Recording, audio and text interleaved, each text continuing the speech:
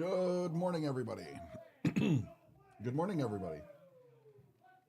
I apologize in advance for my voice today.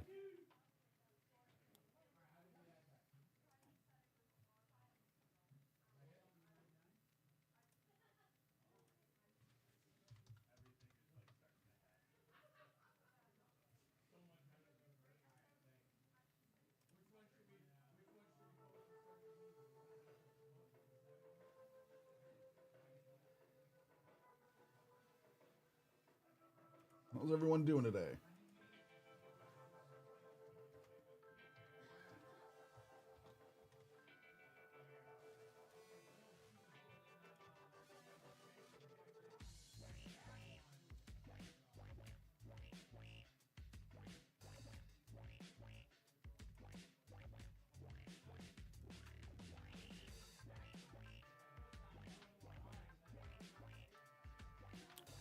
Hi, my guy. A little sick. Getting over a cold. I was sick all weekend. Well enough to be at work. How you doing, my guy?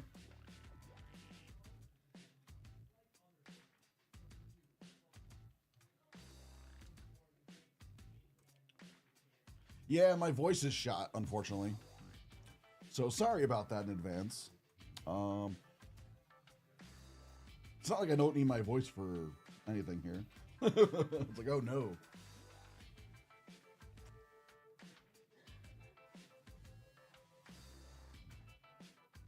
So I've been drinking a lot of water and tea and cough drops to try and get my voice back. I don't know where my voice went. Apparently it went on vacation and I'm still here.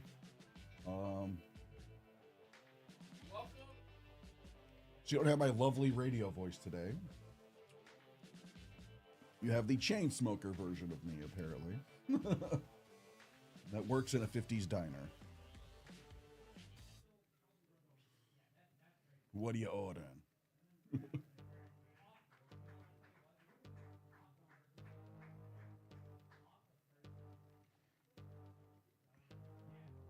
Yep. I can understand that, my guy, where it's just rain, rain, rain. You're like, I'm gonna go. I want a nap.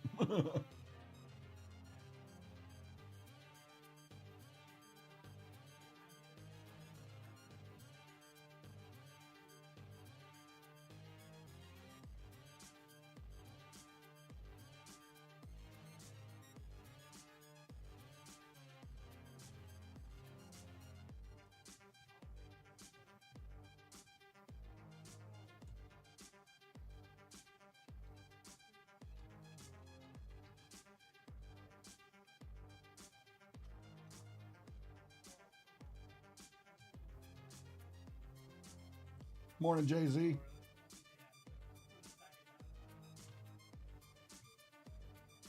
How are you all doing?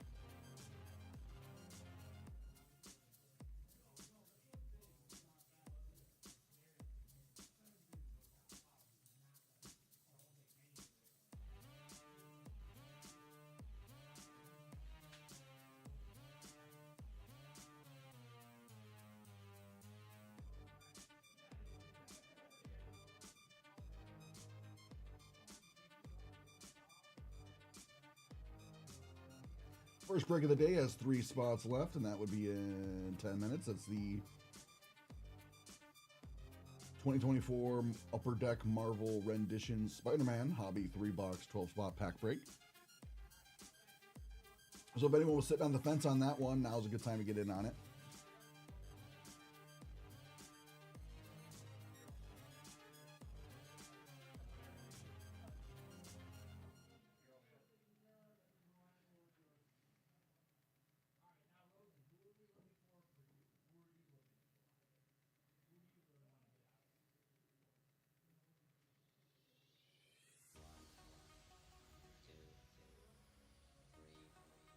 Well, last time that started happening, big box stores stopped carrying stuff.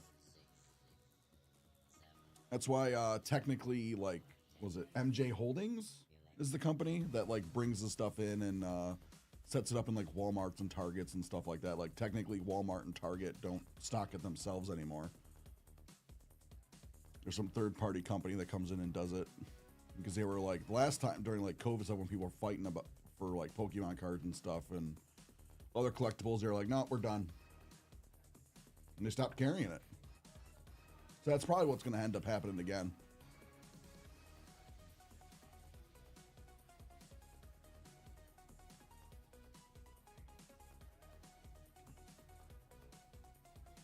Ah, Excel Market. Yeah, like around here, it's like some company called MJ Holdings.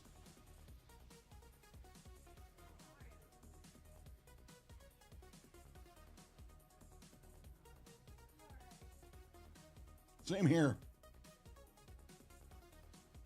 It's like, look when I go shopping and stuff, because you never know. I mean, what if I find something cool, you know? But the shelves are either just nothing, or it's like old product.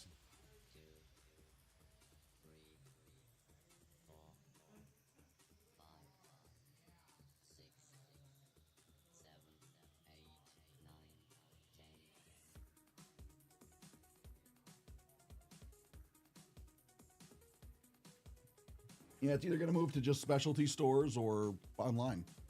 But at least David Adams has the stuff, so we got to. I guess we are a specialty store, and we're online. So, but yeah, like it sucks for like ease of access for some things. Like you're like, oh, I just want to grab pack cards while I'm out grabbing pants, whatever. Like, oh yeah, well I'm here, just grab a pack. That convenience seems to be not as convenient anymore.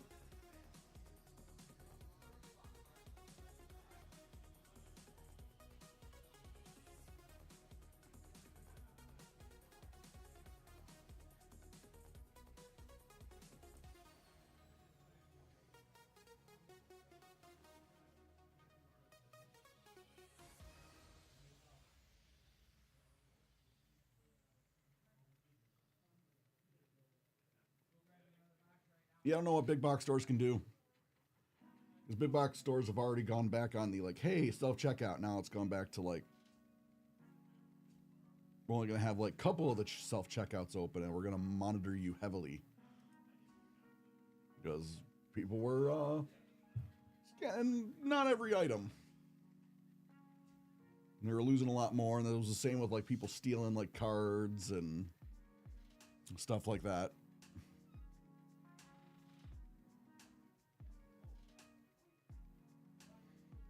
Oh yeah, I don't really like self checkout unless I'm in a rush. And even then, I'm usually stuck in a because of the way they've changed it. Now it's not even convenient anymore. Because there were those times where it's like, oh man, I need to get in, get out fast, and I need like one item. Like, okay, cool, but now like the self checkout line is like half the store long and stuff.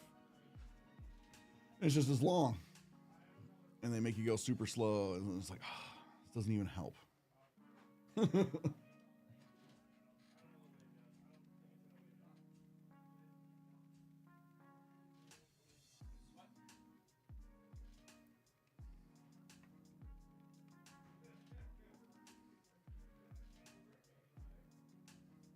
Morning, Grizz.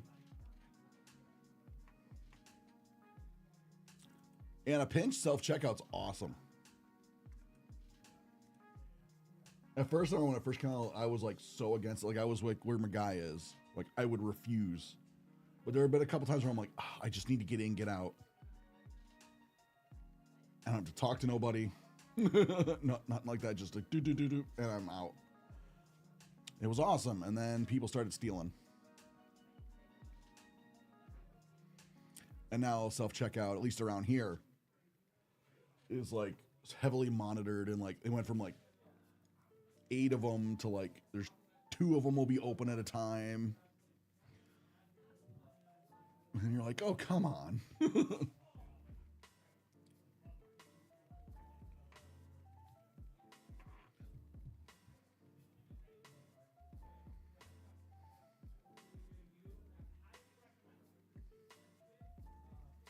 I get like they need to like monitor because like they don't want people to like, you know, loot the store basically, but it is convenient, especially at times. Because I'm an honorable man. Like, I'm not going to try and steal anything. I know people do. I know it's become a big problem for stores, but...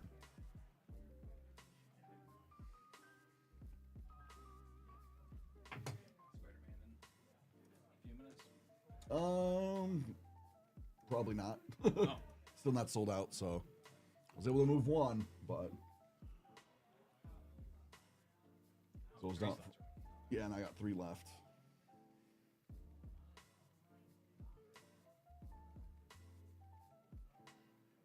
Morning, PG.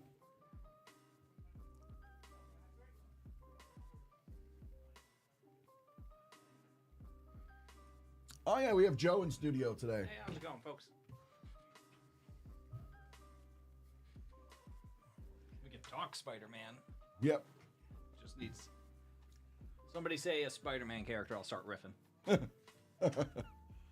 Assuming I know it. Like, I don't know, maybe somebody's going to go deep cut. Some deep, I'm like, oh. Be like Condiment King. Like, just assuming that I don't know that that's like, the Batman villain. Like, who? No.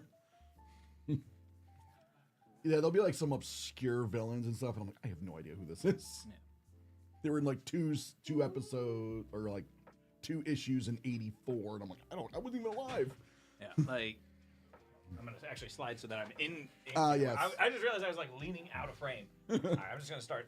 All right, so Spidey first appearance is Amazing Fantasy 15. Right. Spider-Man 1 is first Chameleon. Spidey 2 is first Vulture. Spidey 3 is first Doc Ock. Spidey 4 is that Sandman? No, that might be Sandman. Why am I thinking? Spidey 5 is first Doctor Doom. No, Spidey 5. Oh man, wow! I didn't know this as well as I thought I did. Like, because I thought Doctor Doom was mainly a yeah. So in Fantastic Four. Yeah, he's definitely a Fantastic Four focused. Somewhere in the first 20 issues of Amazing Spider-Man, he has a crossover, and it's one of the first like comic line to comic line crossovers. I know Fantastic Four 12 has a Hulk crossover, so maybe I'm thinking of that. Oh, yeah. For which issue?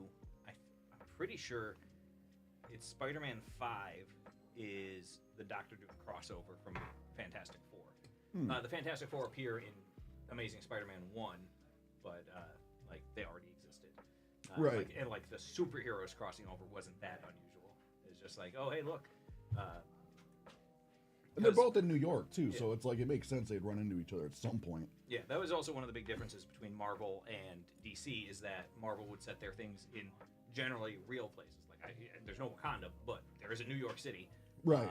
Versus like, you know, Smallville's technically somewhere in Kansas, and Gotham City's theoretically Detroit, and Metropolis is New York City, which makes it really funny. There's a line in I think it's Smallville, the series, where somebody says like they can see Metropolis from their office, and I was like, so they're in Smallville at the time. I was like, you just said you can see New York City from Kansas. You're not that high up, like. Yeah, because I've heard Metropolis is supposed to be New York City, but I've also heard Gotham City is New York City. Yeah, it's supposed to sort of be like a mixture of the two, because like Metropolis is supposed to be major city with like not really crime ridden, and then Gotham City is major city crime ridden. Yeah, is a thing. So depending on the decade, it could be New York City. Yeah, because in Batman Begins 3, they have the thing that. Thanks, Grizz. Thanks for the confirmation. Can confirm. I was about to say. See New York. I didn't see the knot, and I was like, I don't know if I'm gonna believe Chris that he can see New York from Kansas. I'm gonna go outside and wave. How many fingers am I holding up, Grizz? But yeah, so in Batman, the Bane one, whatever, Dark Knight Rises. Mhm. There's a thing where Gordon sends the entire Gotham Police Department into the sewers, which, Right. based on like it being approximately New York City, is he just sent like 60 to 70,000 people I into know. the sewers at once, and it's like that's a lot of people to send anywhere at once. Like, and then they're all trapped in the sewers for like a long time, and they're all clean shaven and not dying. Yeah, it's like they're Like- not dying of like, or they're not. You think they'd at least be like malnutrition? Yeah, Because they've been down there like it's not like 2 days. I mean, They've been down there a while. so like Christopher Nolan is a fantastic filmmaker, but the thing is, certain things, like if you just look at them and think about them, they just fall apart so hard. Because like, okay, so you just sent 60,000 people to the sewers. They somehow lived. I don't know if you know this. You will generally die in the sewer because Not a good place. as somebody phrased it, you think that's air you're breathing. No, it's methane. Like that's Yeah. where stuff goes. There's not a running air supply down there. Like the what's its face? The Shawshank Redemption has Yeah. like ended many prisoners by trying to escape that same way. And there's not air in that tube. You don't make it. Like, but what's its face? The so like, and then also these all these cops somehow are perfectly fine in the sewer for like a month or something like that, maybe more, and then they come out and they get in a fist fight with Bane's army, which for some reason decides not to use the machine guns they're holding, despite like a charge. Like, it's not even like a surprise ambush. It's like they're fortified here, and then the cops are just walking along. They're fortified here, and then the cops are just walking along, and they're like, hey, what are we gonna do with all these guns? Nothing, because the plot demands it. And it's like, Well, if you- and it's like the police all have like service pistols. Not that that's gonna do much versus machine guns and Yeah. an embedded. the fact that like uh, nobody opens fire. Nobody fires at all. Like, we're just like, Well, they're like, we're gonna have a riot. Yeah. We should have an old school rumble. the like the version of it that I think about is that who's his face? Like Batman, like the entire back half of that movie is just Batman having a fever dream as he just like passes away in the prison. Like, because nothing else makes more sense. Like even just like the bomb blast radius and how fast that like helicopter has to be going to like clear the blast radius in 30 seconds is like 4 times the speed of sound or something like that. And it's like, I mean, Well, yeah, humans can't go much faster than twice the speed of sound. they, Well, it depends on how fast you have to accelerate too. Because like once you're 2 speed, you're good. But like the way these planes work is they have to have a lot of thrust to like. the SR-71 can get up to like 3.5 times speed of sound. But like 3.5. But you're in a spacesuit. Yeah. Well, so the issue with when you're going fast, the reason why people black out is because your body, blood is your being body, pulled down, Your, yeah. your blood goes wherever it was a second ago, not where your body is now. Yeah, that's why they have the G-force suits where like it basically squeezes your lower extremities Yeah. to force the blood back up to your brain so that you don't pass out. Yeah. And even then, it's rough. And you still have to undergo training. Because what's his name? Charles Yeager. I know his last name's Yeager. Yeah. I think It's Charles just at is the first. speed. Yeah, he was the first one to break the sound barrier. Yeah. And then like he got up. Like, keep in mind he's not wearing any sort of fancy like Well, they didn't know compressive then. suit. But like he managed to get to like a touch over Mach 2, and it's just the amount of thrust you need to get higher and higher. Like you lose your brain's blood over the course of it. And so without like mechanical assistance, he went as fast as a human. He accelerated as Yeah. fast as a human can accelerate. Right. Without. Yeah. Grizz, can somebody ban that? Also, allegedly, when Chuck Yeager broke the sound barrier, people did not know what breaking the sound barrier sounds like, and thought his plane exploded. And then he's like, "Wee!" And they're like, "What? He's like, "You didn't explode. What was the boom?" I don't know if that's actually true because I feel like a lot of people knew the sound. Like things had gone faster than the speed of sound before that. It's not like this was the first time anything broke the sound barrier. Like. But maybe people thought that, what's its face?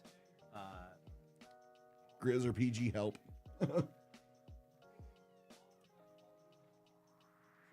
Never mind, I'm getting it.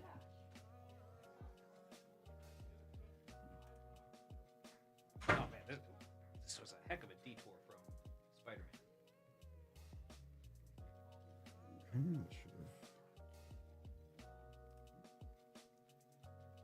See, I want to pull up just like cover issue so I can just tell these things, because I know Spidey 20 is the first Scorpion. Yeah, they start actually spacing out the first appearances after a couple. Spidey 13's first Green Goblin, I think. Spidey 12 is... Yeah, I'm not going to get there on my own brain. I have to start Googling.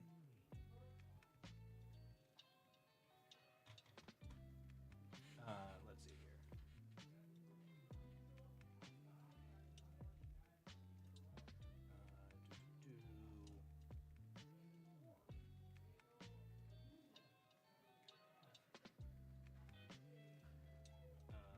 So,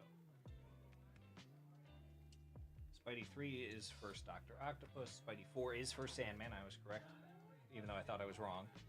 Spidey 5 is the Doctor Doom crossover. Spidey 6 is first Lizard. 9 is first Electro. 13 is first Mysterio. 14 is first Green Goblin. 15 is first Kraven. 20 is first Scorpion. 25 is first Mary Jane Watson and first Smythe. For those of you that watched the 90s cartoon, that was Kingpin's assistant. I'm like, that sounded familiar. Who like also started the Spider Slayers. I liked that cartoon. 31 is first Gwen Stacy. I thought Gwen Stacy was his love interest before Mary Jane. She, I believe Mary Jane was introduced first, but never wasn't the love interest. It was just like their paths just kept crossing. Because obviously in the 120s is the death of Gwen Stacy. I think that's 121, with 122 being the death of the Green Goblin after it. 46 is first Shocker. 50 is first Kingpin, and also Spider-Man retires a little bit. Not for very long. 101 is first Morbius. Yeah, 121 is death of Gwen Stacy. 129 is first Punisher. 238 is first Hobgoblin. 300 is first Venom. Was the Punisher originally an adversary of him? Or was not he so just much there? I mean, like, well, the first one is the cover is Punisher shooting at Spidey, so he's certainly not on the same side. But the Punisher is, if I recall the story correctly, Punisher is viewing Spider-Man as an obstacle, not a target, because he's trying to go after the Jackal. Okay. I'd have to double check. But Spider-Man just ends up in the way. Yeah. And it's like, you need to let me do my thing, but he won't. It's sort of like in the Netflix Defender series. The reason why, like, Iron Fist and Luke Cage get into a fight is not that they're hating each other, but like there's just like their paths cross and they both just don't talk it out. The amount of combat that could be resolved by just everybody talking first in the Marvel Cinematic Universe is pretty high. Like that entire scene of the Avengers with Thor versus Iron Man versus Cap could just be like, hey, let's use our words instead of like let's smack a hammer around. Nah, but yeah, that's not as fun for... Yeah, which also, if you think about it, Thor doesn't know that Captain America's shield is going to stop that hammer. He's just straight trying to murder the man. Yeah, like, but he doesn't know. I mean, like, maybe he realizes, well, this Iron guy took a full force hammer swing. Like, he's like, oh, I guess I'll swing it at this guy, too. And he's like, does nobody not try to murder somebody here? Like, well...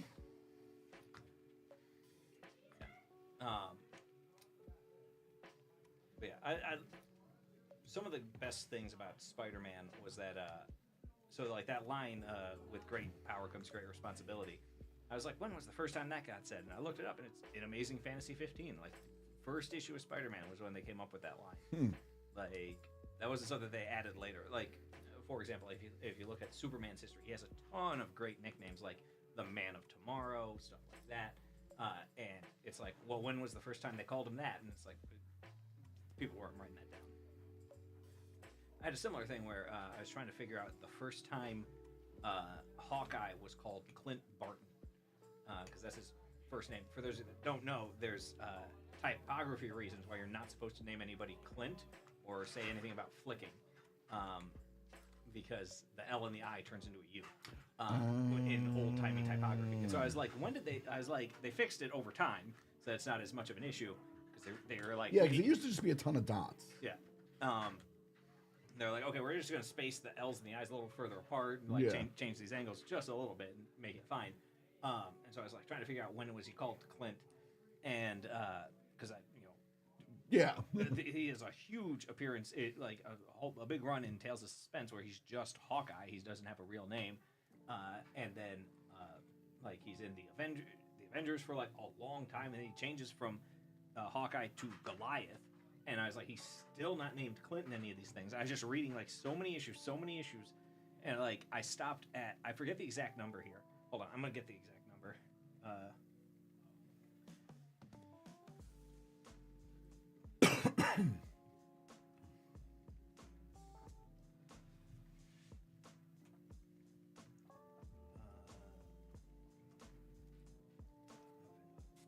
I know it's in an Avengers book.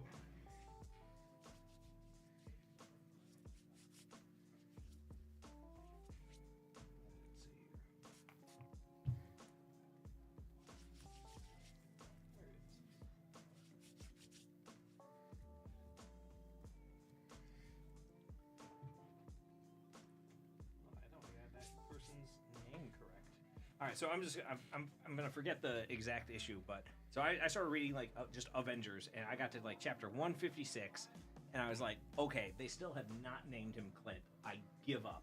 They're never naming him Clint. Something about this.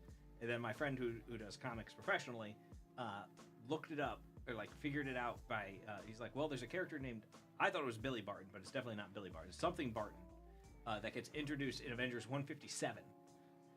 Literally the issue after I gave up was when he gets named Clinton Barton, and they was able to figure it out because there's another Barton that gets introduced in that issue, who is Clint's relative. But yeah, it's very, very funny to me that it's that just meme of like the guy who stops digging and there's a bunch of diamonds right on the other side. Yeah. But it's like, well, you can't dig forever, but what if? Yeah. What if around that next corner?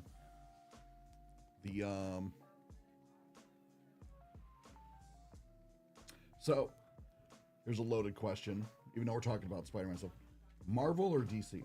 Oh, Marvel by a mile. Like the characters I like better, the major storylines that have happened I like better. The MCU is way better than the DC movie universe. I will say that for a long time, the Marvel animated universe was not very good, and the DC animated universe was amazing. I agree. And it was like on that, like it's like it was weird because it was like live action. Marvel's killing it. Yeah. DC's doing whatever the heck DC's doing, and then put it on the animated side, it's the complete reverse. Yeah, and it was just like, what is happening? I was like, how are you both unable? I was like, you both know which side is doing well. Why is the other side not doing the same thing? I guess they didn't want to just follow formulas or something. I don't know. Like and some of the DC's been good with that. Like Batman the animated series in the '90s was awesome. Yeah. That even that whole shared universe that they had, like the Batman, then Superman, Justice League. and Justice League, where it was all shared. Like that was all really, really good, and they were knocking it out of the park. The Justice League episode for The Man Who Has Everything is the only adaptation of Alan Moore's work where he does not disown it. He's like that one they did it right, but he's like V for Vendetta, Watchmen, some other things. He's like, take my name off of it. He's like that. He's like, this is so departed. It's not my work anymore. So I mean, Marvel would have been comparatively fine without Disney buying it. Marvel had like a ton of issues in like the 90s to early 2000s. They were in like the verge of bankruptcy. Yeah, like they were selling like individual characters. Like the Fantastic Four movie, that's not good. That deal only came about because they were able to salvage Johnny Storm, who they had sold separately to another studio. They were able to like buy that back to then sell to Fox for the Fantastic Four as a team rights. But then like the Blade movie really saved Marvel. So like shout out to Wesley Snipes. Even though he decided to protest paying taxes and then went to jail for it. Always pay your taxes. Uncle Sam wants his cut. He will get his cut. Yeah. If they could take down Capone, over taxes when they couldn't convict him on any of the other things that they knew he did. Yeah. They'll get you. Yeah. But yeah, so I mean, like Marvel was doing like from that point, especially once Iron Man movie came out, like Marvel's been solid. It's just that, like, I mean, maybe you'd see slightly more of the like, you know, Deadpool and Logan level stuff where they do more R rating things. Like, I'm trying to think of which character had like a movie announced where it's like, okay, that's gonna have to be like a graphic, like R-rated movie. You can't do a PG-13. Blade, maybe. Character. Yeah, because Blade was originally rated R in the 90s. I can't see how you could do like, I guess you could, but like just the nature of the beast, like kind of thing, like what you're talking about and what you're going to be dealing with, like it kind of makes sense. You're going to have about how much like heparin is in the sprinklers at the nightclub when they start spraying blood out of the sprinklers, because like blood coagulates. Yeah, but so, it's a movie. Yeah. Like it's you just go to have fun. I think heparin is a blood thinner. I could be wrong on that, but like that. So yeah, replace heparin with actual blood thinner. And just be like, how much heparin do they have to pump in there too to like enough to make it sprinklerable?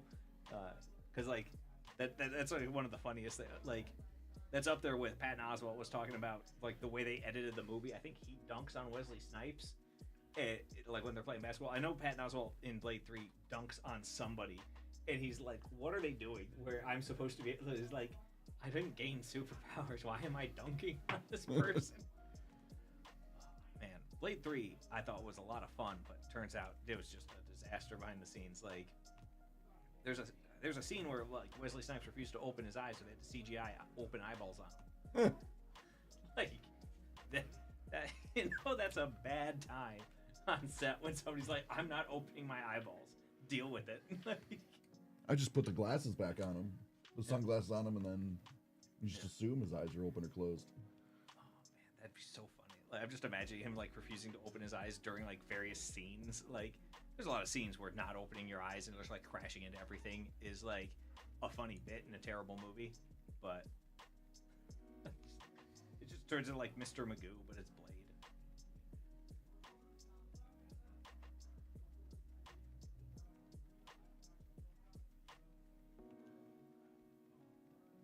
Oh, that's really interesting. Like the Marvel contract. Yeah. For, it's with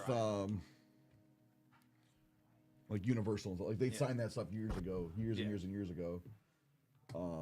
Even if you go to Universal Studios in Osaka, it's still like they have like an area where it's just Spider-Man. Yeah, because they have the Guardians of the Galaxy ride at Disney is really cool. It's basically just it's a pretty conventional roller coaster with a bunch of Guardians of the Galaxy stuff happening. But also, it's underground instead of above ground, which seems really interesting. I mean, just conceptually, obviously, it's easier to build a ladder than dig a hole. But like, and it's like, I'm curious if it's repurposed Space Mountain or not. I have no way of knowing this. Well, they are rebranding Space Mountain. Yeah. I know that. I just don't know if that's that. Also, if you're ever at Epcot, I call it We England, which is not my joke. That's from Arrested Development. But like the England part of Epcot has a fish and chips place with the best French fries I've ever had. Ellen's Energy Adventure in Epcot. Neat. I don't think I've ever. So I've only been there 2, maybe 3 times in my life, and so I've anytime that I've been aware of Ellen's Energy Adventure, I was not aware of it, or could have been aware. I wasn't. So, man, I keep sitting where I'm not on camera. It's just like, hey, look, it's a disembodied voice in a tie. Oh yeah, the frame is smaller on Twitch, YouTube versus Fanatics. We got like a more of a wider shot. I don't know why, but it just is. I did not set up the camera settings. Biggest hit's always in the next box. That's pretty funny. PG's comment like way up at top of chat. Oh. Like I missed that obviously at the time of comment because that's 28 to 7 minutes ago. I read the chat, just not constantly. This reminds me of the what's its face? The Star Wars toy contract that George Lucas signed was in perpetuity as long as Kenner paid him something like 10 grand a year, and he kept announcing there's no more Star Wars ever going to happen, and then they finally just didn't pay him the 10 grand, and so he got all the rights back. Like, it wasn't like a terrible deal, it was just very lopsided. He was getting 2.5% of the gross, which is, you know, still a ton of money, but, you know. Who's doing this? This was George Lucas and Star Wars toys. Oh. So, yeah, like, toys for movies weren't really a thing late 70s when George Lucas struck this deal with Kenner. So the best deal he was able to get with any place that was willing to manufacture the toys was 2.5% of the gross for himself. Because, like, they have to spend a ton of money on this thing that doesn't, like, on a market that doesn't exist. Well, I know Fox was always kicking themselves. They never kept the rights to that stuff. Yeah, no, they gave it to George Lucas for a song, and George Lucas turned it into 2.5%. So, like, Kenner was the ones that made out, like, Bandits on this, which it's not even really right to say like Bandits, because they took this huge risk of, like, toys for movies wasn't really a thing that existed. Like, toys existed, but you weren't like, oh yeah, we're gonna make toys for this movie, and people are gonna go see this movie multiple times. It was sort of like a brand new phenomenon. So, like, they took a lion's share of the deal because, you know, they thought it was gonna be just a pittance and it was over, but then, like, it took off like hotcakes. Those toys were selling so hard that, like, they free sold all the things, and so then they started issuing card stock, like, vouchers for you will get a Darth Vader eventually. Yeah. And then they sold out of the vouchers. So, like, even the vouchers have, like, resale value because, like, you know, they're card stock. Like, you know, for those of you that don't know, when you have, like, a vintage toy still in the packaging, it's called carded because it's on the card stock. And so it's basically card stock without a toy ever attached to it that said, like, you know, I'm a Luke in 4 months, or, like, I'm a Vader in 6 months, and, like, they sold out of that, and, like, which is crazy to think about. And then, like, people were getting vouchers for Christmas of, like, hey, it's not Luke Skywalker, but you'll get one eventually. I was like, that's crazy, like, to think about, like, that I mean, with the internet now, it's unlikely that you would ever have, like, some toy go so crazy that, like, there's rushes. Like, Tickle Me Elmo was a huge deal. Oh yeah, people were fighting But, like, in the 90s now over that. You would just order it on Amazon. Or, And then, like, then you get scalper. Well, you always have the scalpers, but yeah, you would just. No one's gonna rush to the store to buy it. Like, well, people will, but same with, like, Black Friday. You don't have the rumbles anymore. Yeah. It's more organized and. Yeah. The I lost my train of thought. Something about. We are also open for personals, everybody. Just letting you guys know. Yeah, since the Spider-Man is currently still not sold out. But if that does sell out today, we will break it today. What else is on the schedule today? At noon, we have the Fleer Retro Looney Tunes 4-box 12-spot pack break. That is 8 spots remaining. And then after that, from 12:45, 1:15, and 1:45, we have sold out Magic the Gathering. Now, how would you pronounce this? Tarkir? Dragonstorm.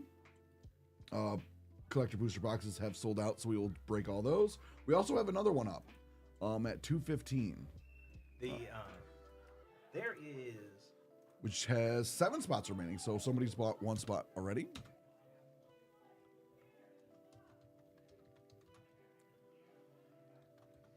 the Looney Tunes were named that because originally they were called Silly Symphonies.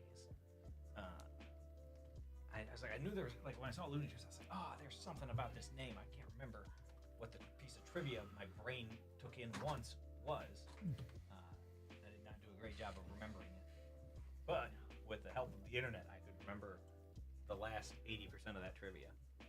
The first 20% was that there was a piece of trivia. But yeah, Dragonstorm of Tarkir, or I guess it's Tarkir Dragonstorm. I don't know why. Like, so there's an old set called Dragons of Tarkir. The last time we were on this plane, and so that's why I keep calling it Dragonstorm of Tarkir. Like, brain. Yeah, it's a pretty cool set. It's weird because like that dragon on the cover is Ugin, who's colorless, and the entire rest of the set is focused around being 3-color stuff. So, you know, so yeah, there's a big old pile in that multicolor for the breaks. It's a crazy amount of this multicolor when I think about it. But yeah, and not too much, but it's not one of the like they make sets every once in a while where it's like very very lopsided in terms of like multicolor versus monocolor, and we'd have to adjust the break to be like color combinations or something like that. But yeah, not this one. But just something that like I mean, it's possible they come out with an entirely multicolor set. Yeah, when that happens, then we deal with that. Yeah. Like it's the okay. Yeah, people always say to them like they want to see a set that's only like 4 out of the 5 colors, and then the next set is just that one color that was missing. And they're like, yeah, that sounds funny, but like it's a design disaster, and then just everybody's gonna be really mad at like the limit, like at the standard environment for a while you've got like this incredible imbalance of like this one color's either this color's like way behind or way ahead, depending on which order they come out, and they don't want to do 2 releases at the same time. Right, yeah, that would be like the concept is interesting, but like how it would just screw everything up. Yeah.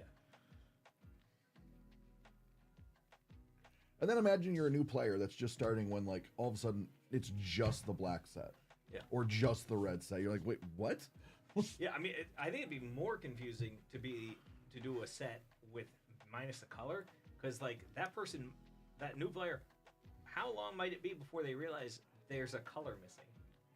Like, you might not know. You might be like, yeah, the 4 colors of Magic. I played during... Well, there's 5 colors on the back of the card. Yeah, and there's like, yeah, I thought that last one was for artifacts. Or lands. I'm going to run and grab a beverage. Yeah. By all means.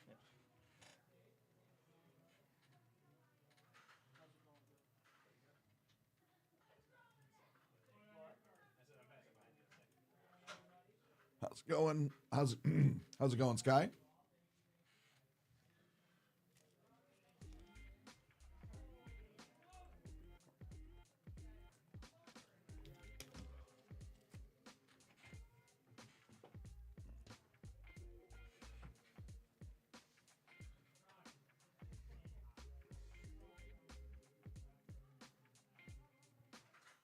How you doing?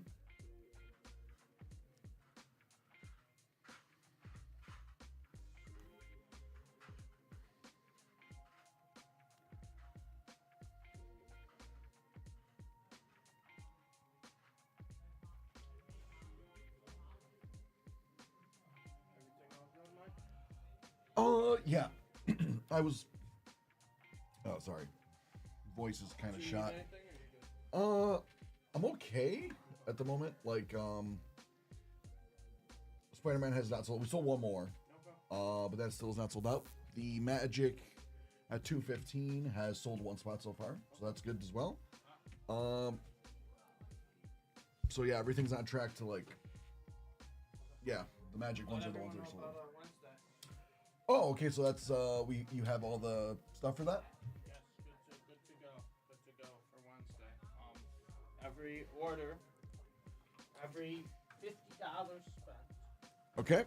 Will get them an entry into the grand prize, the premiere, as well as they can pick between the other 4 entries for our anniversary. This will be one. This will be one. These will be one, and this will be one if you want to show them on stream. Sweet. And then you can Will do. Premiere box. So every $50 they spend gets them an entry into this.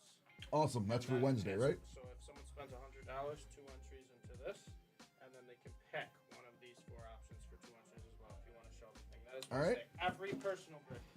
Every personal break on Wednesday for our 1-year anniversary. Every $50 you spend will get you 1 entry into getting the 2021 Marvel Premiere box with all of its lovely contents, as well as... I think it's... What, Yeah. Is pick how many of these different things to... Is 4 things? Yeah, there's 4 different things. So, One of which is this Lightning McQueen. yeah, so we have Marvel, Pokemon. So you got the whole Charizard line here of illustration rares. Little Charmander, Charmeleon, and Charizard. So that's 1. Or like this is the grand prize. Then this would be another.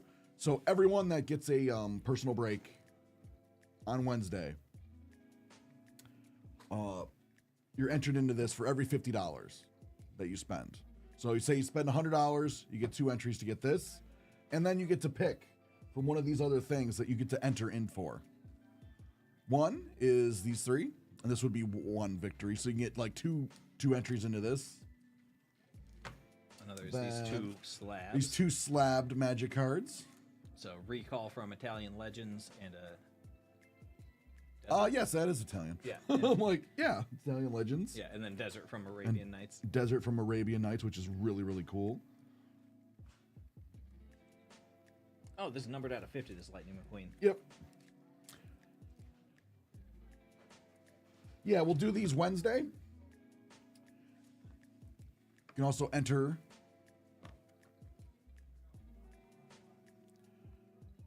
for this 45 out of 50 Lightning McQueen. So Pixar. And then this Topps Chrome Black 2024 Star Wars Hobby Box. We do not have any Stellar Max. What if I could? We do not.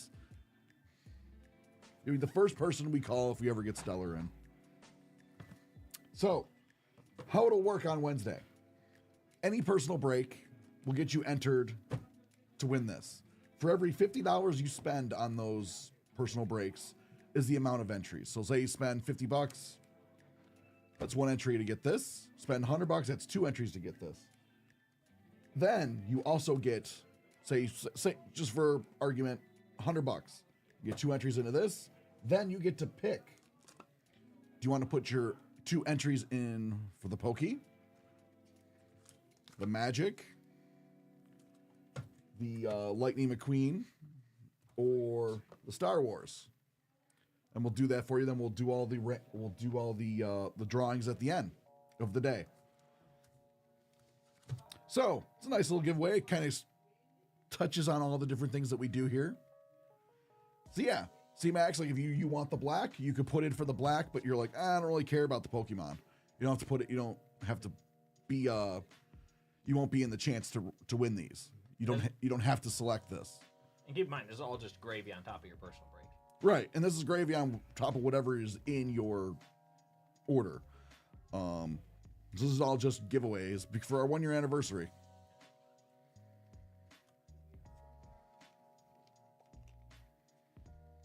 I don't see why not. I'll run and ask that and come back. Yeah. Yeah, we'll double confirm that. But if you do, I would definitely just put in the notes that it's to break on Wednesday on Nerd Out.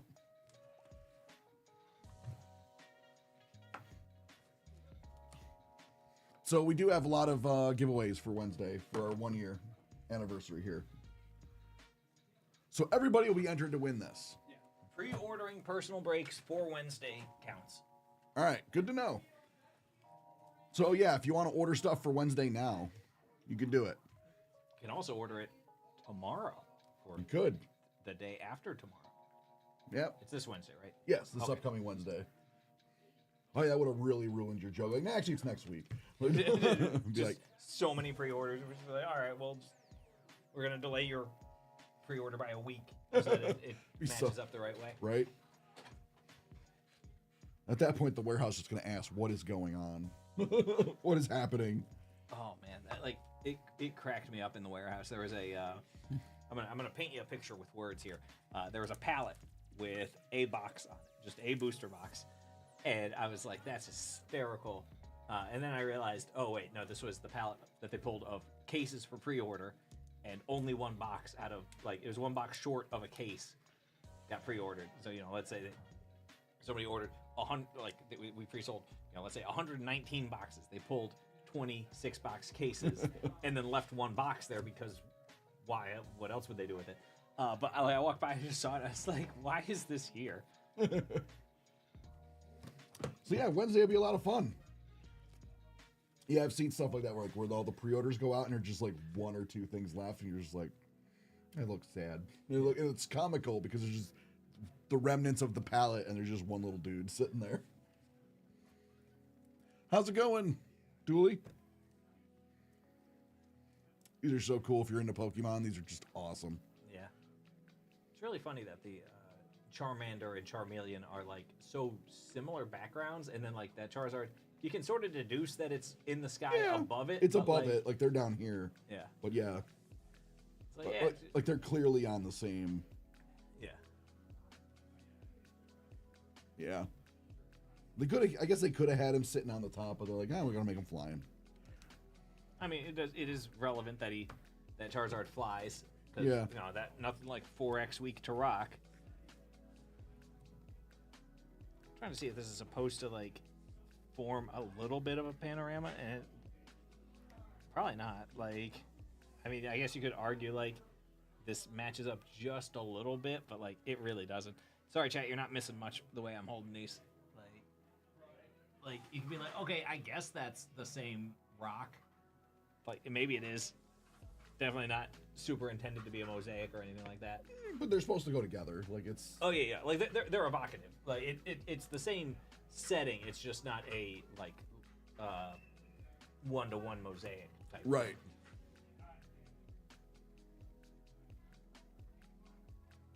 I saw a thing where Pedro Pascal's order was something like 16 espressos that he had poured in a cup, and I was like, they're like, yeah, he drinks a lot of caffeine. And I was like, that's too much. That's a scary amount. Yep. Wait, is this fine, Michael? Yeah, it should be fine.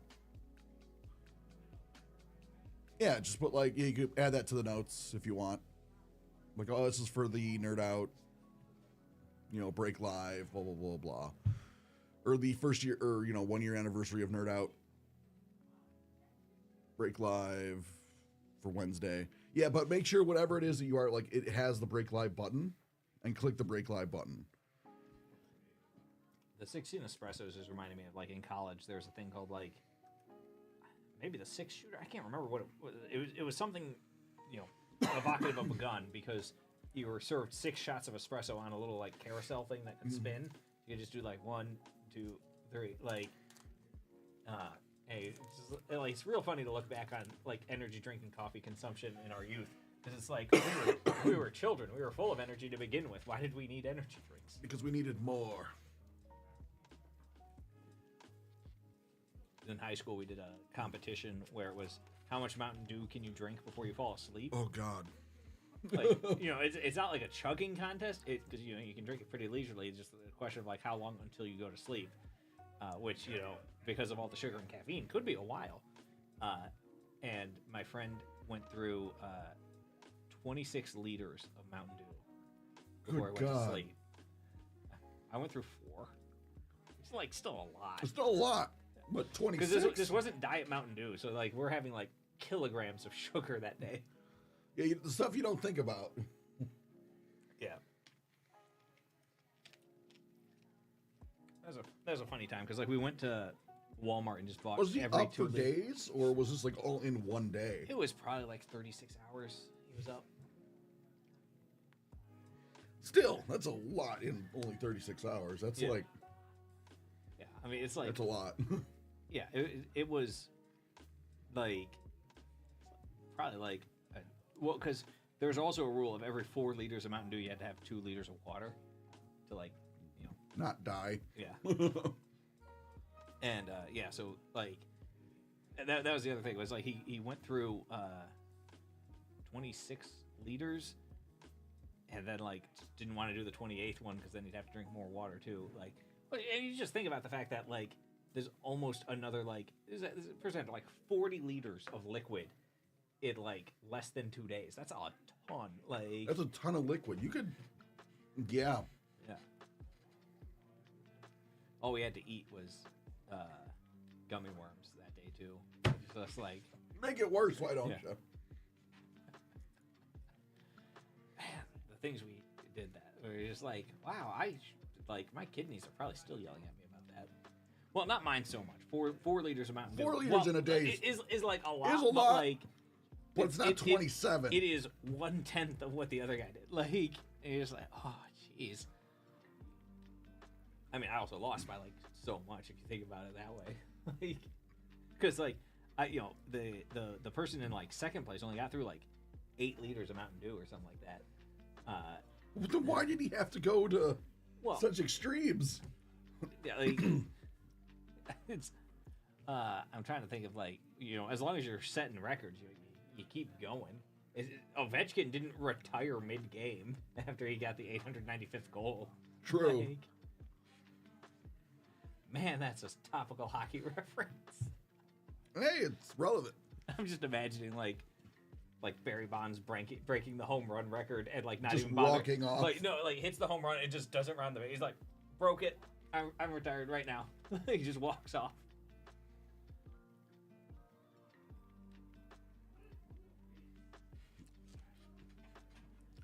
Thanks, PG. Thanks, Sky. Oh, that's cool. Okay. I was wondering why PG got the thank when it was Nightbot, and then I realized Nightbot is a bot, and that the exclamation point PG used is one of those Twitch commands. Yep. Yeah. For those of you that don't know, I know a lot of stuff about content and things, but not about making the content. Actually, all bots. Oh no. Beep beep boop.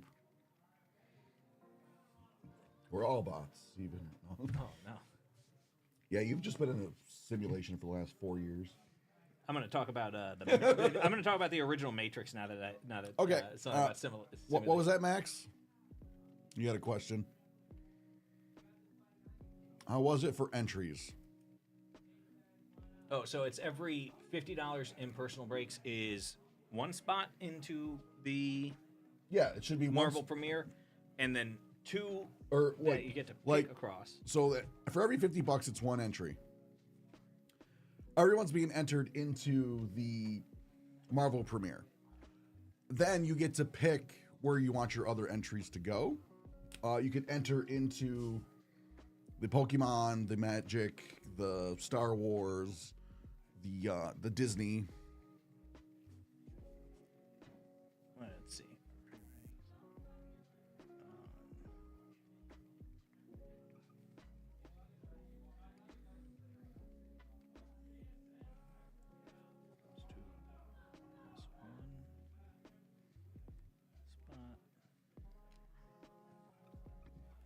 Marvel Premiere? What's this? Yeah. The entries for. Premiere. Yeah, I'll show you in a second, PG. Hold on 1 second. And all right, it's one spot in whichever of the 4. Yeah. All right.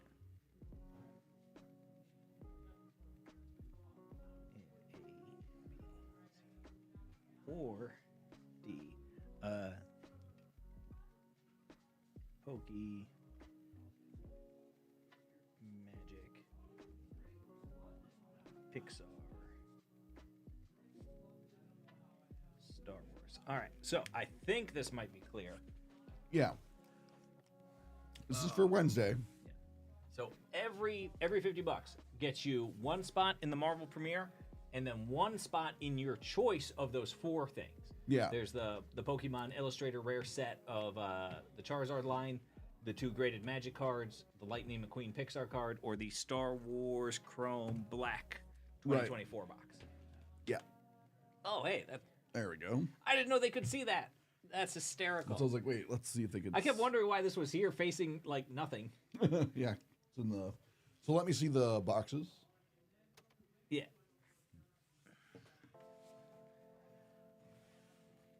So, yeah, as we were talking about, for Wednesday, everyone will be entered to win this. So Wednesday. It's for personals on Wednesday. Yeah, you can pre-order them. But now you can order things for now Wednesday. for Wednesday if you want. Yeah. Which works because can. then you don't have to worry about forgetting it.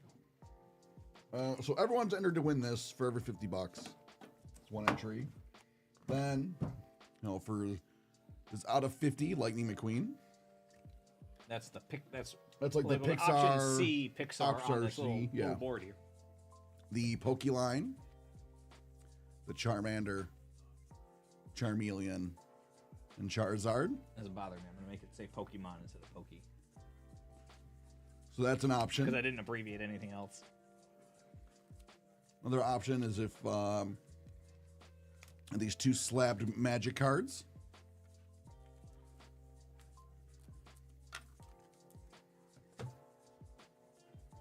And then if you're into Star Wars, you can grab a box of Topps Chrome Black to be given away. We'll be on as long as we need to be, PG, on Wednesday. Yeah, I'm sure there's a contingency for if there's 40 hours of breaks scheduled for Wednesday. Wednesday we have 2 short breaks, but other than that, we're open for personals. And feel free to ask us any questions or anything. Maybe. Who is Stoop? Josh. Oh, okay. All I can think of every time I read Stoop is Stoop Kid afraid to leave the stoop. Yep, that's where it came from. Okay. Is he afraid to leave his stoop? Because I've never seen him on a stoop to begin with, and I've seen him many times. I've never seen him and a stoop in the same place. When he had longer hair, the chat said he looked like Stoop Kid. Okay. And figured why not and ran with it. So when he does his Saturday streams, it's Stoop Kid Saturday. Yeah, it's stuck. Pete said it. Okay, it's like I'm not sure who said it. It was like they're just like, oh, Stoop Kid, and he's just like, all right. I'm okay. So Max, your comment about your luck is like an elephant trying to sing Rihanna. I'm so confused because like I understand. I understand. I won't go. It won't sound like it, but like the elephant's probably as good as any other elephant at singing Rihanna. Like. Also, I don't understand how that's, like, bad luck. Like, do elephants die when they sing Rihanna? I hope not. It's a very dark... I'm like, that took a dark turn. Very dark twist.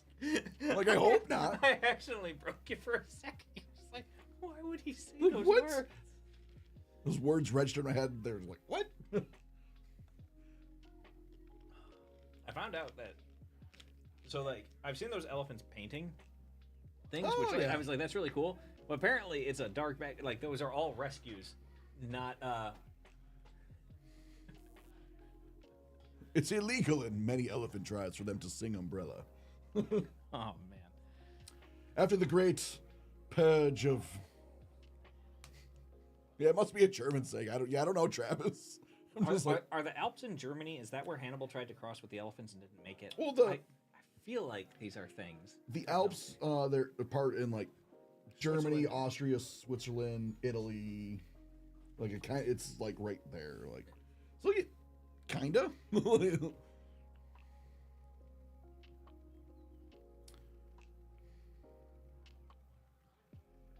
The thing with that though is like no one's gonna see that coming. So I get why he did it. And then like, imagine you're just a random Roman that never deployed to Africa, never. You've heard of these things, but then all of a sudden, over the mountain, over the hill, the next hill, like over there, like, what the? Yeah, that's not a cow. Yeah, like, that's not a horse. Imagine an adult seeing an elephant for the first time in a combat scenario. Right? Like, in a combat. This thing is armored. It's coming at you. Like, what in the world? And they're all like, form the shield wall. And I'm like, I don't know about this, guys. Yeah, like the strength elephants have relative to humans is like pretty insane. There's a scene in Avatar: The Last Airbender where Fire Lord Ozai is riding on a blimp and just blasting some fire. And I'm going to see if I can find a picture of it, and so that I can then set up the better visual for the joke I'm going to make, which isn't like that great of a joke.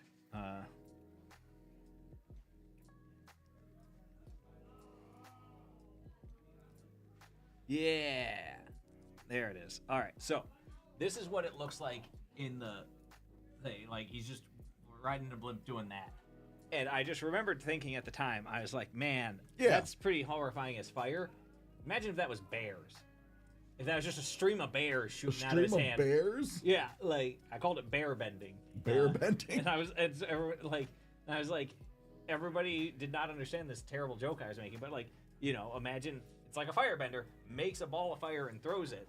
A bear bender makes a ball of bear and throws it, and you're just like, oh my god, like that's so much more horrifying. Like if there's just a blimp flying over you, just streams of bears raining down on you. But like it's over. Like. So, as you get better at bear bending, does the type of bear change? Sure, why not? Does like when you're a kid and you're training, like it's teddy bears, or little cubs, it goes up to like koalas. Like you just start going up. And then at some point you get up to like grizzlies and polar. Yeah, like the ultimate benders using the polar bear because like cocaine bear is top level probably. My understanding is that the movie Cocaine Bear has very little bear in it because it costs a ton of CGI budget. So it's just like the bear's off screen, sort of like Jaws in the movie Jaws. They're like, oh no, I haven't seen it, but like that's what somebody told me, and I was like, that's really funny. It worked out for Jaws because like the animatronic kept breaking, so they had to keep using like the more suspense, but it ended up working in the end. Yeah. And I remember like those interviews before the movie came out that they were all like the actors were like defending Spielberg, like, oh my god, so many things went wrong. Don't take it out on him if this movie like looks hard. Well, it ended up working in their favor, like the less you see. There's that great joke in. All right, Psych. Max, you want it all to go on not Star Wars, okay. Oh, okay. Imagine that, Max. You would go for Star Wars. There's a great line in the show Psych where I forget the name of the character, but like somebody gives an alias, and Mr. Psych goes, Roy Schneider's character in Jaws. So he's like, how did you know that? And he's like, I've seen Jaws. I've seen Jaws. What?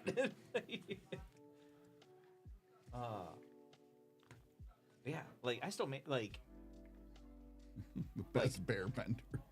Yeah, like bear bending is like it's a great concept. Like, and I don't know why. Where do the bears come from? Do they just like get summoned through a portal? Yeah, like where does the fire come from?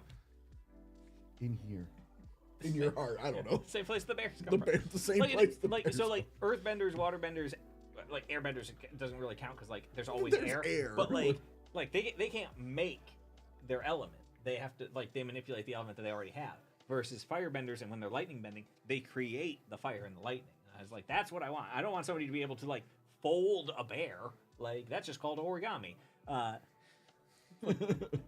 want somebody to be able to create bears and then create I mean, anybody who can visualize just it's raining bears, you'd be like, oh no. And this was also way before Sharknado.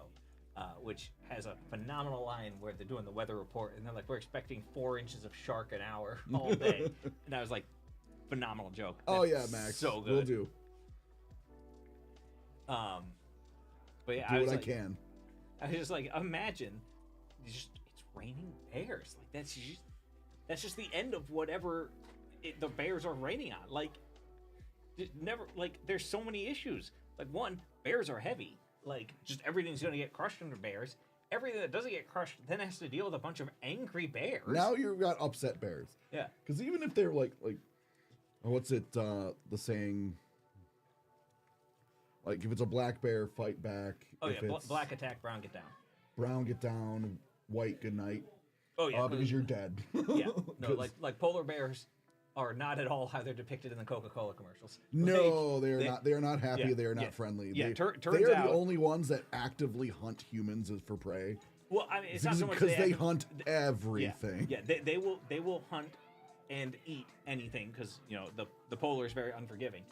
Polar bears weigh in the neighborhood of like 1,500 pounds, which, for whatever reason, when I first heard this, I visualized a horse as 300 pounds, and then visualized a polar bear as, imagine 5 horses assembled as Voltron, just for size. And I was just like, why have we not nuked the Arctic Circle to deal with these godless killing machines? Like, I'm imagining like 15-foot tall bears with like a 10-foot wingspan And I'm just like, why would such a monster exist? And people are like, Joe, horses weigh like up to 2,000 pounds. Yeah, they do. And I was like, they're like, ponies are like 300 pounds. I was like, I don't know why I thought horses were hollow. Like, the Trojan horse, for some reason, crept into my brain and said all horses are hollow. They float. Like, I don't know. Horses float. I mean, They can't swim, but they probably float. Like, most things float. Like, floating is one of the. So I was trying to. So my wife and I, we watched the live action One Piece show, and I was saying like that Luffy is supposed to be one of the dumbest people you will ever meet. That's right, PG. Witches are the same weight as a duck. Yeah. I couldn't come up with the actual example actual examples from the show, but like the example I used was like he'll be like, how do boats work? And so he goes like, well, a boat's less dense than water, so when you put it in water, it floats. And then Luffy goes, oh, so it's a mystery that no one understands. Got it. And like, what? I just explained it to you. And he's just straight in one ear, out the other, can't comprehend it. Brain's so smooth, the thoughts just roll right off. And I was like, yeah, he's not quite that dumb in the live action. Was like probably like my biggest complaint. The other one was when he turns into a big ball to bounce the cannonball back. Should have been more spherical. Like, he's kind of like overly cylindrical in my opinion. I was like, I would have made that look more cartoonish. If I had control, but like, I wasn't like, oh no, series ruined. the human the human character turning into a ball was not ballish enough for you. It was still very human shaped, and I was like, no, it's like, so that's what took you out of the belief of. But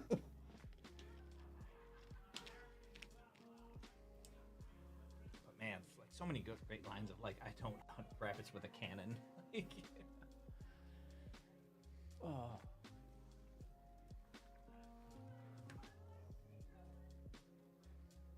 Good God.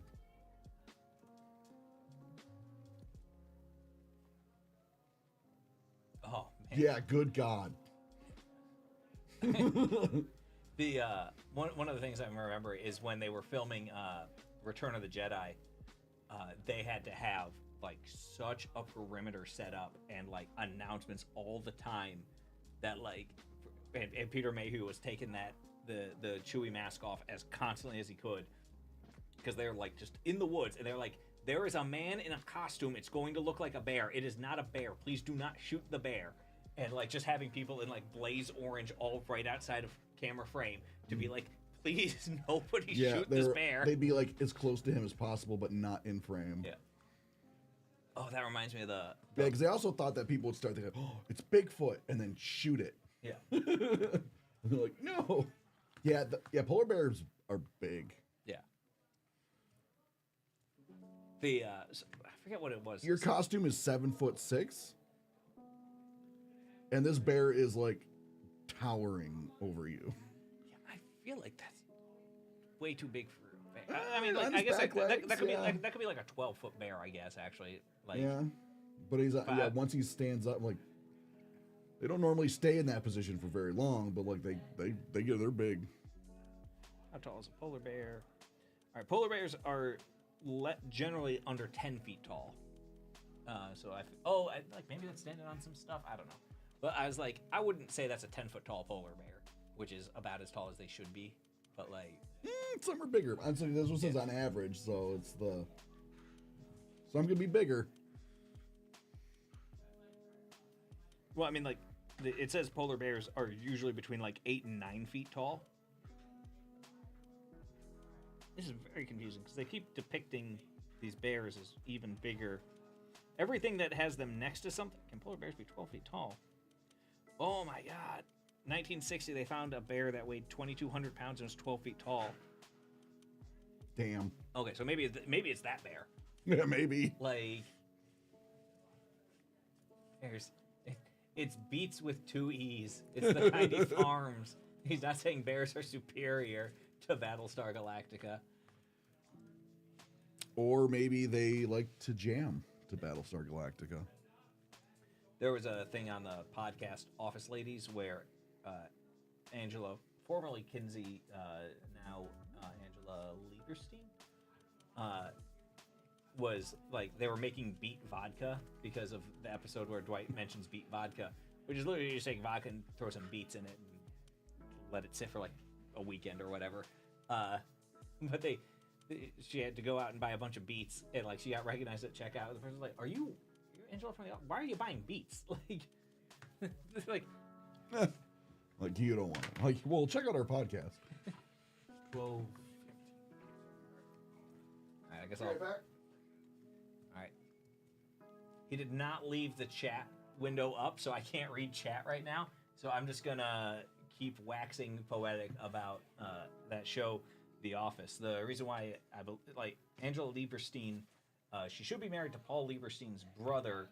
I'm forgetting that guy's first name, but he's the one who played Rory Flenderson, the one who talks about how his shelves are overflowing with preserves and wants to be friends with Michael when he gets out to Boulder, Colorado.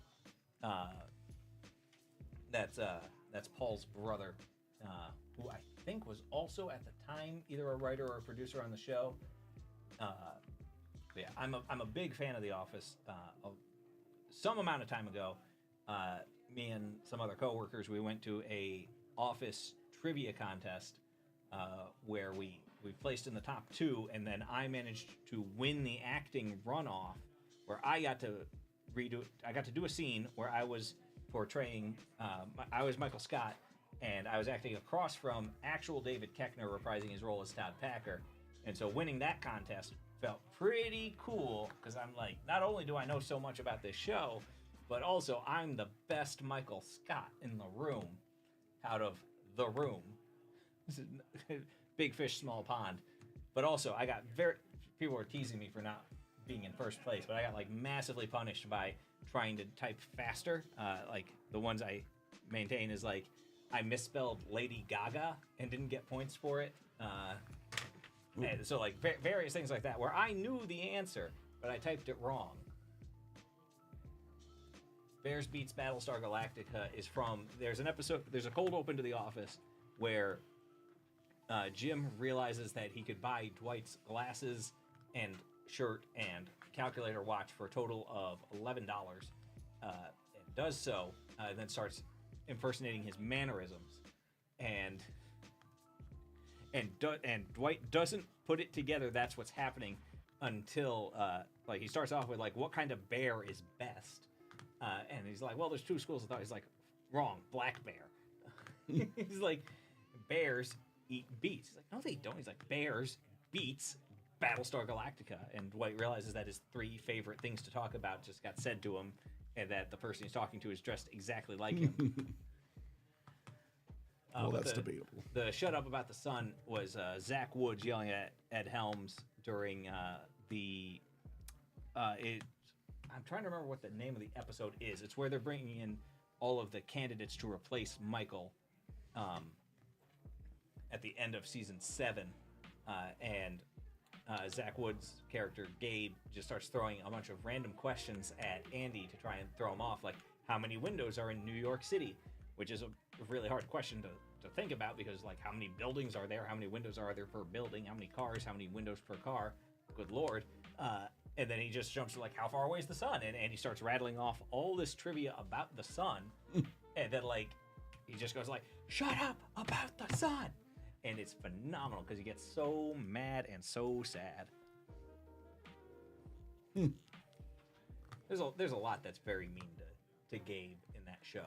Like the one where he hugs Kelly and she goes like, ew. And he goes, you didn't have to explain like that. She's like, you're just so much bonier than I thought.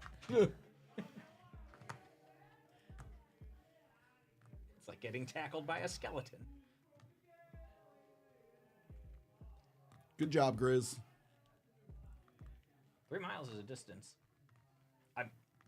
Wow, that was a weird. I meant to say like. I know what you meant. No, like, that is a distance. Like, not just like, yes, that is a unit of measure for distance. Oh.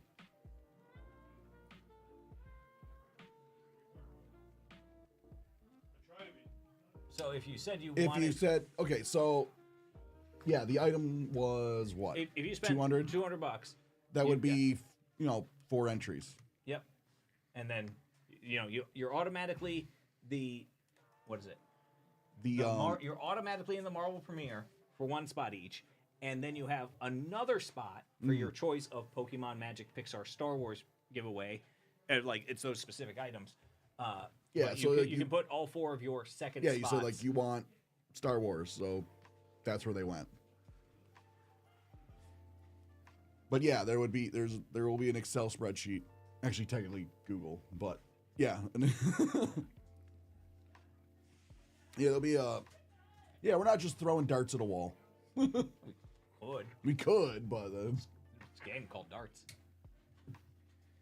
Oh man, somebody just had I forget what the exact thing. I think it's a 17 darter, where you're playing 501, and you have to get because you have to hit exactly 501. Right. You can't just wail on the triple 20 forever. They actually threw a perfect 17 darter. I have to look up how many darts it is. I want to say it's 17. You never know, Max. 9 dart finish. I was off by so much. I don't know why I couldn't figure out that when you can score 60 points at a time, yeah, you can probably get to 501 in fewer than 17 darts.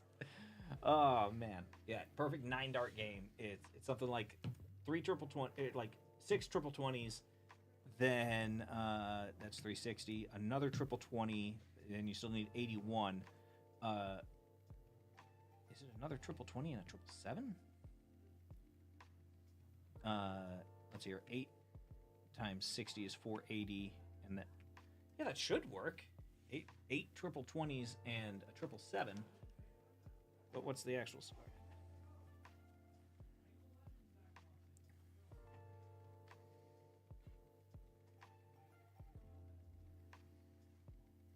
Oh, I don't know. Oh, it's because you can't, the stuff under 15s, or the stuff under 10s doesn't exist, I think, in that thing. I don't know.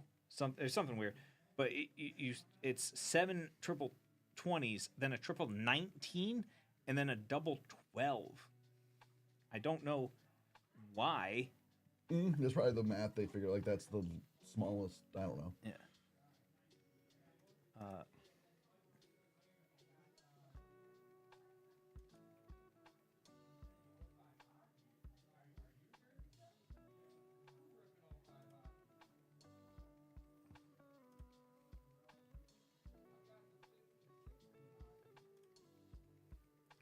Super weird. I don't understand why nobody wants to go for 777. Maybe 777 is just the worst thing to try and do. Where's the because if you miss, you're probably in a worse position. If you do screw it up. Yeah. But the 19s will get you closer. You know what I mean? There's probably some. Because the double is Morning, William. The double's the outer ring, so that seems like the most all or nothing. Because sometimes you just miss entirely. But. It reminds me of the video of Mike Tyson blindfolded throwing bullseyes, which is very impressive if you assume it's not luck. Maybe he has a good sense of where that is and just throws real hard, and the dart listens to him. Yes, William. We'll go over it again. Oh, it's fine. Okay, you have to end with a double? Yeah. Oh, man, so if you accidentally score 500, you just have to start over? No, well, maybe. Yeah, you're kind of... No, because, if you don't... on that last round, unless somehow you score 500 with, and that's the end of a round, then I don't know what to do then. Yeah. But, because usually, if you bust, you go over, or you don't hit, the double out, it'll just reset to whatever the last confirmed amount was. On the last round. So if say I'm at 440 and then I hit triple 20 and I hit a 2. So now I'm at 502. It goes bust and then it goes back to 440. Oh, okay. It doesn't take me to the 5. It goes back.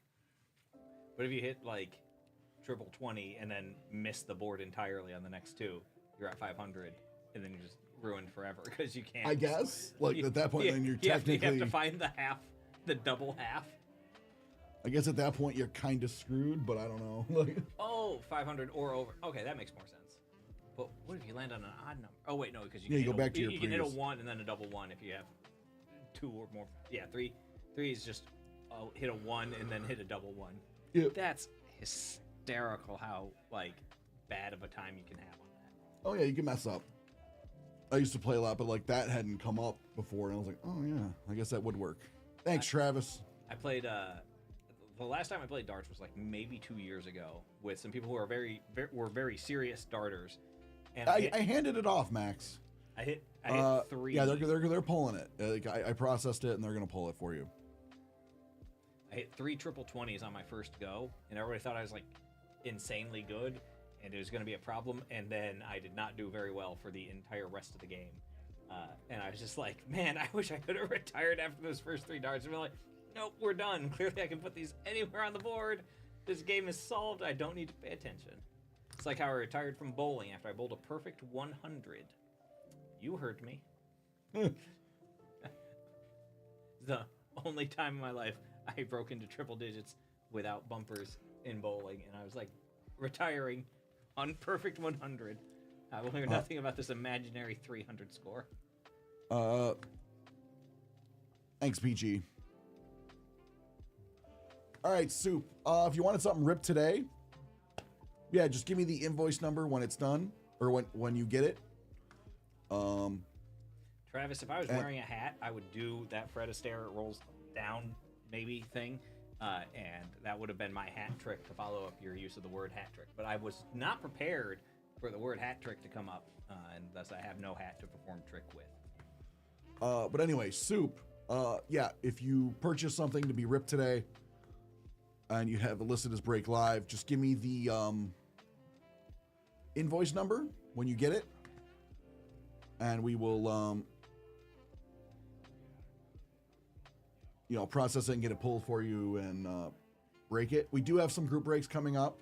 Our first group break that is sold out is at 12:45. Yeah, just post it in chat, and I'm able to then go pull it.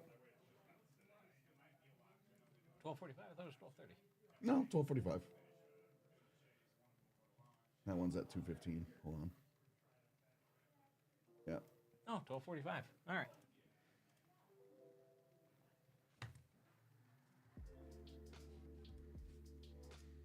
And we'll be able to, at the very least, squeeze it in between breaks and stuff like that. But we do have a couple group breaks today that we do have to get through. But yeah, we'll get you. We'll get to you. We'll get you in. We'll get you in the queue and stuff.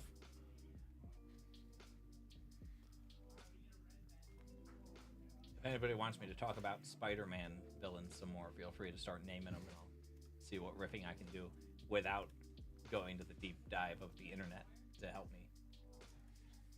I know at least something, probably, about every Spider-Man villain from the first 300 issues of Spider-Man. This is not counting random unnamed muggers and miscreants that get webbed up.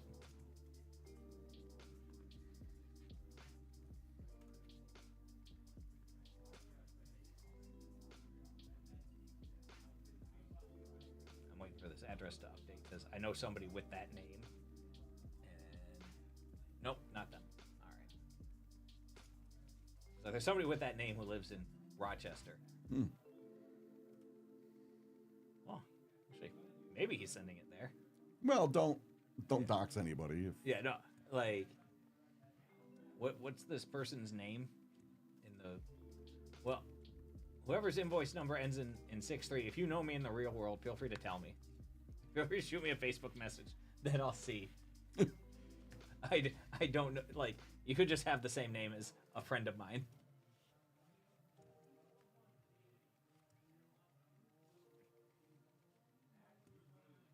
Who was Donald Glover's character? He was Miles's Uncle Aaron. He's the setup for the Prowler, but he never actually is the Prowler in Spider-Man: Homecoming, etc. He does appearance as the Prowler in Into the Spider-Verse. The reason why he's in there as the Prowler so much, aside from the Donald Glover as Spider-Man meme, was Brian Michael Bendis was watching Community, and Donald Glover is wearing Spider-Man pajamas at one point, and Brian Michael Bendis was like, that looks awesome. I need to make a Spider-Man who is a person of color. And that's how Miles Morales got invented or created. Which is extra funny because, like, you would like his dad's last name is Davis, so theoretically his name should be Miles Davis. But they, like, I don't know why they didn't just swap the the parents didn't change their names, and he sticks with the mother's last name instead of. I mean, I guess like they could have just had them be both Moraleses. You didn't have to name somebody Jefferson Davis and then the son Miles Davis. Jefferson Davis is like a infamous like Confederate general, I think. So like it's just all sorts of weird names when you think about it in historical names of real people context. But yeah, so that's how Miles Morales got created, and then Donald Glover was the voice actor for the first appearances of Miles Morales in like animated media, but he had, aged out of playing teenager Miles Morales in live action by the time they were going to anything live action, so that's why he became his Uncle Aaron the Prowler. Yeah, I thought that's what they were setting up, that like, oh, the Prowler's in this universe and that Miles Morales is probably around, but he's not Spider-Man yet, and yeah, like it could certainly be a thing because like he's there to like because he's certainly a criminal in the thing, not just because Spider-Man calls him Mr. Criminal as he runs away while his ice cream cake melts, but like he is. Somebody was talking about somebody just shot me a Facebook message, but it was not my friend. I just wanted to see. I was like, oh, hysterical, you're watching me talk more about how great I am. Would have been my response. But yeah, just imagine like Miles Morales' birthday was ruined because Spider-Man webbed his uncle's hand. That's who the cake was for. And, like the ice cream cake's melting. It's just like that should be how the Miles Morales movie starts. Yeah, it's just the start of his villain arc. It's like where the cake comes, like, oh, he's in melted cake. It reminds me of there's a great scene in The Office when Jim and Pam are working on the delivery of their first child, and like Phyllis and Michael and everybody else are in the waiting room, and Phyllis is like, how much longer do you think this is gonna be? And Michael's like, Phyllis, do you have somewhere else to be? She's like, I have an ice cream cake in the car. He's like, oh my God, Phyllis, go. She just runs off.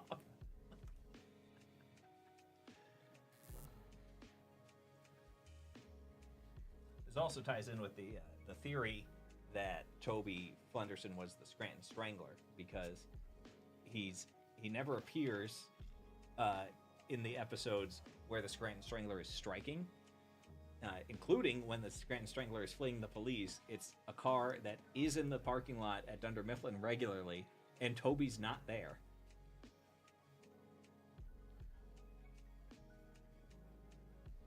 He said in an interview that they never actually made it a part of the show. What, that he was a secret serial killer? Well, no, they never established that that was never a thing in the back channels, but they realized they accidentally left it open. But they never established it in the show. But the Scranton Strangler is not strangling people to death. He is just strangling them. Okay. So it's like he chokes you until you're unconscious and then leaves. Which is, like, deranged? It's still deranged, still scary. I mean, you're not gonna be like, oh, all right. Like, if you told me you could get strangled to death or strangled until you're unconscious, I'm gonna take unconscious, I guess. But you're not gonna know, because like once you go unconscious, they can still kill you. Yeah, but you wake up. Assuming they don't kill you. Well, yeah, but you're putting a lot of trust into somebody who's strangling you. Yeah. I'm not putting trust. I'm just saying, like, if I had to choose between the Scranton Strangler is going to strangle me until I'm unconscious or until I'm dead, I'll take the unconscious, because like it's a free roll. Like the other one, you just are dead. The first one, you might only die.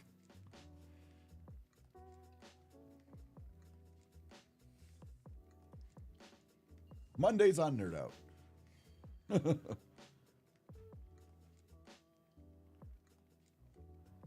Huh?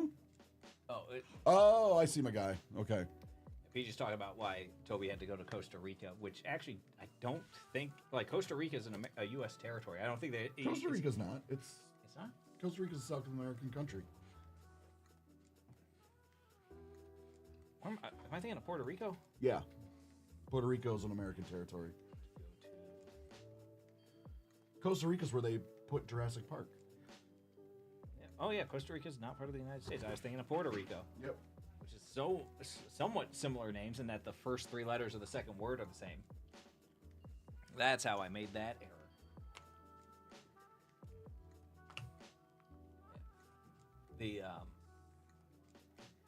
Toby rubbing his arm on Pam's leg is one of like the cringiest moments of the entire series. For me though, the actual high point is after Andy trades 2 clients to Stanley to get like Stanley's client who he sings the Vive song. I'm trying to remember the name of the it's like 1, 2, 3, 4 da da da da da da da, like whatever that song is. Feist. Yeah, that's the singer's name.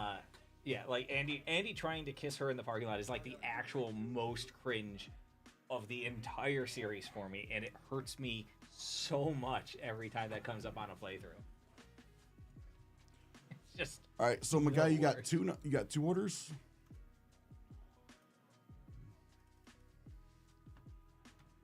That's the one you already had. Oh.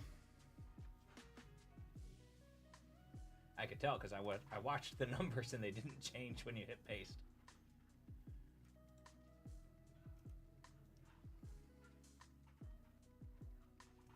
Oh, Soup had 2 numbers.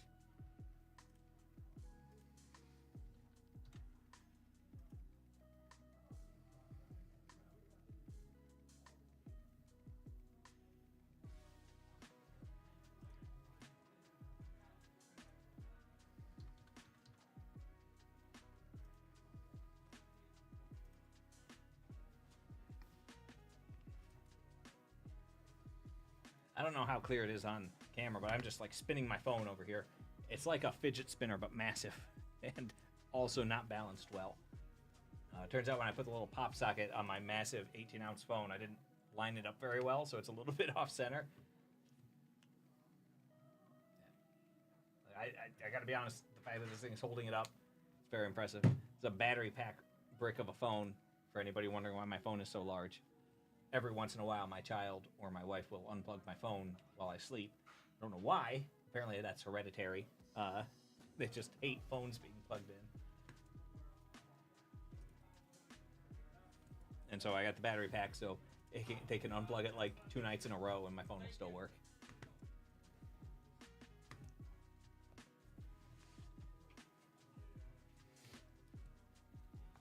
Thank you. I'll have another one for you in a second. Sorry. You good? These personals or? Yeah. Okay. They don't want them saved till Wednesday? I wanted them open today. It's Okay.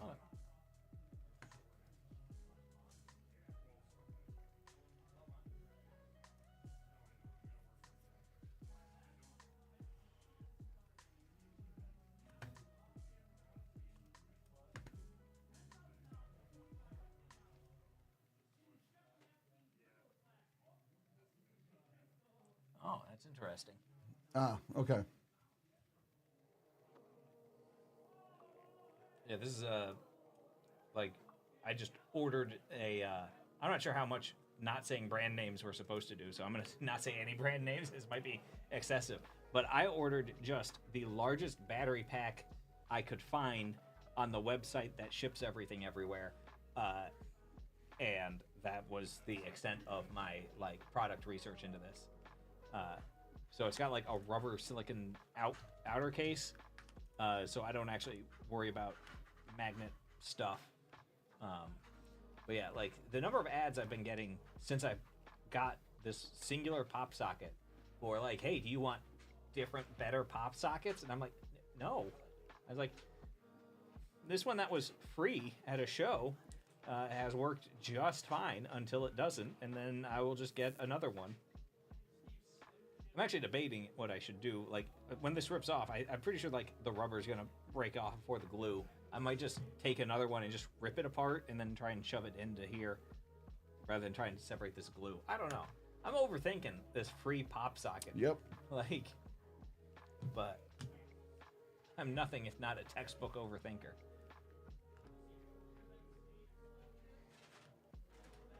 That's actually a pretty good idea that I'm going to email.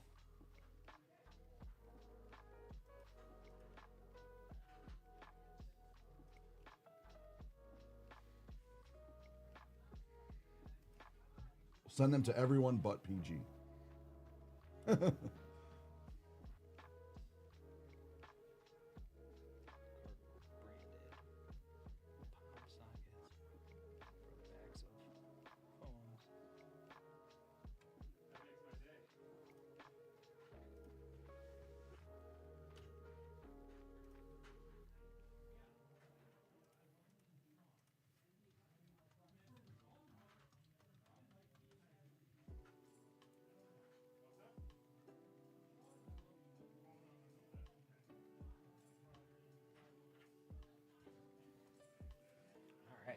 We'll see if Mikey tells me that's not my job anymore.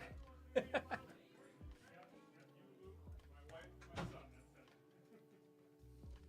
that's the short list.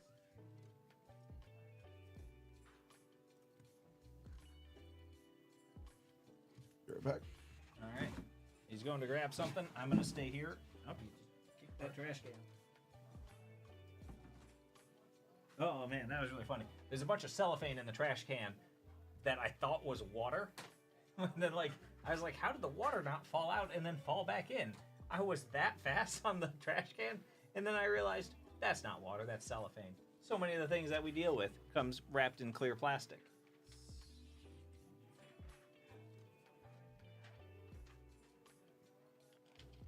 Ooh, I have a bit of Star Wars trivia for everybody. During the sequel trilogy, when Disney was making it, they discovered that the toy manufacturers had designed Kylo Ren's starfighter wrong. Bear with me, because, like, without visuals, it's hard to describe this, but, like, basically, like, there was a gun in a very different place on the toy design versus in the movie, like, CGI. And because of how physical toys and their production works, it was faster, cheaper, and easier to change the movie to match the toy than it would have been to change the toy to match the movie, because it's a CGI starfighter. They just, you know, turn a 1 into a 0 and a 0 into a 1 and make it go from here to there, versus, like, redesigning the toy mold and reissuing all the toys would have been a heck of a challenge.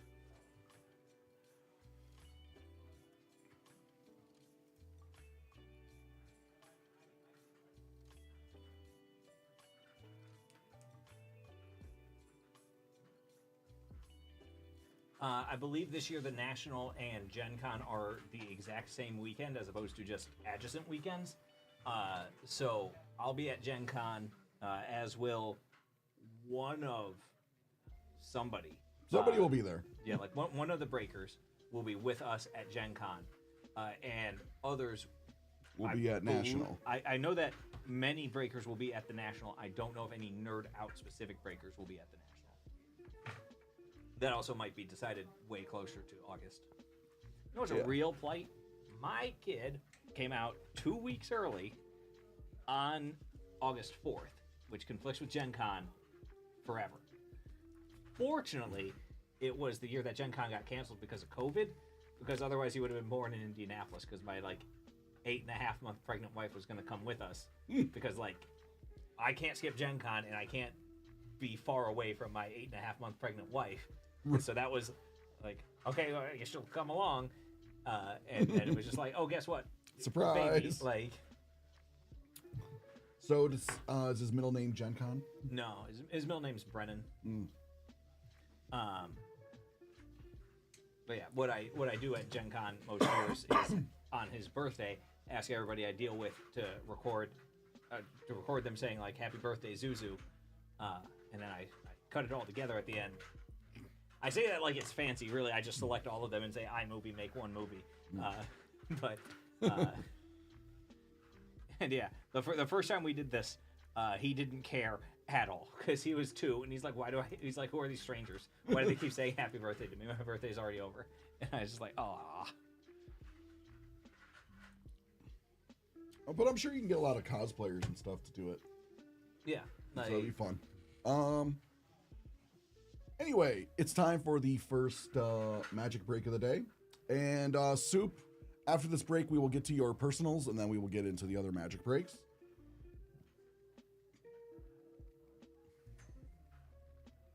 Just want to give you a heads up.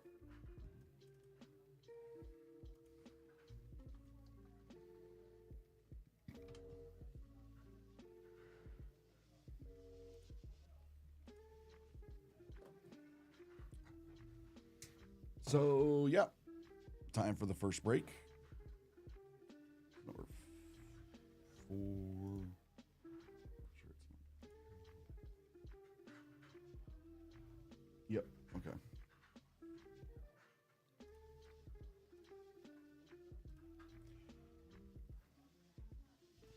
Welcome to Nerd Out, everybody. It is time for our first magic break of the day for Tarkir. Tarkir Dragonstorm. Yes, Tarkir Dragonstorm, which is a really, really cool box. I really like. I forget the name of this dragon. Is it like? That's Ugin. Ugin, right? Yeah. There's going to be that like we're running out of cards where I'm gonna know the name immediately. I'm gonna know what they do, but I'm gonna be like, yeah, that card, like Draco Genesis and Mox Jasper. I've named all the cards where I'm going to know the names, but I will know what the cards do. Oh, what am I doing? I'm getting too far ahead of myself. Let's see who's in this break.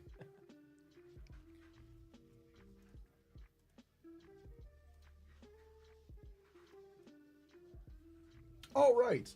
Greg H has 4 spots. Lenny M has 1 spot. Maria N has 2 spots, and Travis M has 1 spot. Now let's do some randoming.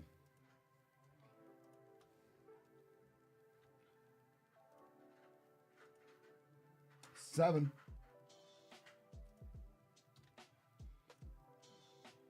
2, 3, 4, 5, 6, and 7.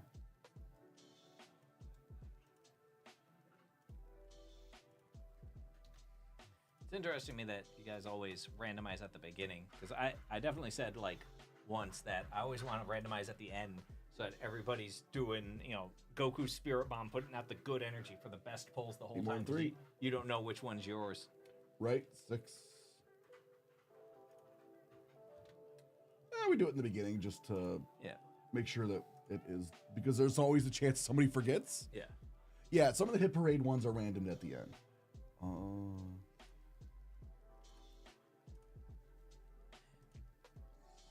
6.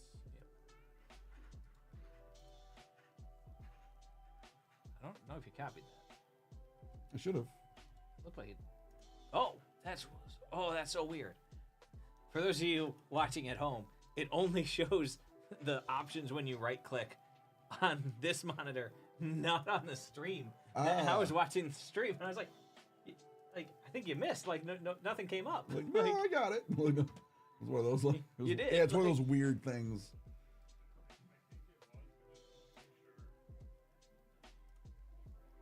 All right, black and blue will go to Greg H. Colorless will go to Maria N. Green will go to Greg. Land/token for this box will go to Travis M. Multicolor will go to Greg H. Red will go to Maria N. And white will go to Lenny M. Oh my god, that'd be cool. I think we pulled one of those the other day. The Dragon Scale fetch lands, those were cool.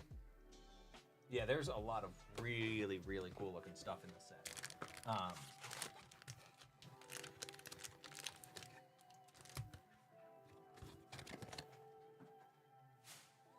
Swoosh.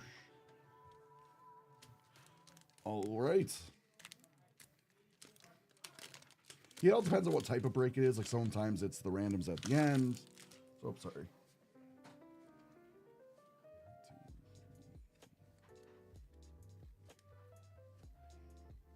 I like these. Ooh, man, that looks really cool. Like these look cool. I also like the ones where it's just a shadow. Yeah. Like those look sick. The shadow ones to me look a little bit. Whoa. That Yeah, looks that's so cool. sweet. Like creating treasures that regularly, because that's not a once per turn. Like, Mm-hmm. yeah, just pip out your graveyard a little bit. Just keep making treasures. So many good. Mammoth Bellow. Yeah, the arts in this set are just sick. Like so awesome. Yeah, create a 5/5 green elephant token. The harmonized mechanic is like somewhat similar to flashback, but you get to reduce the cost. So like, Yeah, because usually flashback costs more. it depends. Like sometimes it costs entirely different, or like just way less. Like Lingering Souls is 3 mana to cast and then 2 mana to flashback. But ooh, man, that's a great Like, this is looking just- card. Like, It's just beautiful. there's a lot of good stuff for that multicolor square going out of this pack. Yeah, they're not all sets do, but a lot of them are, at least in the collector's boosters, having serialized cards. Yeah. But not every collector set has, or I know that there's because I know serialized. Bloomburrow didn't have serialized, but it had a special type of foil. Yeah, and it then- had the anime raised foils Yeah. of like Jason, Liliana, etc. Mhm. Were like huge, huge chases. Will of the Jeskai. Frostcliff Siege. Frostcliff Siege is, we were talking about this earlier, is one of the best cards to have both of, because all your creatures getting 1/0 trample haste, and then all your creatures also having curiosity is like, it's just the best of the sieges to have both halves of.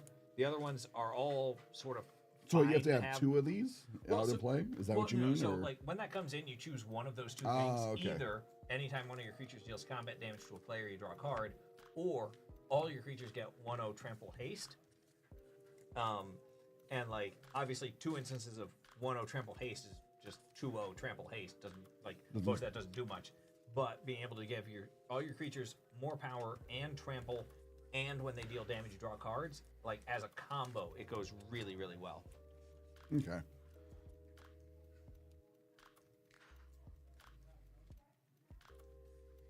Let's see here.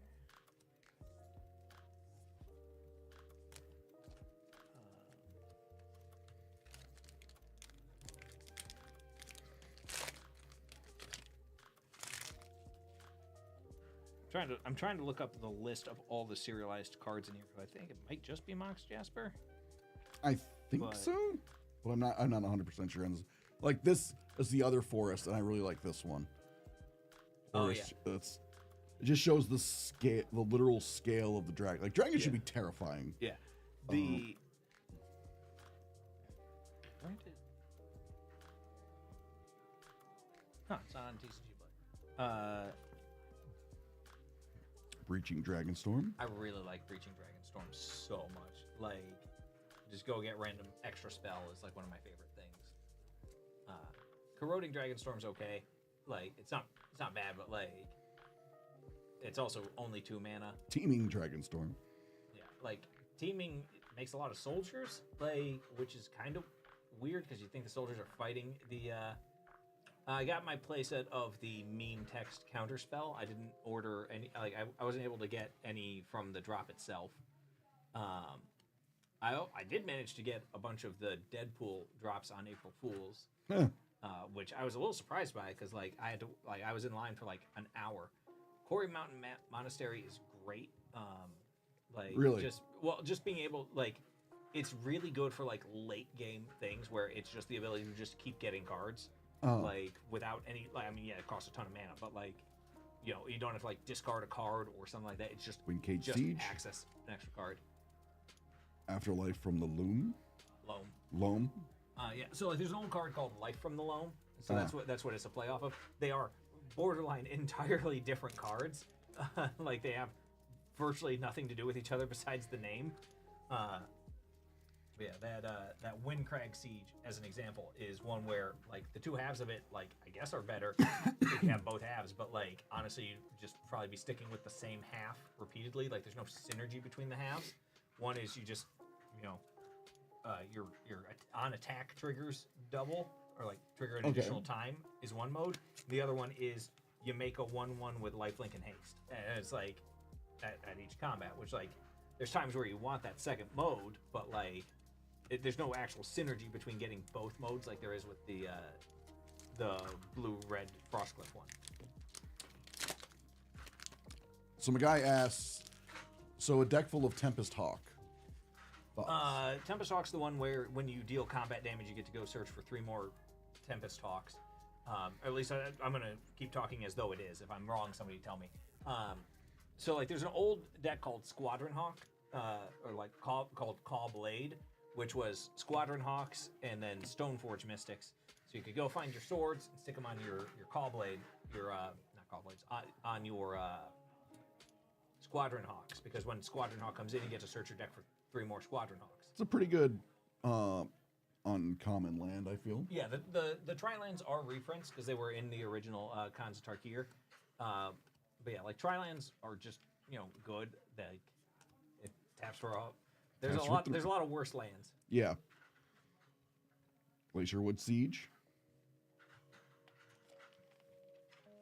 Yeah, like that's one where like there's a little synergy if you have 2 and choose both modes, because like you know, you mill yourself 4 cards and then try to play lands from your graveyards, like kind of okay. Hey, you, like, get your lands back.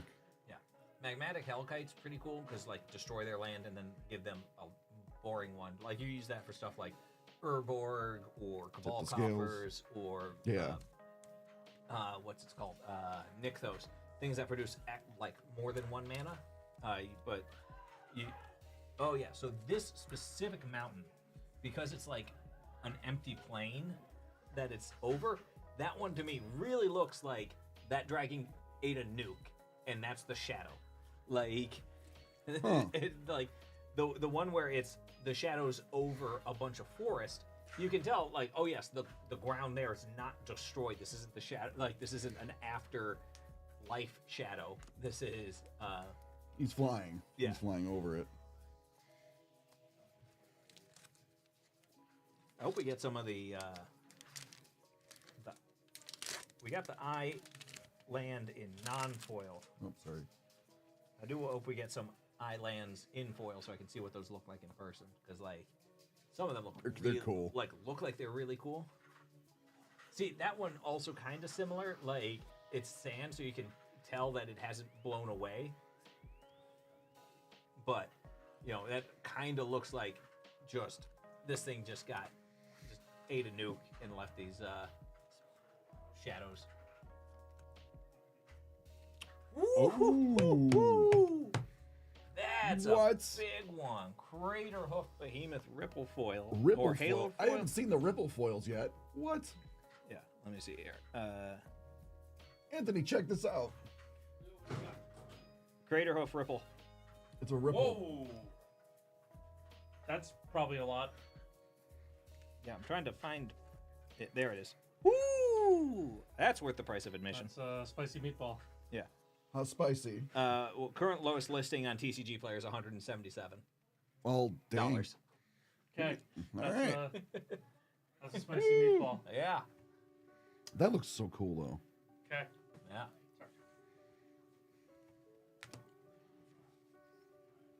That's really Shellstorm. cool. Rediscovering the Way. Reunion of the House. Severance Priest. Man, that's so cool looking. Yeah, that's the first one I've seen. But yeah, it's We so, didn't see any on Friday. it's so funny that they put the secret card in the one of the secret cards in the SpongeBob was the meme text counterspell. That's because, hilarious. Like when they first did it, I was like, "This is art. Why? But why? Why is the capitalization not all over the place? Like, why would they not do it that way?" And then it's just like, "Oh wait, they did. They got us. They got me so good." Ooh, one of the baby double faces. Yep. I'll explain that when we get to it in case it hasn't come up yet. That's Nice. not foil, right? Nope, not foil. Yeah, But that still, looks it's so cool. I love these borders Yeah, with the dragon like- wings. Yeah, they look so. They look good. so good.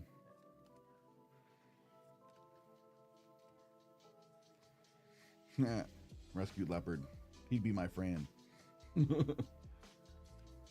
It's funny. So like, there's a bunch of stuff with like when this becomes tapped, you can do something, and that's because harmonized, you can tap without attacking, so you don't have to just like suicide them in. I do like the blackout, like the blacking out that they've done. It is very interesting. It is not my personal favorite one, but I can see why people like it. I do like for some cards, it makes the rest of it just pop. Yeah. And other ones, it's like, oh, okay. I think it looks way better in foil than in Yeah. non-foil. Oh, definitely. But yeah, I think that's your baby double face. Yep. Yeah, because like it shows it's the same card front and back, but it's like the baby version of the. Yeah, the it's like the dragon on chibi other side. version. Yeah. The chibi baby version, like, oh, I'm a cutie. Yeah, that's it's a great card, like the Clarion Conqueror, like just from a gameplay perspective. I have 3 mana. Yeah, for 3 mana, flying activated abilities of artifacts, creatures, and planeswalkers can't be activated. Yeah, like So, yeah, Limbala, that's Keeper of pretty good. Silence is 4 mana and does the same thing, but to only creatures. So getting to shut off artifacts and planeswalkers. Obviously, you're trying to build a deck around.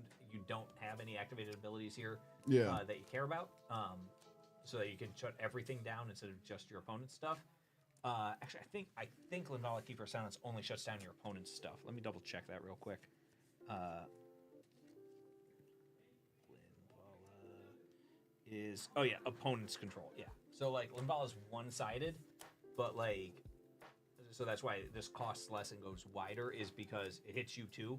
But if you just build a deck that doesn't play any then you're good. abilities on non-land cards, It doesn't matter.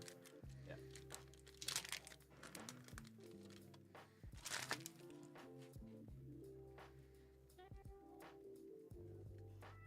It's so funny that the baby double-siders are like, Ooh, there we go. There we go on the foil. Yeah, that looks That freaking looks great. sick. Yeah. I love it.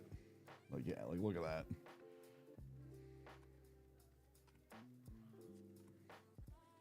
Yeah, I'm trying to debate which like basics I want to use for my various decks over time. All right. Is that Dragon Scale? No. The last one of these I It's pulled just a was cloud. Dragon It's Scale. just clouds. Yeah, it's the cloud. I believe it was the last one of this type of land from the special guest. the special guest was Dragon Scale, which was like really, really cool. For those of you who wondering why I couldn't tell, it's because I'm looking at the screen instead of the cards, because it's just easier. And so, like, because of these clouds on it, It does I was kinda- like, oh, is that Dragon Scale? And it's like, you know, for example, like these lines on the left here on this United Battlefront. Right, it kinda- I can tell it's not from other stuff, but when I looked there, I was like, oh, is it? Welcome to the dead. Like, obviously, I don't get tipped if we pull better cards for you all. I just want to pull better cards because Why not? Like, I've always wanted to pull better cards. You know what I mean? Like I heck hear you say yeah. I always wanted to get tips. That'd be pretty funny. Be sure to tape your waitress on the way out. But what was I gonna say with that? Like yeah, I've never been like, I want to pull horrible cards. Like, no, I want to pull you guys good stuff. It's also like we love it when the cards look cool too. Like I always remember like one of the foilings where like they didn't get it right in my opinion. How's it going, Luca? Was it Debt to the Deathless in Dragon's Maze? Like that art looks so sick, and the foil of it just looks like nothing. Like I was just like, no, why? Like Yeah. every once in a while they like mess up and forget to like do some great foiling. Oh, now that one looks I was awesome. saying, like, that looks so cool. It's water, so you know it's in motion. It's not like an aftermath shadow. Yeah, it's just and a lot of them, like you'll see like something that'll help with scale, and you're just like, oh god, this thing is humongous. Often called scale birds. Windcrag Siege. Lotus Sight Dancers. Lotus Light. Lotus Light, yeah. Ooh, the Frostcliff Siege. Yeah, the Frostcliff Siege. Which is like, you know, again, that's the one that works just the best on both modes. Oh, Hammerhead Tyrant. Hammerhead so Tyrant. Good. Because, like, again, look at the site. Like, there's the mammoth. Yeah. And you saw how giant the mammoths are in a card earlier. Also, many people can just imagine how big an elephant is. An elephant like, is. And then there's something that just makes it look small. And it's just, like, smashing it. It's like, ooh, that's not good. This reminds me of, so, like, Hammerhead Tyrant's awesome because, like, it's one of the commander cards. But the, like, when you cast stuff, bounce stuff is, like, just great. Like, it's just so much extra value off of your spells. It's just the extended art. It's not foil, right? I believe so, yeah. Yeah, the commander cards, frustratingly, don't have foil printings for all of them. As a foil junkie who really likes some of the commander cards, it's very polite that they don't, like, exist in foil. Like, the one I always point to is from, I think it's Strixhaven, is Reinterpret. Like, it's blue-red 2, counter target spell, and then, like, cast something with a lower mana value for free. And I'm like, I like that spell a lot, but I want it to be foil, too. So I just want them to reprint it in something with foil. Like, come on, you know you can do it. I miscounted, so here's the first rare. Dragonclaw. Ishkai Dragonclaw. yeah, cast 2 kinds of spells, get a 1/1 counter, and draw a card. Like, Yeah, it's not bad. Like, it's good for limited, where, like, after turn, like, because, like, it takes a lot of resources to draw 2 cards, or to cast 2 spells. Man, those are some good cards. Oh, yeah, they're so cool. It takes kind of a lot of resources to cast 2 spells in a turn, so drawing a card as, like, payoff for it helps you continue doing it the next turn too. Stormscale Scion. Oh, look, that's the one with Storm. So Yeah, he's got Storm. So other dragons you control get +1/+1, and he's got Storm. yeah, so when you cast it, you make a copy of it for every spell that's already been cast that turn. So, like, this is one of the best uses of, like, Mox Jasper, even if you don't have a dragon already in play, is you go, like, you know, whatever, Jasper, cast that on, like, you know, Storm 3. Right. Just get 3 of dragons, these. which then gives, like, you know, 3 copies of that. They're all going to give everybody else +1/+1. yeah, they're gonna you get, like, 4 7/7s, and you probably just win the game there because it's got haste. Like, Oh, he does not have haste. He just has does flying. it? It's just a storm. Oh man. All right, that makes way because more that sense. makes it- I was like, I thought for some reason I had haste instead of flying. Like, but okay, yeah. I mean, there's things If that it give had haste. haste too, Yeah. like there's ways to give it Yeah, haste. But Frostcliff Siege right here. Like, Yeah, it's actually like- really funny because if you do Frostcliff Siege on 1/0 Trample Haste, you only need to cast 2 spells before the Storm Scale to make 3, which will make each one of them 6/6s. That makes them 7/6s. yeah, it's so, yeah. it'll Yeah, you don't even need to, like, you don't even need the Jaspers to be doing anything. Also, you can use them as Lotus Petals if you already have a dragon. It'd be like this, tap, like, float a red, second one, float a red, now cast this.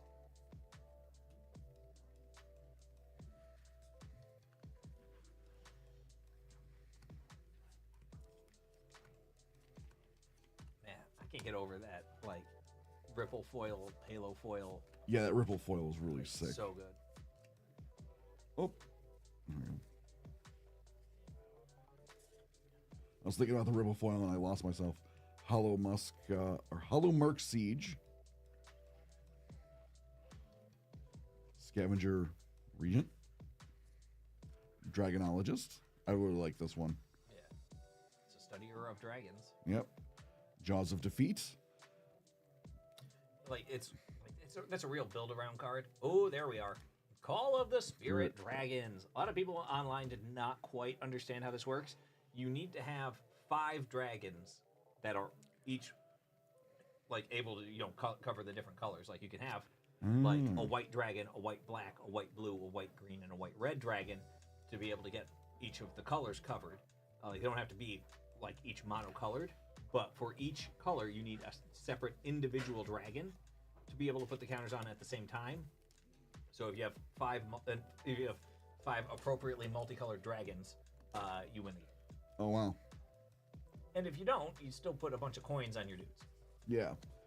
For those of you wondering why I call it coins, it's because back in the day, before like official 1/1 counters existed, you just used, and pocket change was more prevalent. You would just use like pennies or just various change to be 1/1 counters.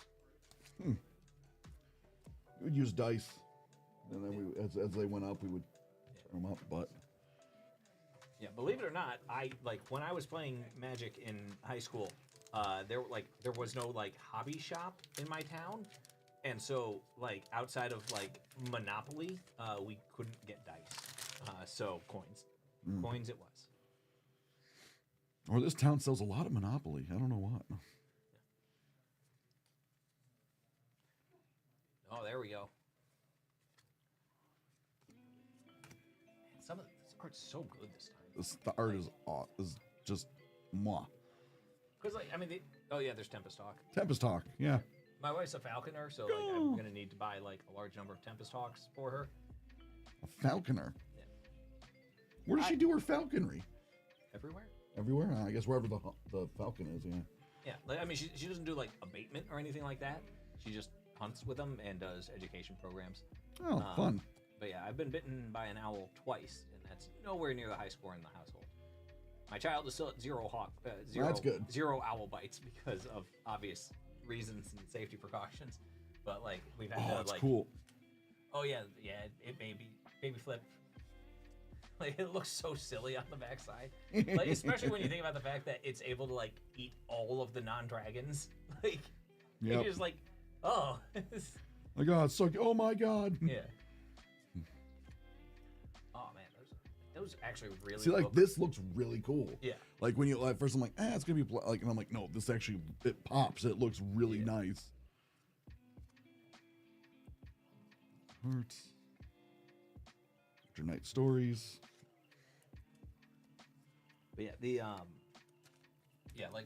we have a very, very large angry owl, and she chews through her restraints pretty frequently, and so we have to catch her and then put her in a fresh set of restraints, and like the real danger is her talons. She's got like 500 psi grip strength, and you like actually have to go to the hospital if she gets you. But the like her biting is also a thing, and it's nowhere. Like if you told me you can choose to get footed or bit by the owl, I'm taking the bite every time. But like the bite's not pleasant. Like it still hurts. I can imagine. Versus we have like some education birds that are non-releasable, and like we have this like old hawk that is just like, I mean, I let it bite me once because it like we had to give it its West Nile vaccine, so I let it bite me, and I was just like, this is nothing. I was like, how do you chew your food? Like, I know they don't actually chew their food, but like they pull it apart and just gullet it down. But like I was like, I could let this bird bite me all day long, and I don't think I would notice. Like I feel so bad for how in trouble this bird is. Like if we send it away. Ooh, the song unending. The so like X is lands you control, like damage is like kind of a lot, but the fact that also it's an 8 mana 10/10 with protection from 2 colors, it's like it's pretty crazy. That's just so ridiculous. Like when you think about it. All right, 1 pack left in this.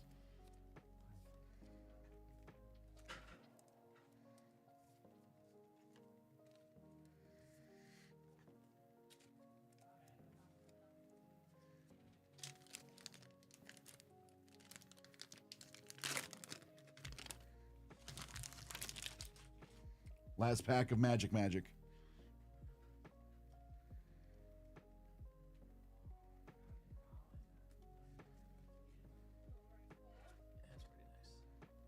pretty nice. I love these. Like they look just look so good. They just look like, so cool. Yeah. The Encroaching Dragonstorm I really like a lot, just because I just love endless amounts of explosive vegetation effects. Okay. And like, Night Stories. See, like that just looks so cool. Yeah, it really does.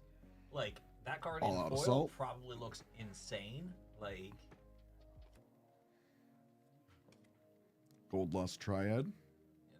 another one of the commander cards, because like Myriad generally doesn't do much in 1v1. Well, by generally, I mean, literally does nothing. Because Myriad is you make a token copy of it for each opponent that you're not attacking, and then it attacks those too. But yeah, so like in 1v1 it does like actual nothing. But it's still a cool card because like, okay, yeah. So it's whenever it deals damage, make a treasure. So you know if you got 3 opponents and get in with 3 of them, you just make 3 treasures. Right. But yeah, that's like, yeah. Obviously, the hugest hit is that Halo foil. Oh yeah. But like the Arid Mace is also pretty up there. And then like there's plenty of full art foils in all sorts of different piles. This is probably the big boy. At 177, and then this is really sick too. Yeah, the multi's getting like a lion's share of the physical. Is that how this works, Max? But thanks a lot. We'll get this stuff sorted and out to you guys soon. Take care.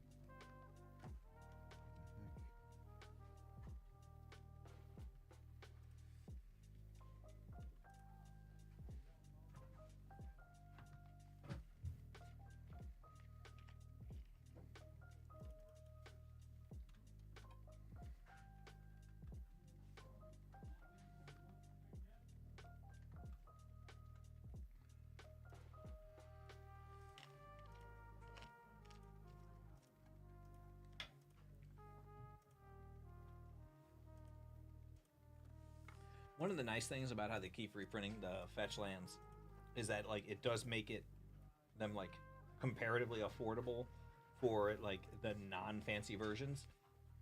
Like, I mean, I remember a point where like Scalding Tarns were like $11 because of all the reprints, and like you could still get fancy foil ones if you wanted, like if you didn't mind spending more. But like if you just needed them to play, you could get you get your set pretty cheap. Because like I think it was the modern, I forget which Modern Horizons had etched foils, but like one of them had etched foil fetches, and like you could get those for like $10 to $20 each. It was awesome. All right, here we go. Soup, you had 2 different orders. Did you want them done together or separately? Like, do you want me to break them at the same time or no? It also looks to be 2 boxes of a thing and then 2 boxes of another, but the same thing. So do you want it to be ABAB or AABB? We got it. Let's see. I just need some boxes for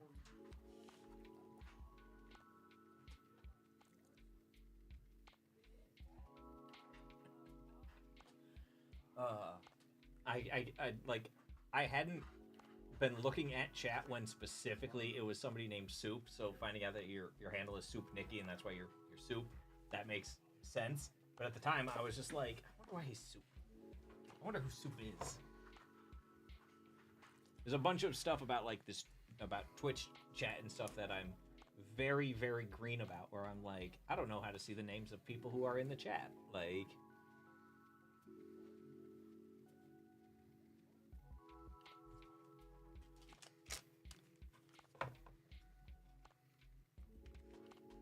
we break number 5 immediately after Soups, right?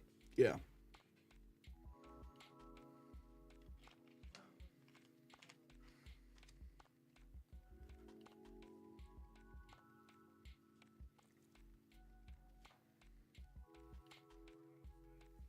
It's really interesting for like some of the Star Wars stuff when you see like, I'm not sure the right term for it, but like somebody points out a problem and then you can't not see it anymore.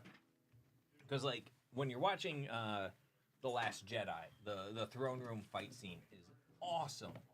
But then I watched a thing where it was like a fight choreographer breaks down fight scenes, and he's like, watch these like these palace guards, they have to pause and not do something because like the choreography is off, and you won't notice it in real time. You only notice it when like it's being like replayed slowly, and I was just like, oh man.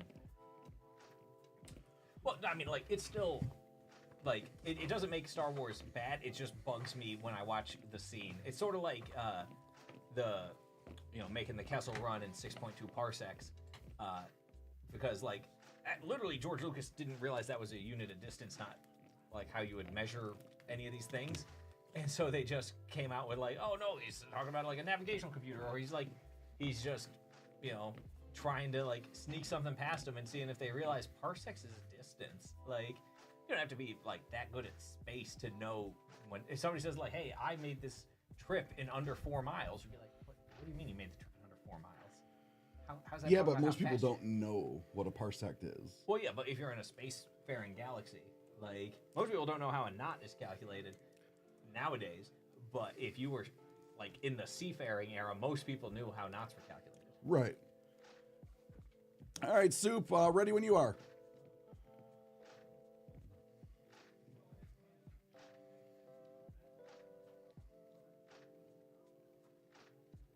All right. Welcome back to Nerd Out. It's time for a little personal break here. We have 2 boxes of 2024 Topps Chrome Black Star Wars and 2 boxes of Star Wars Hyperspace. Both are really, really cool products. Which do you want to start with, Soup? Do you want to start with Hyperspace or Black? Also, let us know if you want to do AB. That would get too confusing for the boxing. Don't they all just go together? No, because they're technically two separate orders. Oh, okay. All right. Okay, you want to do with Hyper first? All right. Yeah, I just don't want to, because when they have to sort it and everything, like, yeah. Oh, do you want the actual boxes for Hyperspace or no? I figure I asked, some people do, some people don't. If you want one, let me know. If you want none, let me know. What? Both. It's a very Yeah. round outer box. Ooh, that's actually super cool looking.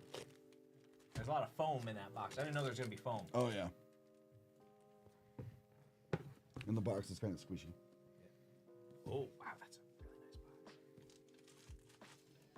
box. Yeah, it's a nice box. I'm going to put this over here out of the way. Okay.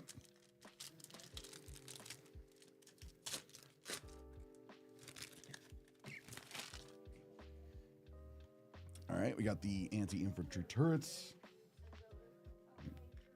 AAT battle tank,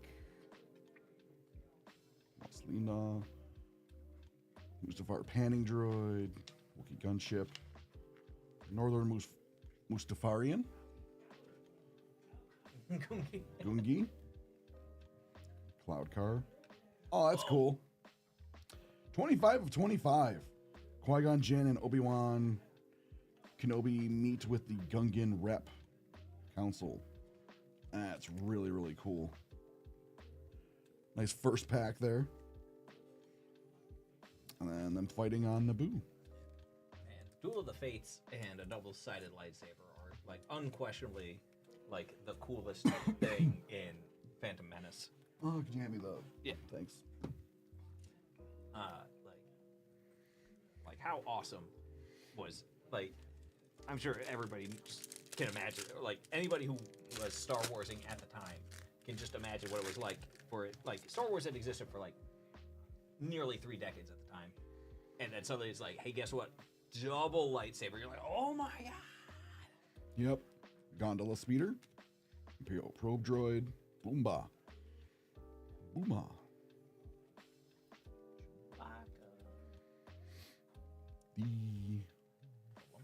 Yeah. Olympus set. Whoa, why was that upside down? Don't know. I forget the name of this one, but it's like a cosmic, like, foil. It's like a kaleidoscope. Yeah, it's really, really cool.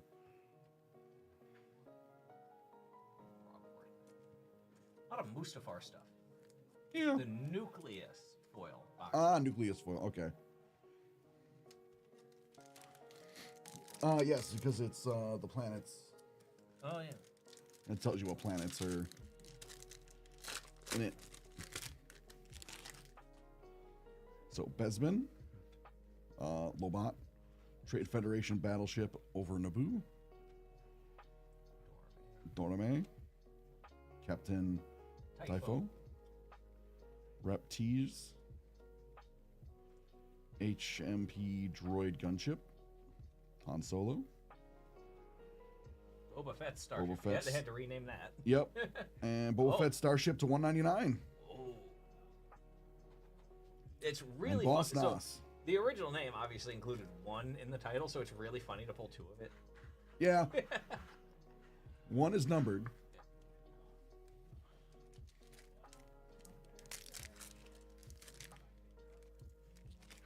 Yeah, they renamed it. AT-AT Driver. Cloud Claw. Cold. Colo Clawfish, which is more difficult to say than you would think. Wedge Antilles, the real unsung hero of the rebellion. Because, man, that dude did a lot. For someone who's not force sensitive, just a dude, he's a really good pilot. Darth Sidious. Friend of Shun. Yeah. One of the bounty Bounty hunters. Hunters. Can't sell. Queen Jamila. God, I always mess up this name. Chrysanthemum. Kersantin. That just sounds. I'm just pronouncing chrysanthemum. Oh, Whoa! I'm so glad I have me mispronouncing chrysanthemum in the sound clip for this. That is one heck of a hit there. Soup. That is a sick sketch. Like, look at that. Like, it's just literally a sketch. Like, Yeah. way to go, Soup. Very nice hit there from hyperspace. These are more of the same size top loaders, right? Yeah. We need 'em. Okay, cool. We're getting low. Soup's ripping so hot. We're gonna need more. We got it. Oh, he wants to see the back. Did you see the back of this? Kang James. Kang Jin is the artist.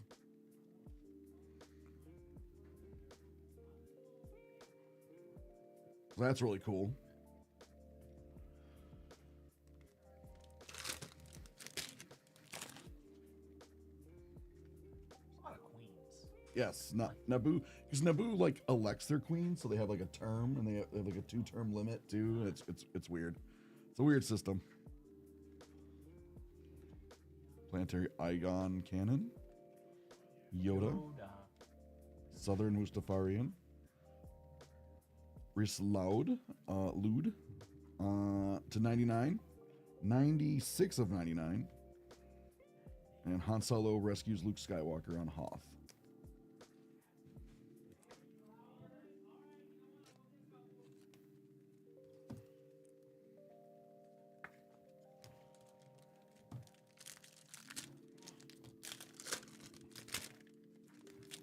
Tauntauns, Thought they smelled bad on the outside. Boba Fett, Malaya, the Wampa, Stap, Millennium Falcon. Oh, really good pack of like iconic. Yeah. Gungan Bungon Submarine,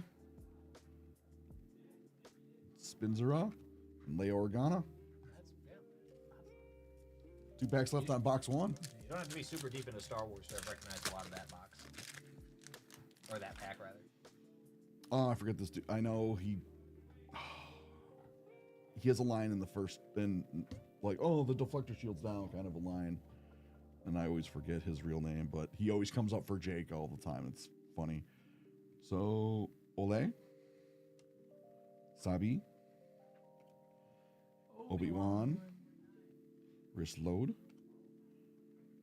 Republic Frigate, Kybuk, Droideka, ISP Speeder, Dore Numbered out of 199. to 199, yep. And a Tauntaun on the refractor.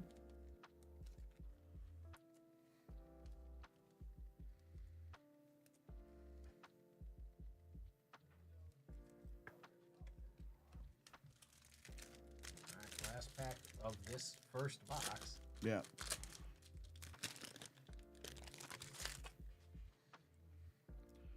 Gunship. Catamaran. Catamaran. Corporate Alliance Tank Droid. Droid Starfighter. Naboo. Naboo Star Skiff. Ugnatu. Senator Palpatine. He's a real rising star. I think he's got good head on his shoulders. Won't do anything too bad. Definitely not going to turn into a Muppet over some lightning. Nah. Mustafarian Lava Flea. Oh, we got Kylo Ren's auto.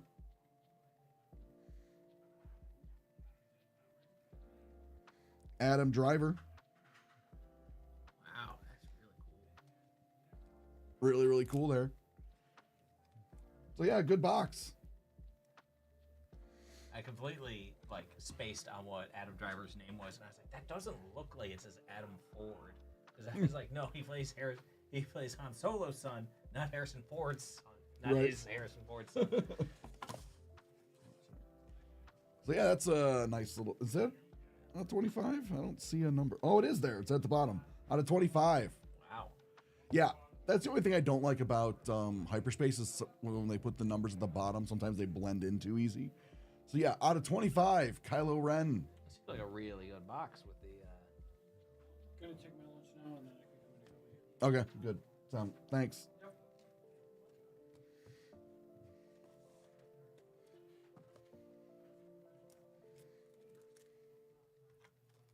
What are you talking about? This box could not. Oh, I think you said this box could have been better. I'm like, what are you talking about, Max? This box is really. I mean, good. also could have been better. I mean, I guess it's always possible. Yeah. But. There could have been a set. They could have just messed up and put extra case hits in. Like, oh, oops, all autographs, every single card. Yeah. Actually, that'd be pretty sweet. Let's get that in this box. Yeah. Hopefully, the second box is at least comparable, because it'd be a real shame if this box was like a 9 out of 10 followed by a 2. We want good stuff all the time. All the time. 8s are better. Not greedy. Just want 8s or better.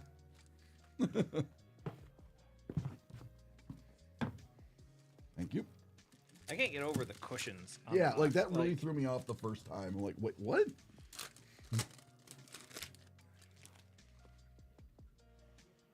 Landing ship. Bibble. We're gonna take the foam out of here so we can put more cards in. That's up to him. X-Wing. Whatever he does with them, it's up to Captain him. Panaka. Sea Killer. Multi-troop transport. Leia Organa. Irte out of 199 again. Katana out of 199. And Wedge Antilles trips up an AT-AT. I don't know if anybody else played that, what was it, Shadows of the Republic or something like that? The Nintendo 64 Star Wars game where you're Dash Rendar. Is it Shadows of the Empire, maybe? It's definitely Shadows something. I'm gonna look up the game in a second. But if it's definitely a thing I used to always do of not bother tripping up the AT-ATs and just spending forever shooting them and going in a circle just because I always thought that was funnier. Padme Amidala, Jar Jar Binks, Snowspeeder, Security S5 Blaster. Shadows of the Empire was the name of the game. So I think you were pretty sure that's what you said. Yep. I know it's not what I said. The Wampa. And there's always a bigger fish. Rogue Squadron was also a fun game.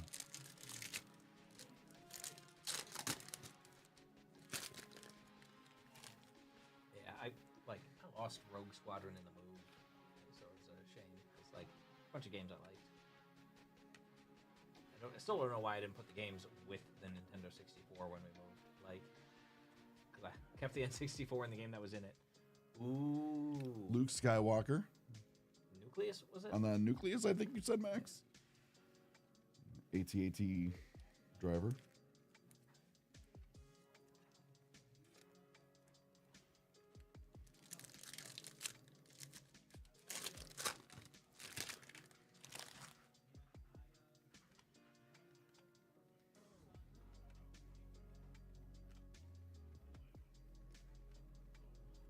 Snowspeeder to 199. Clawfish. Clawfish. Refractor.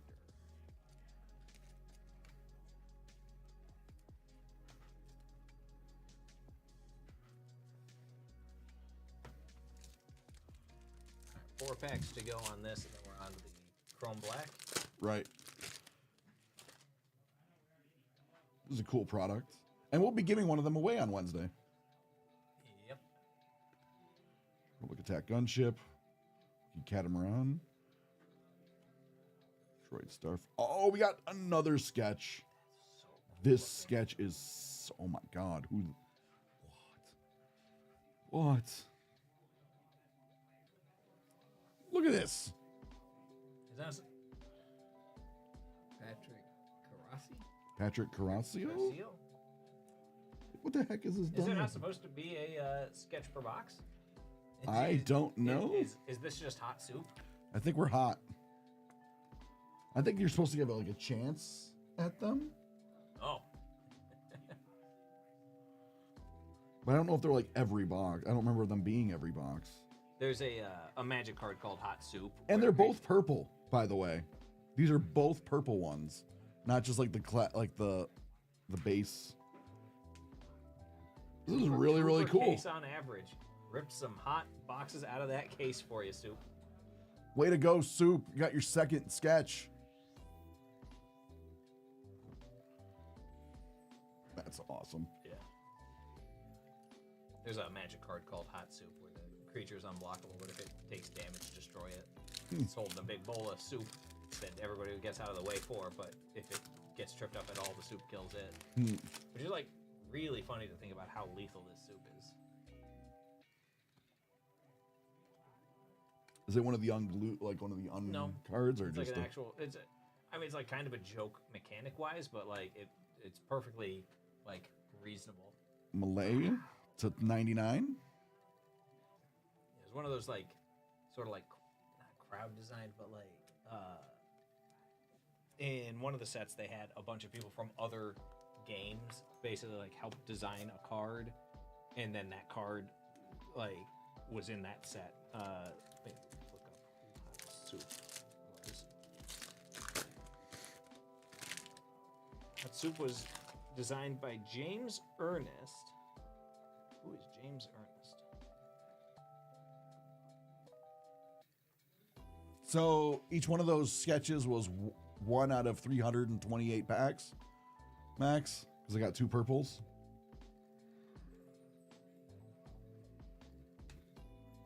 Yes, both were purple.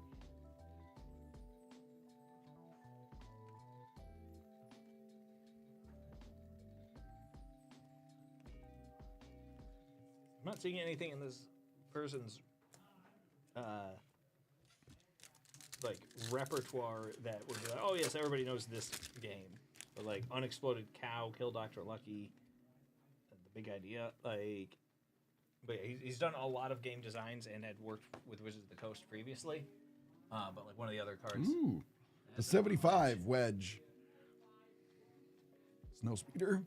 Yeah, one of the other cards was like Aggressive Mining, which was designed by the guy who came up with Minecraft. It's like the other sort of like famous example. Oh, fun. Oh, you're welcome. And that was just the hyperspace. Yeah, we still got 2 Chrome Blacks to Yeah, still got 2 chrome black.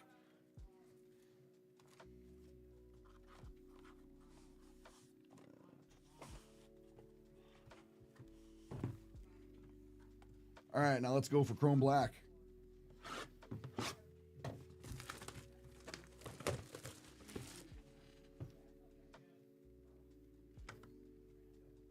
I don't know where Bo-Katan is. Oh, we have like spacers that are like painted. Oh, okay. This one has 2 like. Oh, now I understand what's going on. Yeah, this one's numbered though. I don't know what it is, but it's the 99. We're gonna let that sit. Now some sense has been asked. What are you getting the dividers out for? It's all going to soup. Yep. I don't want to spoil it. Yeah. Grogu. Grogu. These cards look nice too. Anakin Skywalker. Padme Amidala. And the armor to 50. 42 of 50. Nice. That's a good number too. Yeah. The answer to everything.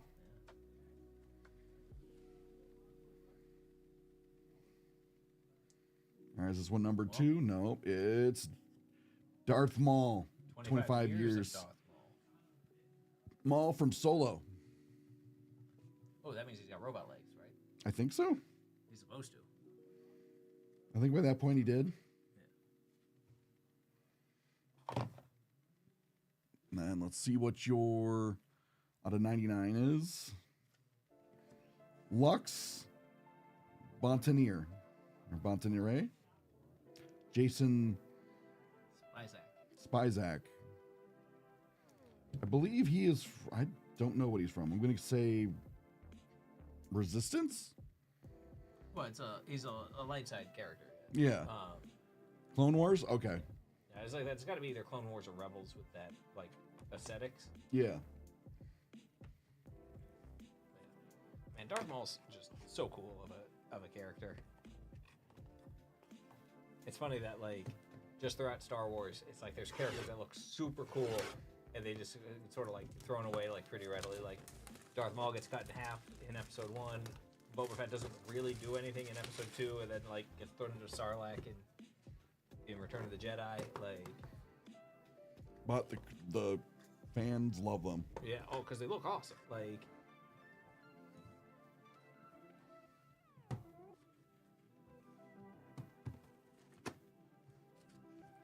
I don't know why my brain was like, you didn't put a spacer over the Star Wars pack, and I was like, oh, because it's a sealed pack. It's a sealed pack. We're not sneak peeking the pack art. Oh my God, the box art. Grand Moff Tarkin. Leia Organa. I do like that Peter Cushing was mostly in slippers on set because the boots they made him were too small. So in any scene that he's not, where you actually have to have his feet unseen, he's in slippers. That's really funny. Also, making boots bigger feels like that's pretty easy. You just like cut the back, kind of, and then like. Death Trooper. Newt Gunray to 199. This is one of. This Death Trooper looks awesome. One of Stavi's favorite characters, actually. Cards are really cool. They're nice and sturdy too. Is that another Darth Maul? Embrace the dark side, Darth Maul. Double Darth Maul. From the Phantom Menace now. So one Darth Maul for each side of the lightsaber. Yep. It's really cool.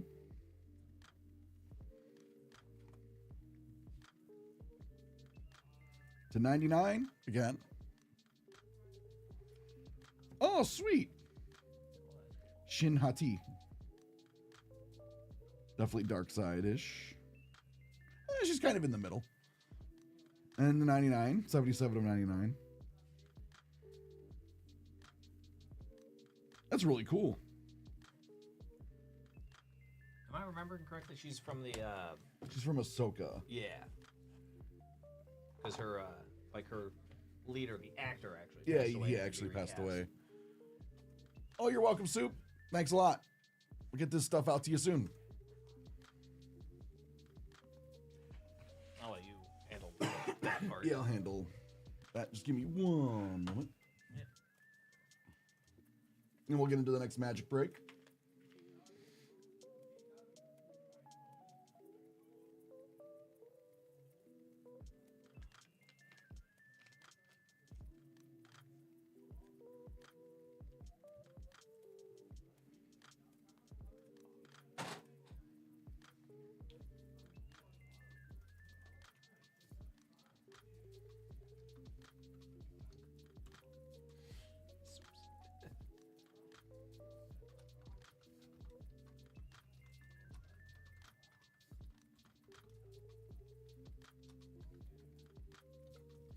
Line from The Wire I'm trying to remember.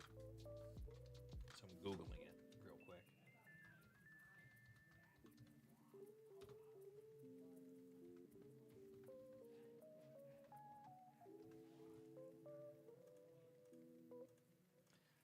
There's what is it? Weebays on The Wire confessing to murders. And then he goes, he tells them, he's like, for another pit sandwich and some tater salad, I'll go a few more. because he's already at like life in prison, so like doesn't really make a difference to like confess to like 10 more murders. Like it's an interesting dynamic of like, oh, this person's like very caught on all these murders. Yep. So you're gonna take the fall for all of the murders that like this area has ever committed. Just everybody else like you're already going away for life. Well, you'll go away for life. And just everybody else will have like a reset on their cases. Yep. It's like The Wire is a very interesting show.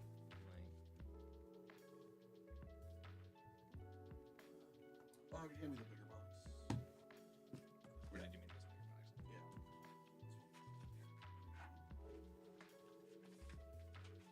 Yeah. One moment, everybody.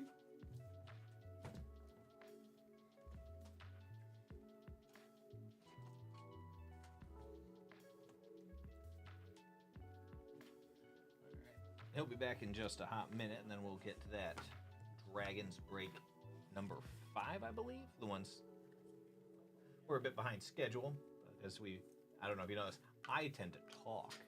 I'm what we call a talker in the biz. Oh man, I crack myself up. I don't know if they're all laughing on the other side of the chat. I'm laughing enough for everybody. Yeah, I like obviously like the coolest card we pulled out of that first Tarkir collector box was the Halo foil Craterhoof. Like, card's awesome. Card's been expensive for a very long time anyway, but like, man, $177 in the green pile was an awesome twist. And then if I knew how to do any of the bookkeeping things, I could get the second break started, but I don't. So we're just gonna have me talking for a bit while this is getting ready. Howdy, Slugworth. If anybody wants to name a Spider-Man character, I'll talk about that Spider-Man character a bit while we're getting ready. But we got the box, so maybe nobody cares about my ability to fill time anymore. Yeah. Oh, how's it going, Slugworth?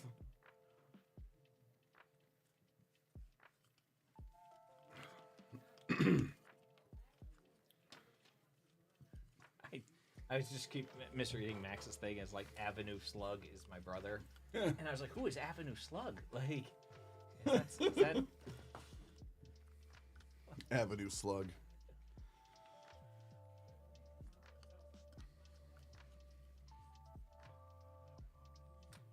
All right, that one. All right, on to break 5. Thanks for sticking with us through the delay. Yeah, I picked up the Roman greeting from Fallout New Vegas, which, I gotta be honest, never crashed for me. So I don't know if I was just playing it just perfectly the right way. Apparently you did it right. People were talking about like how buggy it was, and I was like, that is not an experience I literally ever had. It's like, in fact, the only Fallout game I ever played that never crashed on me. So I was just like, I don't know, that's what maybe I just stayed exactly on the rails somehow. You just stayed right in the lines the entire time, just never. Huh? Yeah, I'm trying to think of a game where. Oh, I was just double checking. Aren't those the same names as number 4? Yep, same people, but yeah. I had to I triple checked. Okay. 4 and I'm like, wait, no, yeah, because it's the same names. All right, on to box number 5. Welcome back to Nerd Out. It is time for our next Magic the Gathering. I see. I almost did the same thing you did, where you want to say Dragonstorm first. Yeah. Like the Tarkir Dragonstorm. I don't know why this particular plane is so hard for me to say. I don't know. Most of the other ones don't give me any problems, but it just keeps reminding me of when I was doing the One Piece break by myself in the room, and like. I was like so sleep deprived from my kid, and I called him Monkey D One Piece. And I was like, I immediately go, that's not his name, but like, man, I'm never gonna not call him that for the rest of my life. Like, that's just what it is now. Oh no. Well, anyway, so let's see who's in this break. Yeah. Greg H has 4 spots. Lenny M has 1 spot. Marie N has 2 spots. My brain went blank there for a second. And Travis M has 1 spot. Let's do some randoming, people.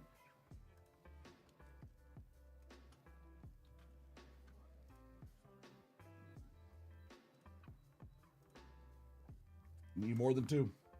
Need more than 4. All right, panel, we're doing 6.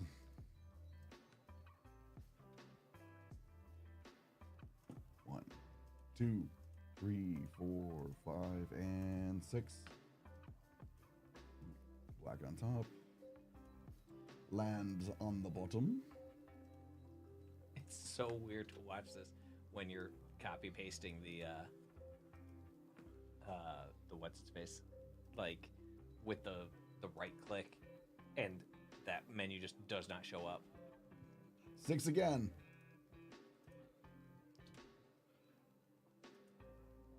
Two, 3, 4, 5, and 6. Good luck, everybody.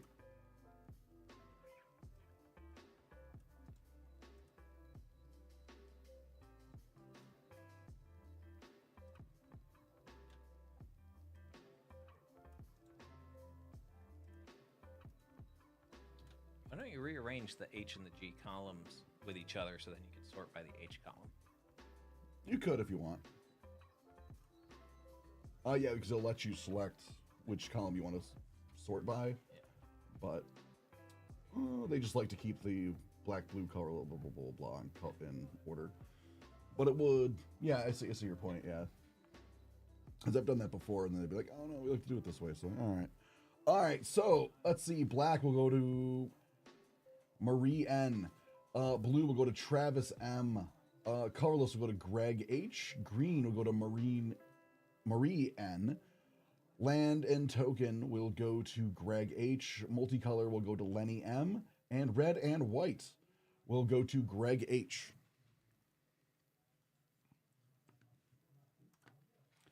All right, let's get into this box. Good luck, everybody. See if we get a dragon skill out of this box. I know those are not one per box because I've gone through several boxes and not gotten them. I got one on the 3rd box I opened. But then out of the last box, number 4, we got that wave foil, which is the first time I've seen that. And that was really sick. Yeah, let's hit a serialized. Oops. It's like just dropped the box. I need to look up what serial number cards. Yeah, I'm not sure what's. I want to say the Here, Dragonstorm.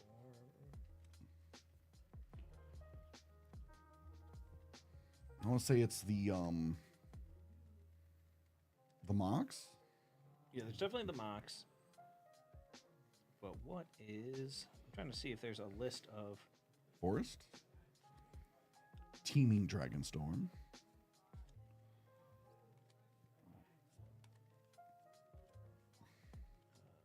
me see if TCG player can answer this for me. Yeah, sometimes TCG player is very helpful. Sometimes it's not. You guys doing all right? Yeah. So far, yeah. How you doing? Driving. Living the dream.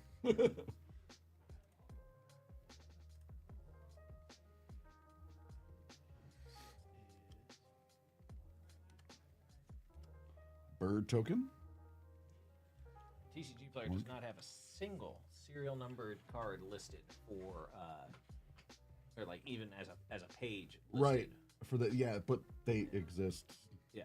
Like So, I don't know. I've seen Mox Jaspers posted, so like, So it's like I know it exists. yeah, and then like presumably Ugin, and then who knows what else? I don't know. The Vulcan encampment. Make 2 1/1s is not terrible. Also goes real well with the when Yeah. attack triggers. Stillness in motion. At the beginning of your upkeep, mill 3 cards. Then, if your library has no cards in it, exile this enchantment and put 5 cards from your graveyard on top of your library in any order. Pretty similar to Doomsday with like a lot more setup. Oh, that looks so cool. That Sarkhan's pretty neat.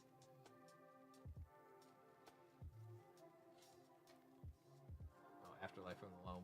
This is the first time I've seen this alternate art for Ambling Stormshell. I mean, that's like the default. Yeah. art. But yeah, like But it's like I keep seeing the other one. But yeah, like what you really want to do with this card is like get that double attack trigger thing going. So you draw 6, put 6 stun counters on it, and then just blink it. instead of trying to like wait 7 turns to trying to untap it that hard. Because if you blink it, the counters go away, Yeah, right? yeah, it just comes back. It's like a brand new object, no stun counters. Because like draw 3 on attack is like pretty awesome. For those that don't know, like there's an old card, Meandering Tower Shell, which was also a 5/9, which like when it attacks, you exile it, and then like on your next turn's combat phase, it comes back in attacking. So like, you know, super weird. But the Meandering Tower Shell, because like, yeah, it just sort of wanders away. It's lost for a little bit. Which is fine. I mean, it makes sense in a way. Swamp. Man, It's like this just looks amazing. that looks like it belongs in a forest and it will eat you. Yeah, and like there's this town around it that's just it's destroyed. Purging Stormbrood. Like, yeah, it's gonna be a bad day.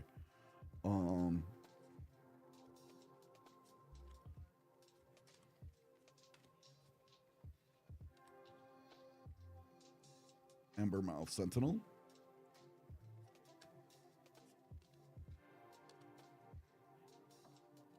Elephant token. Treasure token. Which makes sense that it's actually treasure this time.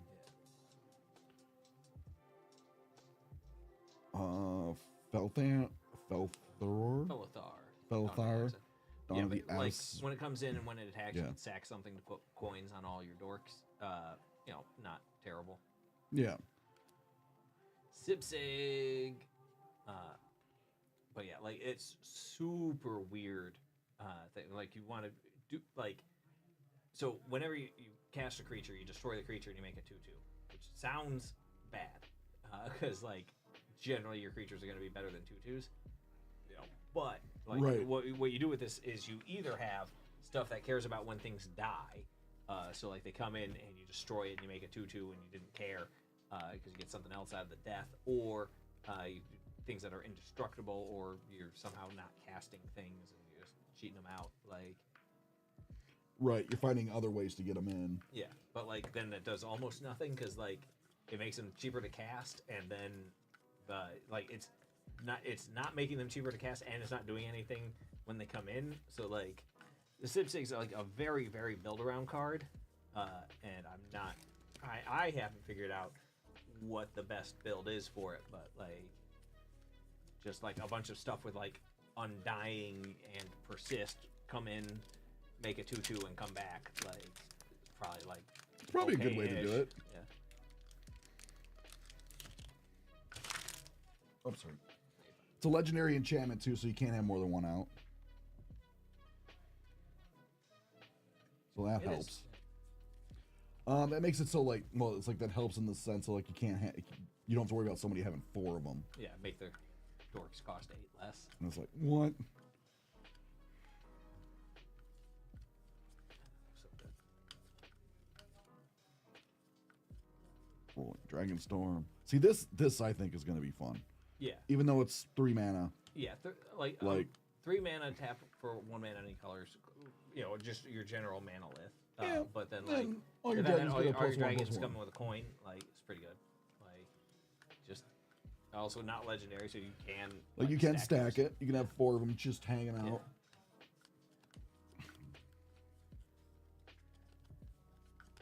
Oh, that's cool. That is cool. That's so awesome. Like, just look how good that looks. Like that just looks so cool. I have to stop playing with these. It's driving me nuts. Sorry about that. Steward of the Harvest is so ridiculous. Because, like, Really? well, yeah, so, like, you exile 3 lands from your yard, and then all your creatures can do whatever the exiled lands could. So, like, the classic examples are, like, Strip Mine, like, Terramorphic Expanse, or, like, any of the, like, you know, really good to tap for mana lands, like Gaia's Cradle. Like, if you eat your own Gaia's Cradle, like, suddenly all of your creatures can tap for green for every creature. Yeah, that's, like... That's kind of it's nuts. It's a big old ball of mana. But also, if all your creatures can, like, sack and destroy a land, that's also pretty nuts. Like...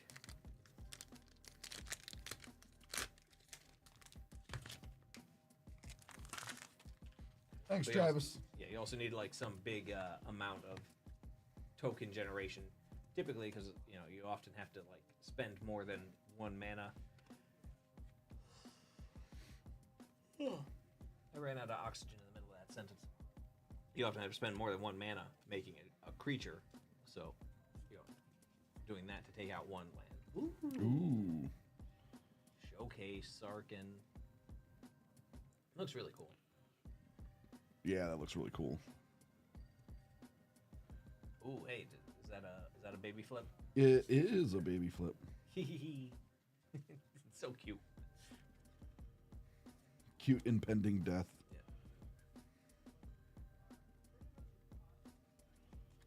Will of the Teamer. Ooh, Songcrafter Mage. Like that one's pretty cool. So like the combo people really want to do with Songcrafter Mage. Well, I mean, a combo is like with 1 extra mana up, you cast Collected Company, you hit your Songcrafter Mage, you give the Collected Company Harmonize, you flash it back, tapping the Songcrafter Mage to pay for the 3, and then you just pay the green, and you're just like, okay, well, I'll just like mulligan the Collected Company for green. Like, let's go. Yeah, it'd be pretty good.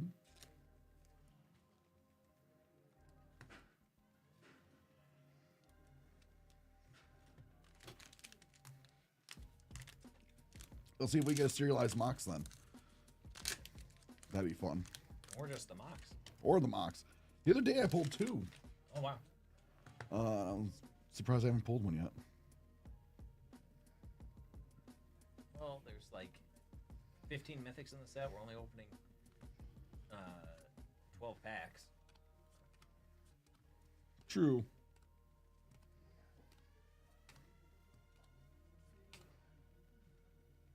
Of the Grove. Like, Big old Hydra. yeah, putting like you really want something else to be able to put the extra counters on it, so that you're getting like more out of the. Woo! This is fun. Yeah. But yeah, like so much about that card is just a fun time. Like table, like just mill some cards, get a land back, make a zombie, like just great. Yeah. Like Yeah, it's fun. It's also like 4 mana 4/4 is like also pretty early get outable as opposed to like the Teamer one, even though it's like an awesome 10/10, still 7 or 8 mana to cast. Right. So like you're gonna be pretty late game versus a turn 4 drop is not unreasonable.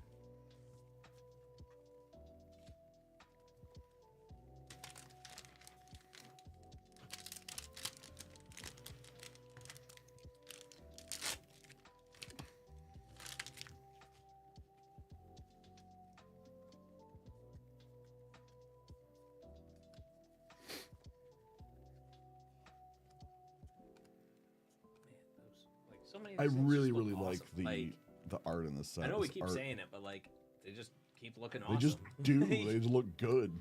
We're supposed to be bored of these already? No, they're awesome. Grapple.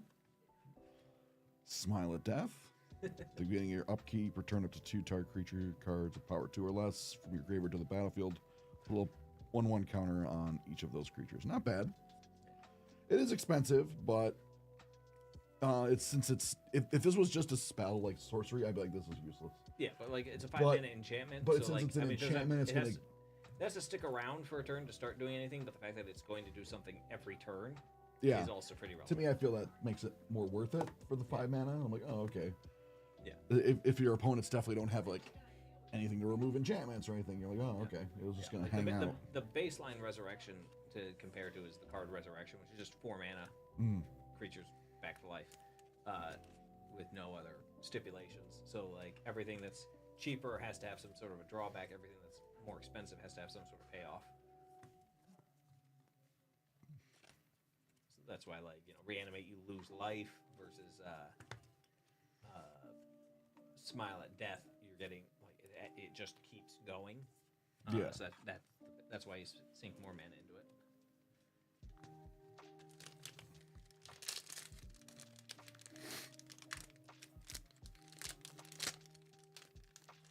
Yeah, Travis, I assume you're correct in that but that I also assume that TCG player is waiting for like some form of confirmation that there's no other serialized anythings. Given that like it is unusual that like the set's up but the serial numbers aren't. Forest. We keep getting that Storm Shriek Feral, and like it looks. It still looks awesome. cool. That looks cool too. A lot of Ron Spencer looking art. Yeah. Set. Like, I own one piece of original Magic art, and it's the Highland Giant from Portal by Ron Spencer. Oh, nice.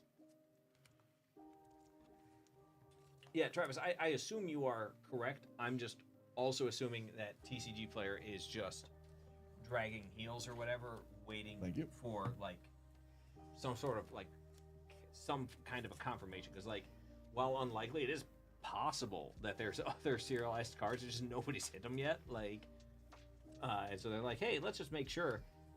Yeah, I can see them dragging their feet. Yeah. Like, we're like, let's wait a week or two. Yeah, also the serialized cards don't sell that often on TCG Player because, like, if you don't do a photo listing, like, you don't know what number it is. Right. And, like, you can't ask a question of the seller on TCG Player.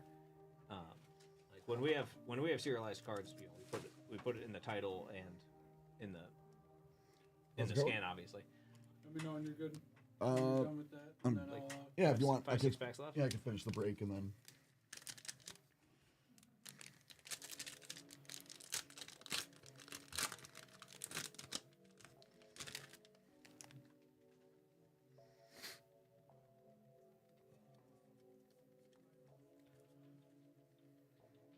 That's cool. Yeah. The eye ones look so are cool. like the eye lands. Oh man. Now I'm just thinking of picturing the Apple logo on it now. No. Island. Yeah. Oh, I was just. Oh, I was saying we need to get the blue one, so it's the Island. It's I always found it amusing as like even as a kid. For island is land. What is that? It is land. I like the thread of that's cool. island arts that are just the exact opposite, like are not islands. It's like this is just water. This is water. This is land. Like this is water surrounded by land. That's the exact opposite of an island. Right.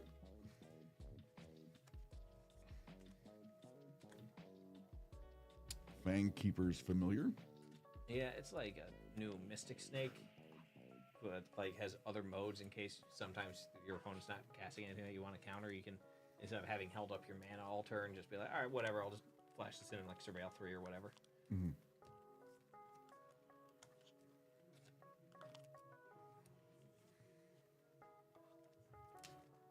Wait, what? The only serialized card on eBay so far has been the Mox, so people are thinking that it's just the Mox for serial numbers.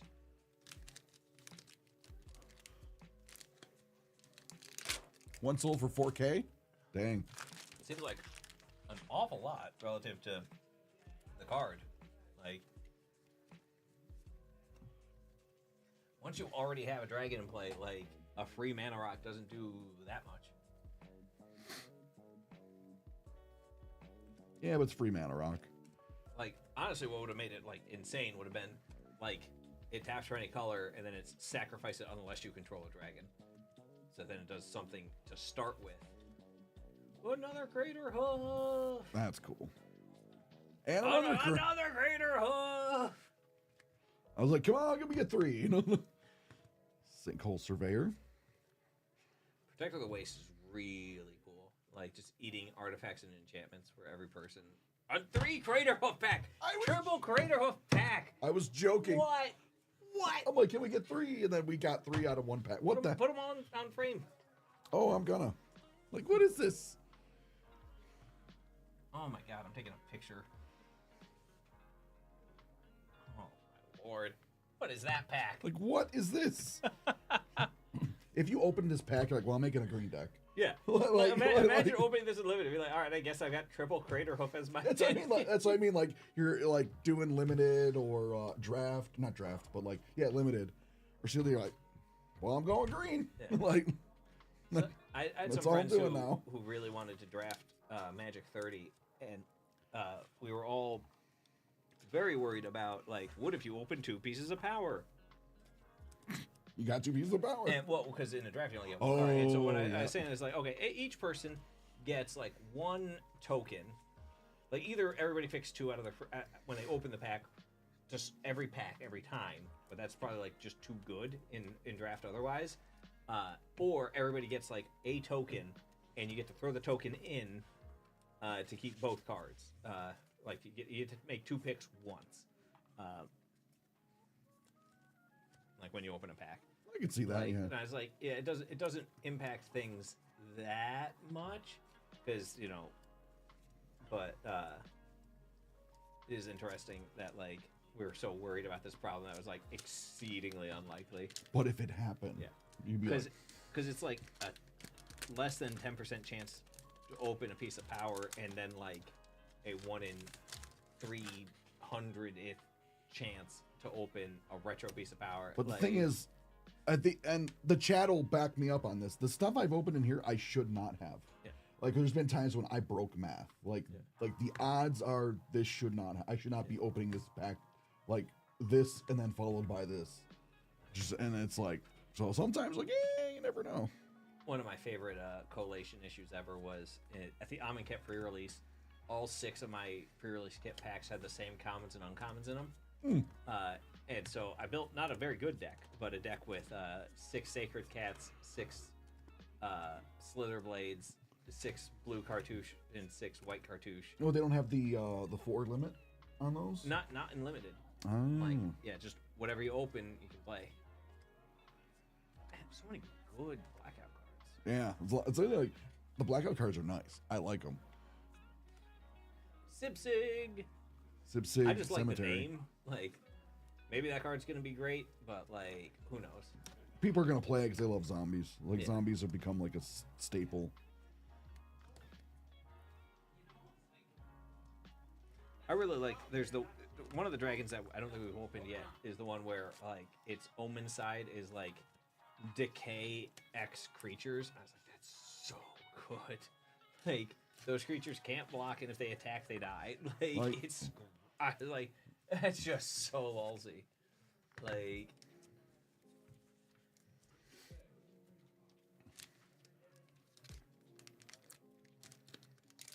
alright, 2 packs to go. Last 2 packs, and you guys get stuck with Stoop for the last box. Unless he decides to tap Anthony. Oh, the forest. That's so cool. That's a foil. For me, though, like, my all-time favorite forest art is a deep cut here. It is premium deck slivers forest. Okay. All right. Yeah. Whenever he's done We with got that, 3 Crater Hoof Behemoths in the same pack. which is insane. Yeah. We should not have done that. Yeah. Blackout foil, blackout, And I regular joked 'cause foil. we pulled 2. I'm like, can we get a 3rd? And then I'm like, what the heck? It's like a whole herd of them. Yeah, it's the whole herd. Ooh! Eerie Ultimatum Special Guest. That's awesome. Yeah, so that's really cool. Like, it's like, that's also so, like, That's in really cool. Commander, in like Like, in a junk, like, just self-mill deck. Like, that's just so ridiculous, because, like, you already don't have stuff with the same name. right? But yeah, like, That becomes the big FU card. Like, you're just, and then everything just comes back. And the commander, you're like, what the heck? all I can think of is, like, just playing a Carador Ghost Chieftain deck for, like, a long time, and then be like, oh, I guess I'll e-witness this Eerie Ultimatum and just reanimate my graveyard. Next. Like, well. I really like I like the ultimatums a lot. Like, it's just obviously some of them are, like, more flavorful than others, because, like, you know, Jeskai's ultimatum is just deal 5, draw 5, gain 5. Like, It's not bad, it's but- just like, it's like, all right, yeah, that's fine. Like, the teamer one is like at the top 5, put any permanents in play that you want, and then put the rest in your hand. It's like, all right, that's nice. Then, like, the Mardu one is just destroy everything your opponents control. And I'm like, oh, that's pretty great. Like, who's not having a great time with that? Like,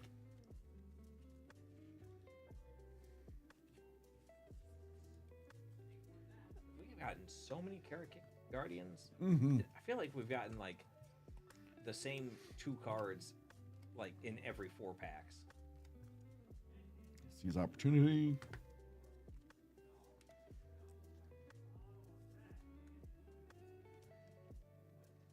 This one, I hate how it cuts because I always think it's an E, Yeah. but it's a C. Because like, but the way your helmet cuts through it, it always. But yeah. Yanten Road Watcher. What's nice about that is, like, you mill 4, and then you can return anything that costs 3 or less to play. You don't have to have milled it. Mm. This Mistrise Village is really interesting because, like, a lot of this mechanic already exists and is, like, really popular stuff like Besiege You, who shelters all, Mm-hmm. and, like, Cavernous Holes to make stuff uncounterable. This costs a little bit extra, but, well, Regent of like the 2 Mire? extra. But, like, it's pretty interesting to just be like, yeah, whatever. Like, this thing is uncounterable now. Yeah. Champion. A Sibsig. And it looks like its blade is made of like obsidian. Looks like it's a Obsidian is, rock. like, really interesting, like, how sharp it gets. Like, Oh, it's- how easily. It's sharper, like in super rare cases, like they'll make like a surgical thing out of it because it's actually sharper than like surgical steel. It's crazy. Don't ever cut anything you want to eat with obsidian, even though it would cut really through it because there can be shards that are like almost microscopic, and then they will just shred your insides. Apparently, that was one of those rabbit holes I went down online, and I'm like, ooh no, because I'm like, why wouldn't obsidian knife be awesome? And then they're like, these are the reasons why, and I'm like, oh no. Like, it reminds me of like the Gimpy plant is like it's like poison ivy, but instead of itching, it just hurts, and like for years. Yeah, it's just like, oh. Like, there's a thing where like a horse ran into a Gimpy bush and then like just went insane and like, you know, didn't have like it as a goal of mine, but like just wouldn't stop running because it was trying to get away from the pain, and then just like, it eventually just ran off a cliff, like because like you like it literally can't get away from it. Yeah, if you get Gimpy, you're in for a bad time. Like,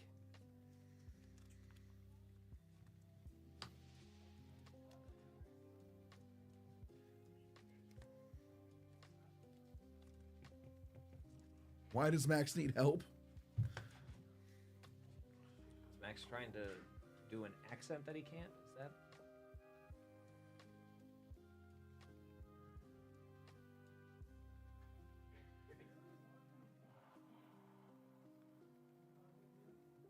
What are you talking? What? Oh, so Max placed an order for Wednesday, and he says he got an email that it's being like packed. I'm not sure if that's the like we have your order and it's going as opposed to being shipped. Max. I don't know what they're talking about. I literally have it in the room. But Max, you want that for Wednesday, right? Right, this is for Wednesday, right? Yeah.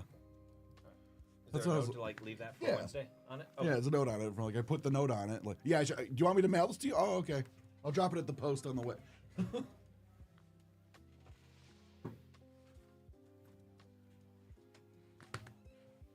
So I don't know what they're talking about, Max. Yeah, because I like handed it to Jake to have Jake pull it, and we were put it in the room for Wednesday. So I don't know what they're doing.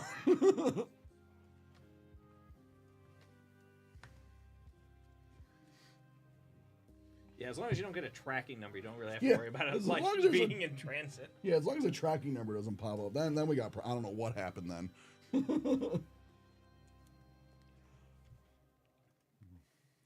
But yeah, sure, Travis. Just give me 1 second. Thank you everybody for buying out this break. It's been a ton of fun. In a little bit, we'll do the next break. We'll get these cards sorted out to you guys. Thanks. that triple crater hoof pack is still pretty nuts. Because like every crater hoof is like over $15. Yeah, that's ridiculous. I've seen one before where I got 2. And I'm like, that's really cool. Like, I think I would get 3. Yeah. It'd be really funny if the same person had green in both 4 and 5. I kind of wonder. I'd have to go back and look. I could go back and look later, but...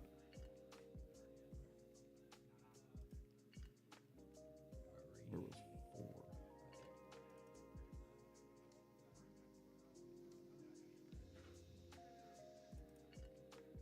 That's real weird that it won't let you go to it. It doesn't want me to open it.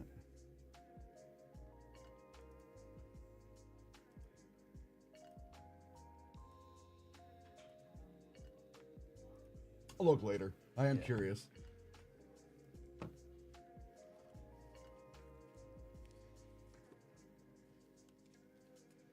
But yeah, a lot of cool stuff.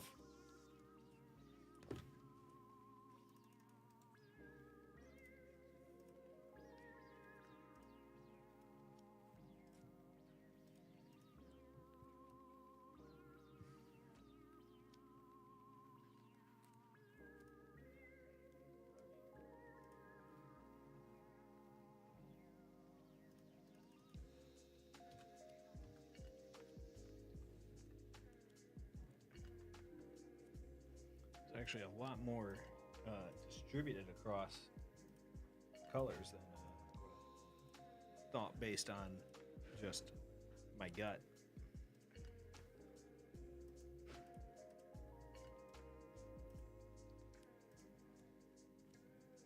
Because like that first box, we opened a ton of multicolored rares. Like this wasn't nearly as well distributed across each of the pips. All right, Travis, I'm going to get that added. Ooh. I got distracted by reading what you listed there, Travis. I was like, ooh, what is this? Oh, man. After I sort this pile of cards I'm holding, I'm going to go over the, what's his name? The James Cameron pitch for the Alien sequel.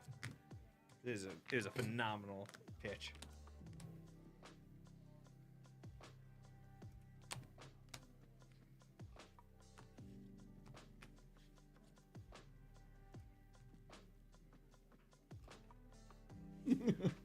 Yeah, I got. Do we have another one of these? So I don't risk. You flip it over. I was worried about like accidentally erasing stuff on the other side. Don't worry about it. But all right, so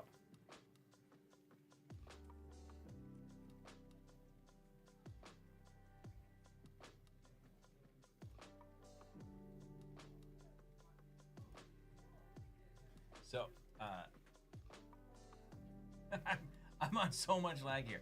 So he writes alien on the board, and then goes this, and then does this. And they're like, all right, yeah, you got it. Like, go make the movie. Go make the movie. I'm like, you know what? You're right. It's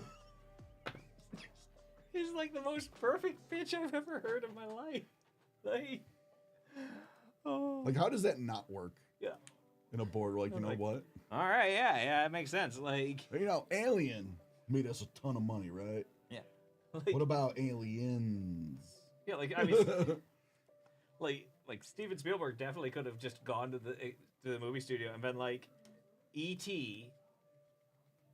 plural. Like, and be like, all right, yeah, let's go. Oh man, God, I love that. It's like my favorite movie pitch of all time I've ever heard about. Like, the other one is, I don't know if this was actually how it was pitched, but the movie Crank, where they're just like, it's Speed, instead of a bus, it's Jason Statham. And like, what? Like, it really is. Yeah, no, it's phenomenal. Like,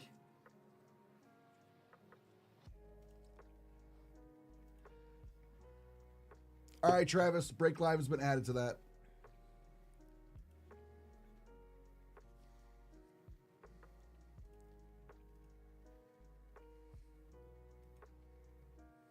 can't get over how bad the L is on this alien thing I pitched. Like,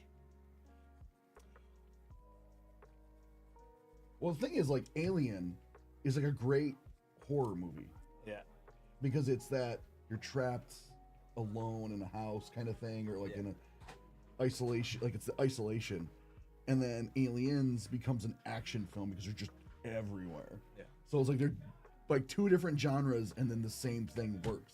Yeah. It's so cool. one of my favorite, like, most aggressive genre shifts ever is in the movie From Dusk Till Dawn. Oh yeah, Where, it just like, completely It's changes. like the first half of it is just like, I don't even know what to call it. Like, it's not like a heist movie. It's just the aftermath of a heist where they're just like on the run, and then it's like, oh, guess what? Now it's vampires. And these people What? get kidnapped. So it's like, all right, they're like the family's been heisted in a way too. Like it's like, oh, how do they get out of this? Are they gonna get out of it unscathed? It has so many phenomenal lines of dialogue in it though, because like the one where George Clooney's like just brandishing the firearm, and he's like, if you ask a question, this will answer it. If you try to run, this guy has 6 friends and they run faster than you do. It's like, oh the Lord. Or at the end when like Cheech Marin in his 4th role of the movie like opens the door and all the vampires explode from sunlight, and he like George Clooney's yelling at him. He's like, what, were they psychos? And he's like, psychos? Psychos do not explode when sunlight hits them. I don't care how crazy they are. Like, those aren't the actual words, but there's some words in there that are naughty words that I'm going to not say.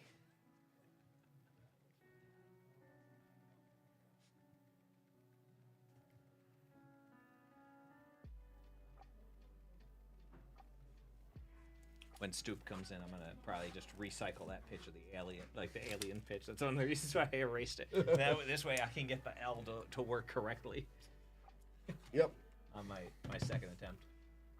All right, so we're on to break number 6. Yes, 6 in 1 moment.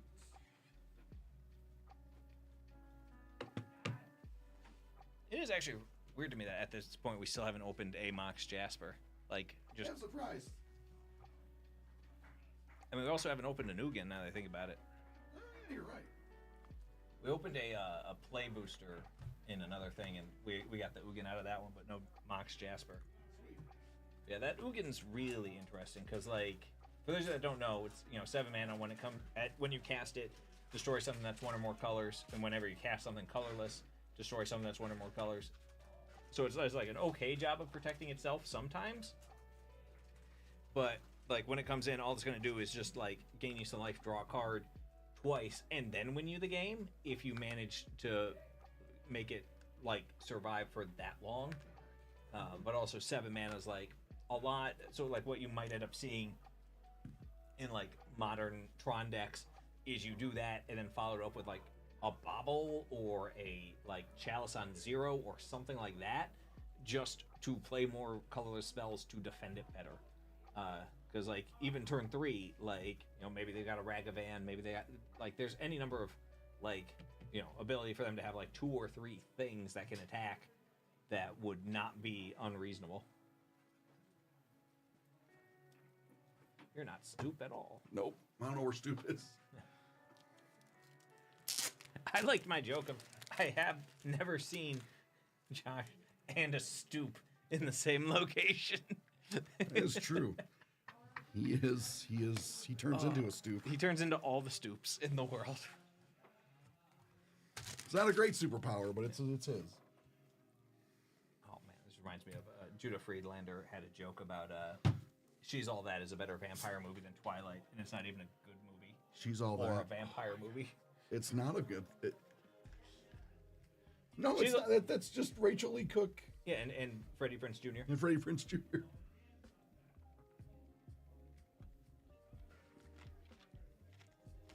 One of the things that's fun. Oh, I found the Bo-Katan. Oh, there it is. See, I thought you were saying, like, I didn't realize you were saying Bo-Katan. I thought you were talking about, like, the Bo-Katan Peninsula. Okay. And I was like, why is that coming into play here? I don't know. Because it wasn't.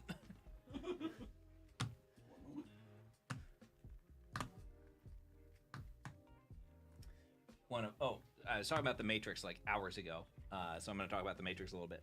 one of the reasons why Matrix 1's fight scenes hold up so well is because they're actually hitting each other. That's why everybody's wearing long sleeves, is because their arms are all bruised from blocking the actual hits. Like, obviously, they're not trying to hit each other that hard because they have to, keep not dying. But, yeah, like, that's why the fight scenes look so good and, like, it still holds up, is because it didn't matter where the cameras were, they're hitting each other, so it always looks like they hit each other. Who? What? Matrix 1. They're actually hitting, yeah. Yeah. Like, the fight scenes are they actually hit each other. Like, versus, like, Matrix 4, they didn't even take the time to, like, choreograph fight scenes. They're like, all right, screw Neo has Jedi powers. He just goes like this, and that's the fight scenes. We'll CGI and fight. And I was like, We'll make it work. I was like, wow. And, like, Hugo Weaving said he would come back to be Agent Smith, but he needed, like, a 2 or 3 week delay in filming for his schedule. And they were just like, yeah, we'll just recast you. He's like, what? I'm like, what? I was like, wow, you just really wanted to just Crank this sucker out. like, yeah, it's like, that's very departed from the original time and effort. All right. Time for group break number 5. Number 6. Or 6, yeah. Yeah. See, that's why you're here. Keep me with math. I just want to say, like, having this remote with all these buttons in front of me, very difficult for me to just not be pressing buttons at random. everything's It's gonna- like just the chaos that would ensue, I recognize. Total chaos here on Nerd Out. As Joe's just pointed out, we don't even know if we're on the air anymore because he can just starts pressing buttons. I know I haven't know. pressed any of the buttons. Or so he sometimes claims. don't. I want to click the shiny math rocks. But no. Anyway, speaking of shiny math, Tarkir, Dragonstorm. This is box number 6. So let's see who's in this break. Greg H has 4 spots. Lenny M has 1 spot. Travis M has 1 spot, and Zach B has 2 spots. So let's do some randoming.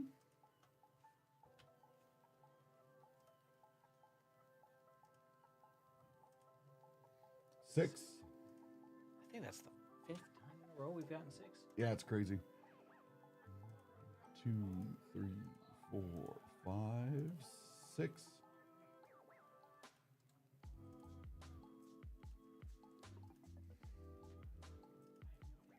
Now for the names.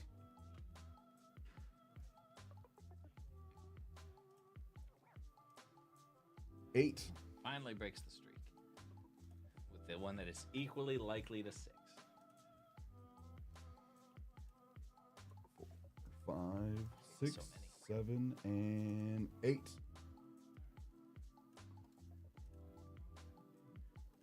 looks so weird on the stream. There's no box when you right click. Like, Yeah, there's it's a weird. Box, there's a box here. Like, Like once in a while it'll show up, and most of the time it doesn't. I don't, and why? I have no idea. All right. so Greg, you're getting the black, the colorless, the multicolor, and the red. Travis gets the blue. Lenny gets the green, and Zach gets the lands/tokens and the white. Okay. I got blue again. Anybody remember Yeah. the Arrested Development episode where Tobias tries out for the Blue Man Group without any prompting? Yeah. There's a joke I'm not making. Well, there's also a great joke about it. It looks like he's dead. And like, wait, is he dead or does it just look like he's dead? He's covered in blue paint. He looks like he's dead. I don't know why.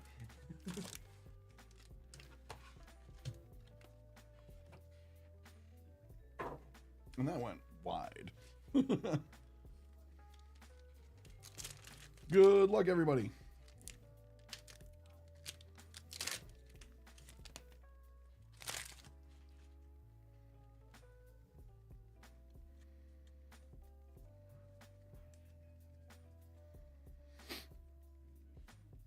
Explain. Oh, that's cool. Such a good look. Twin Mob Storm Brood. Oh, that's so cool. It'd suck if you were a sailor. Ah, doubles. Well, it was a twin, so I guess That knockout that's great. maneuver. You can roast so many things. That other one. 1 mana 2/2 with haste has to have some kind of a drawback, and it does. Yep.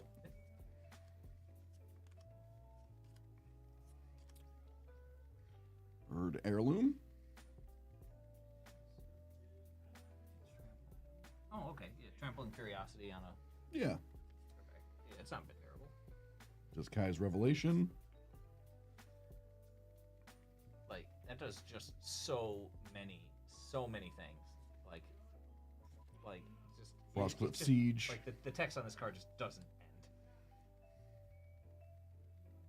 Yeah, Frostcliff Siege still just so much synergy with playing. The Steadfast. Glacierwood Siege.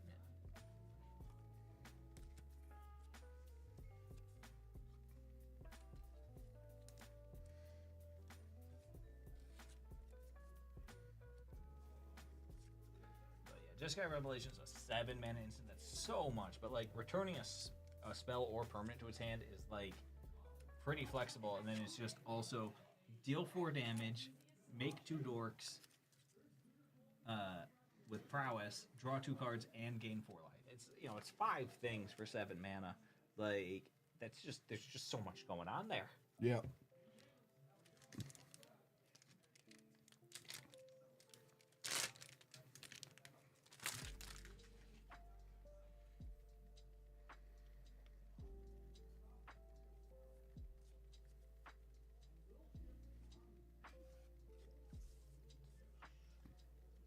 Ooh, I think we got the indestructible dragons thing. Nope, I was very wrong. Still looks cool though. Yeah, I don't know. But like- whenever it deals damage to a player, you gain 1 life and draw a card, so it's still nice. Nice little tri-land going. Wild Ride's nice. Like, just giving it 3/0 and haste for a mana. Very, very aggressive. Oh, we got the Ooh. dragon scale. Dragon Scale Misty On the Misty Rainforest. Rainforest. Congratulations. Sweet. That looks so cool. After you sleeve it up, hand it to me so I can look at it more. Oh yeah, definitely. I'm gonna be distracted over here just looking at it and be like, ooh, wee, ooh. Yeah, that's cool.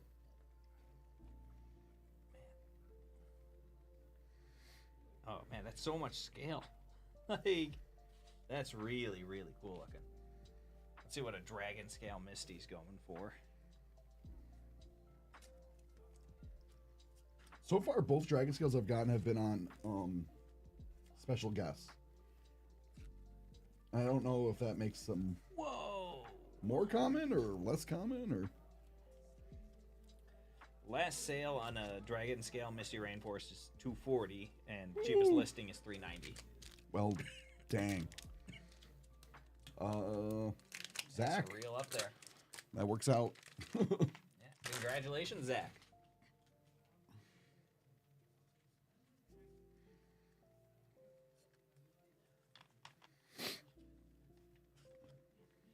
Another Jeskai Shinekeeper.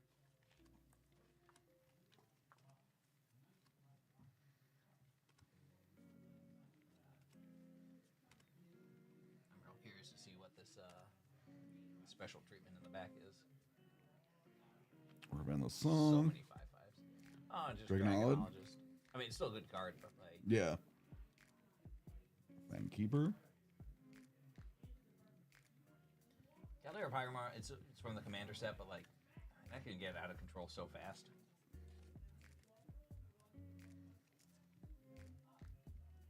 Because like, I mean, even in Legacy, like, those 4 or 5. You only need to cast 4 spells the next turn to just kill your opponent from 20. Like, Dang. versus like in commander, let's see here, 4, 5, 6. Let's see.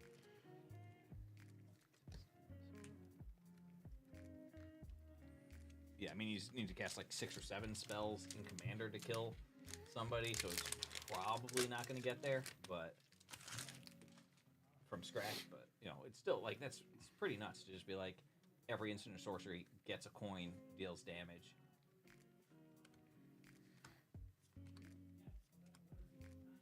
This set's all about those 5/5 elephants for the teamer. Molten Exhaust. That's cool. Sad Prowler.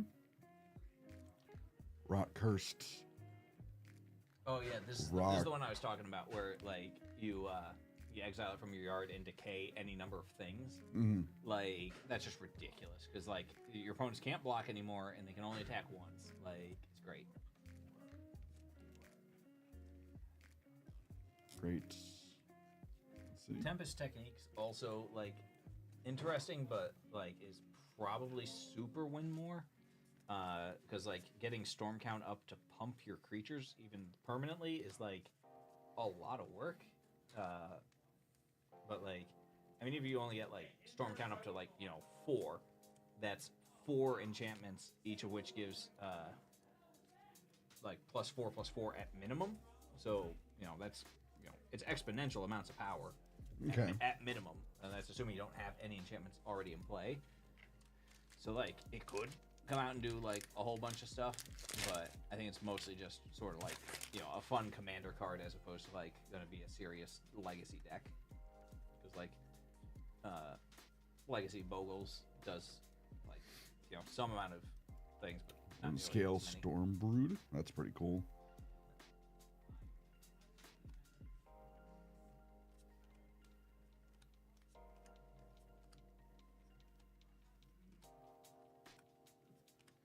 Bird. And Siege Breaker's really neat. Nature's Rhythm. Nature's Rhythm's probably going to see like some play in like a couple of decks. The fact that it doesn't have Bankkeeper's Familiar. Convoke for a la what's its face? Ultra Night Stories. Court of Calling, and also not an instant. It's a little bit less flexible, but it's also like you can just do it on turn 2. Like it's sort of like halfway between Court of Calling and Green Sun Zenith, both of which are pretty playable. So like it could see play. It's not restricted to green creatures like Green Sun is. So like I know a lot of people have been doing like what is it? I forget the green X spell from War of the Spark to search up like Asmorandum or Dakarlukar. I'm not sure I pronounced that right. I hopefully did. But we've had so many Stormstrike barrels. Like I feel like we've gotten like 3 a box. Well, it's common, so like or uncommon, so I guess that makes sense. Another Jeskai Revelation. You can return so many spells to hands. And Transcendent Dragon. Man, there's just so many great cards in this set. Like, I think this is probably... So, like, in terms of cards that I, like, buy for myself to put in my decks, I'm pretty sure this is, like, the high water mark for how many cards I've ordered in the past, like, 4 years. Oh, wow. Like... Yeah, there's a ton of cards that I like, and like they're not all expensive rares and mythics. Like stuff like the Encroaching Dragonstorm and whatever the Red Dragonstorm are. Like those cards are just awesome. Like I love explosive vegetation effects, and I love go get a free spell effect.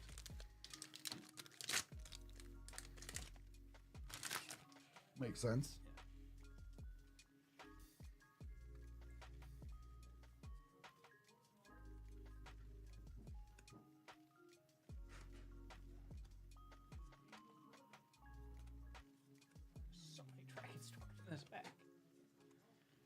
So many. Death begets life. That is such a great cool card. Just wipe everything, draw so many cards. Elspeth Stormslayer. First time I've seen this.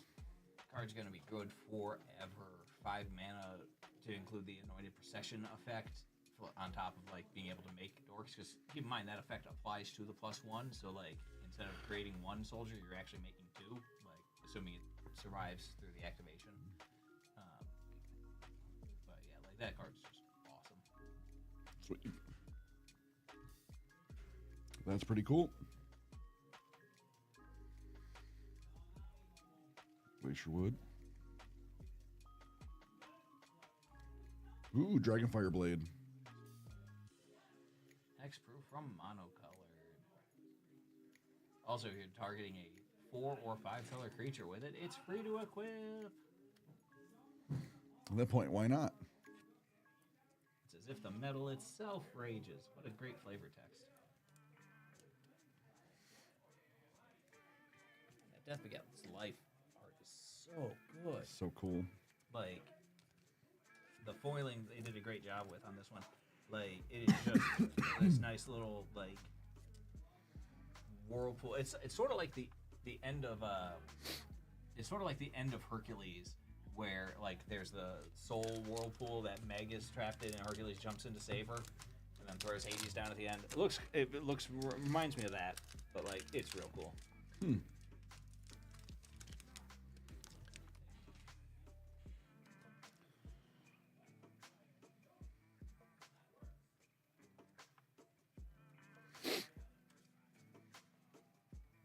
That's fun. Ooh, the Island.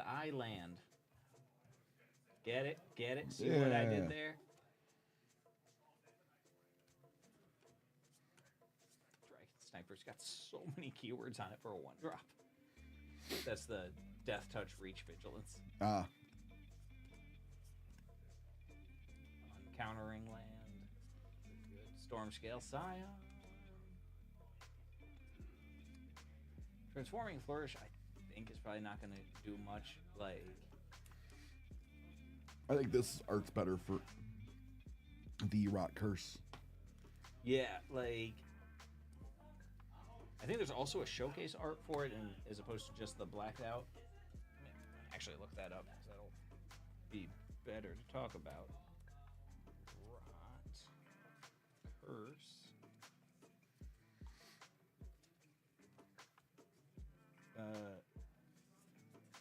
Nope, just the 2 arts. Yeah, I do think the like it's the same character, and they're the equal amounts of on fire, and it's just a question of like how close to the on fire character are you for the 2 arts. I do think that this art is the better one, at least for me. Spoiler: we got a baby flip. Yep.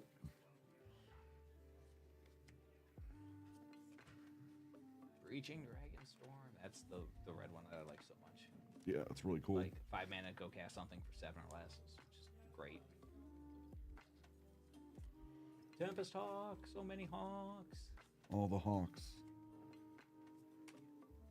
Zombie Druid. Yep, it's the...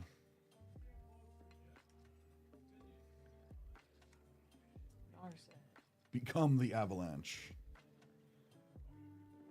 Yeah, so Become the Avalanche, unlike previous overrun effects, does not give trample itself. There's plenty of other ways in the set to give out the trample, but yeah, it's like +X in your board is pretty huge.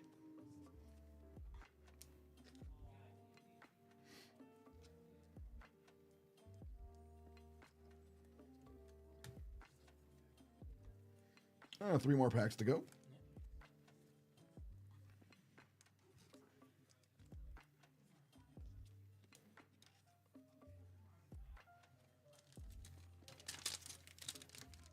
I'm gonna look at that dragon scale. Elspeth's real good too. Can I see Rainforest Dragons?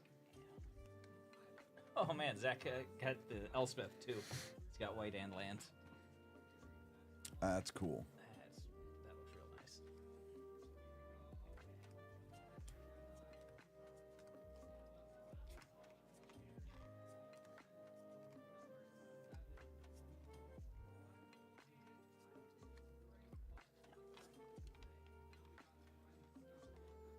Regents? Bloomvine Regents, real neat. The Omen side being like, go get some forests is like pretty good. The fact that they have to be basic forests instead of basic lands is a little bit of a bummer. But I guess they needed to to be something other than strictly better cultivate. Yeah. And like, it's also not strictly better Nissa's exploration. There's Nissa's something where it's 3 mana, go get a forest into play and a forest to hand, but if you have 2 or more instant sorceries in your yard, you go get 2 forests to hand and 1 to play. Yard is in graveyard? Yeah. Okay. Yeah, it's the spell mastery mechanic from Magic Origins. But I'm trying to remember. Nissa's Pilgrimage, I think, is the name of the card.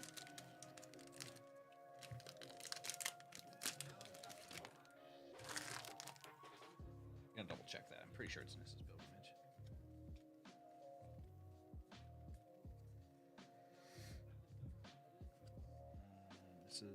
Yeah, Nissa's Pilgrimage.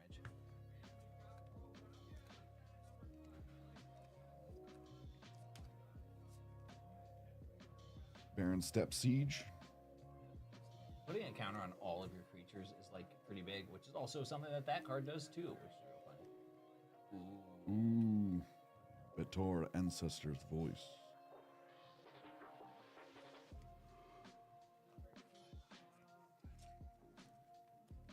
This is cool.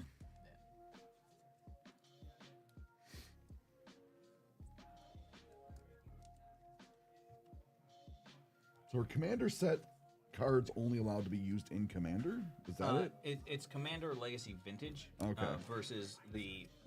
So they'll say TDC in the bottom left corner. Like this Betor is a commander card. But like TDM is the main set, and that's the one that's standard and modern legal as well. Which, given that we're on our last pack, I'm going to make the joke right now about Mox Jasper being the most playable Mox, because it's the only Mox you can play in Standard. That All is true. the other Moxes you can't play in as many formats. So even if they're better from a gameplay perspective, they are not more playable, because you cannot play more of them. That is true. You can play 4 Mox Jasper in Vintage. You can't play 4 Mox Jets. Huh. Will they limit it to 2? Or is it 1? In Vintage, there's a restricted list, which keeps you to 1 copy of those cards. Okay.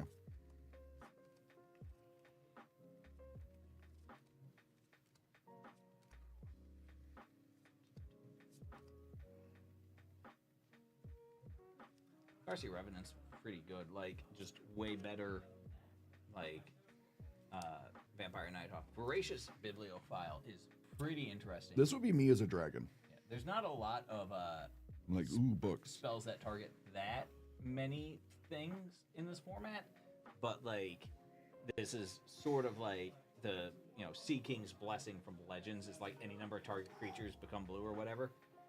And so you just be like, all right, I'll target these 18 creatures and just draw 18 cards for 1 mana. Great. We got there. Awesome.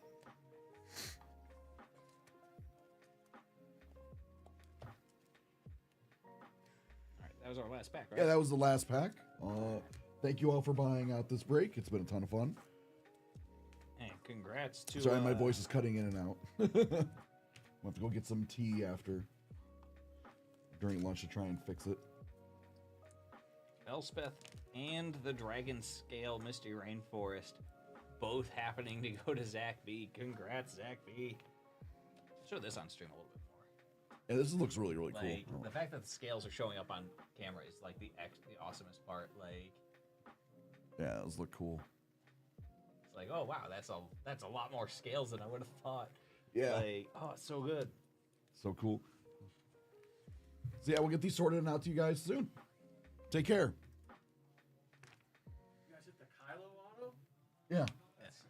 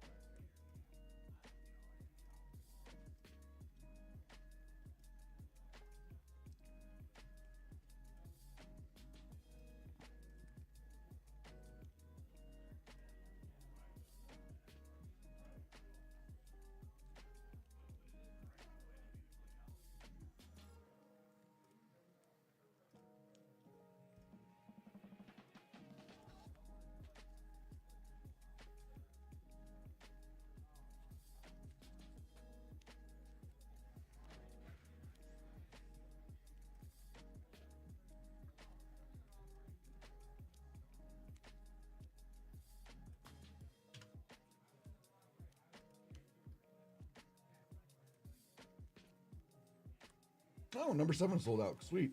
Oh, cool. And then I was not sure of.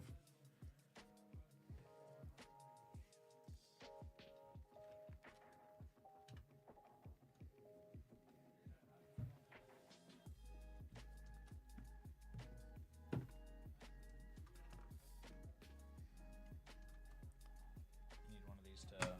You want me to write break number 6? Yeah, hold on one second.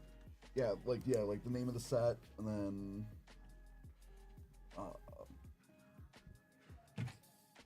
random random color break number 6.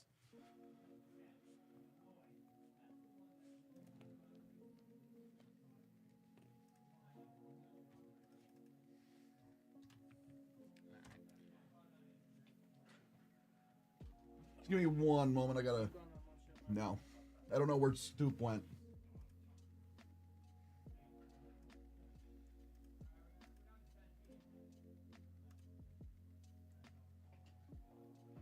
I've not stood up in I don't know how long. It's been like way too long though. Oh yeah, if you need to take a break or anything, by all means. Move a bit.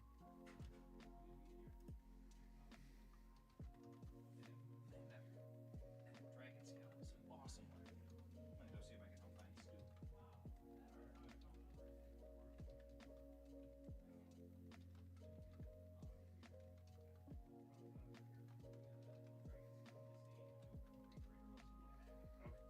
What?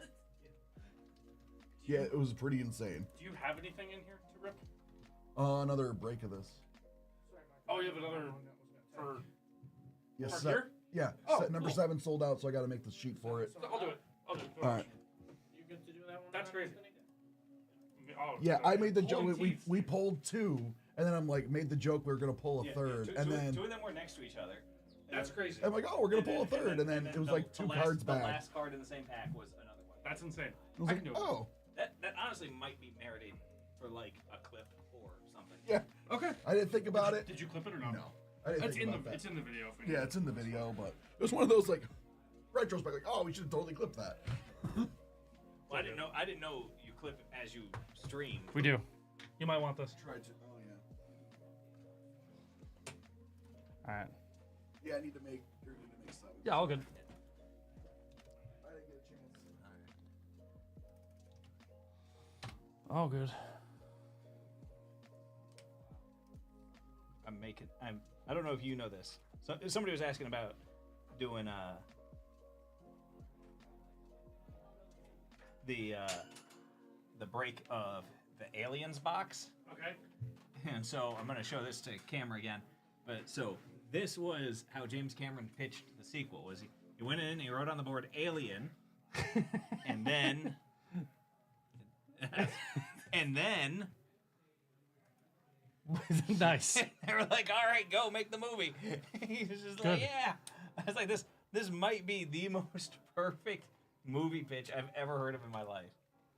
That's good. Yeah. I did that during the previous break, but my penmanship was not very good, and like some of the letters didn't look like letters. Okay. Well, I mean, like they didn't look The like different letters letters. didn't They look just like didn't letters? look like they just came out weird from the dry erase thing. Because like this marker has like some dead spots on it or something that apparently I discovered the hard way. Okay. So it's like the L and the I were just like more or less not there. Great. Yeah. All right. I'm making the spreadsheet for this one, and we will fire off box number 7. 3 crater hoofs in 1 pack is insane. Yeah. That doesn't make any sense. Is that wait? Is that it? Where 7 spots for one person? Yeah. Okay. Yep. Someone will have a 1-spot magic. Once Yeah. this. So in the first break we did, we got the Shatterfoil Crater Hoof, which is like $200. Split. Second break we got triple Crater Hoof in 1 pack, which is like $50-$60 in total. And then third box we got the Dragon Scale Misty Rainforest, Okay. That's all which is like quite good. $300+. Okay. Like last sale's like 240 $340, and like cheapest listing is $390. I like that. What did you pull that was in the crater of the Yeah. shimmer or whatever? What is that called? Ripple foil or halo foil? Yeah, halo foil. I think It's one of the two. I feel like they're the same thing. Yeah, they look the same. Like, there's probably a difference, but I feel like using those terms interchangeably. That reminds me of like an interesting thing. Someone was asking me about what does this thin stamp mean on this Charizard card, and I was like, okay, well, looking at the physical card, it means that there's more ink and the one is thinner, and thus it's theoretically from early on in the print run. The problem is people refer to thin as both the one or the ink, or thick as both the one or the ink. So when you have thick ink, you have a thin one. When you have a thick one, you have thin ink. So when people say thin or thick stamp, people aren't being consistent on whether they're referring to the ones or the inks. Interesting. Okay. And so like when somebody says thin stamp, you don't know what they mean. Okay. Okay. Like you That's not helpful. Like you can understand what they're talking about, and then you can look at the card and tell. But if you're just looking at like just the label or like just the title and not the card itself, you don't know what they actually mean there. Because like people are not consistently referring to the ink versus the one. And I was like, oh geez, this is like a nightmare. Yeah, that sounds horrible. Like, I was like, what a taxonomy?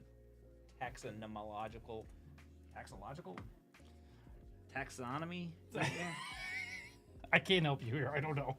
All right, I'm gonna Google this word that I'm struggling to say. Please do.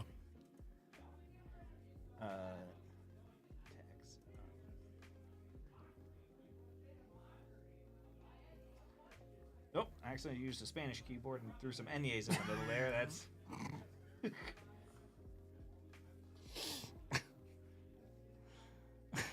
Of course you did.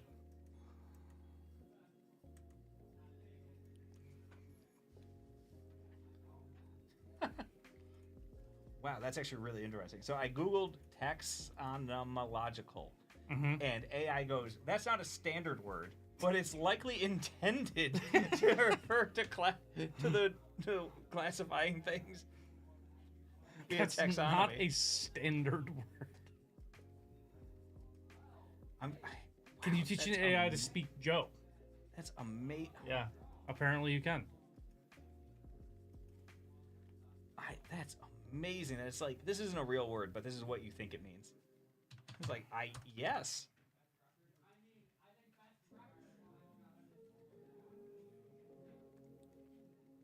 Oh, no, this is actually a word. Okay.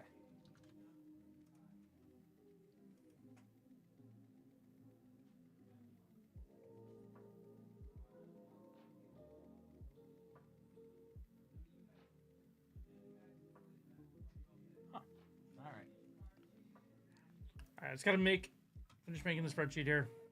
Yeah, I mean, I guess it rounds up to a real word, because all the things I read, I'm like, I think these are people like me that think this should be a word, and then just went with it.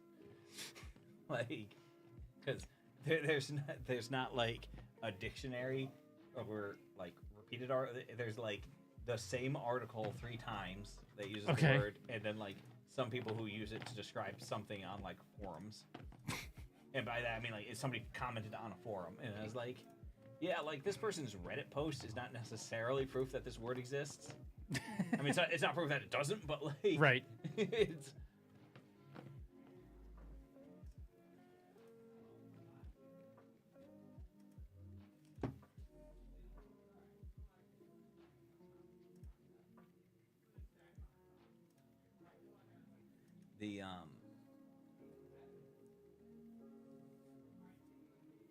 It's just funny. So like earlier, so I know somebody with that human's name in the real world. Okay. And I was curious if they were the same person, and they are not. Okay. But I was told, well, don't dox them to find out. And I was just like, since then, I'm just like, man, it's like, don't think about elephants. I'm like, it's really hard to not just say this person's address constantly. Like, why is this so hard? Don't think about elephants. Yeah. Don't dox the buyers is a strong rule we have here. Yeah, like it's among the. It makes a ton of sense. Among the highest of the rules we have around here, Joe. I remember there was one where like the buyer was like texting me to dox them, and I was like, I'm not doing that. And they were like, do it. Just I was like, you. I was like, you can do it to yourself. Yeah, if you really yeah. Want If you really to. want to dox yourself, you could dox yourself. And then they wouldn't do it themselves. They had their friend come in and dox Oh my them. God. I was like, what is happening?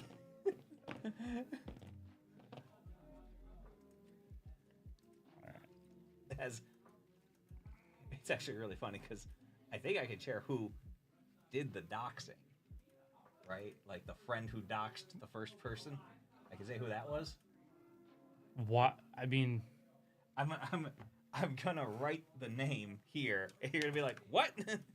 I'm gonna know who this is. You will. Okay.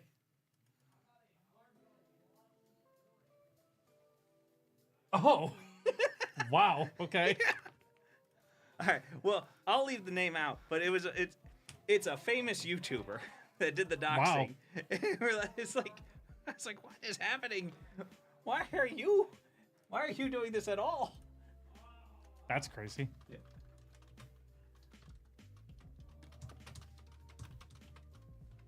On to my.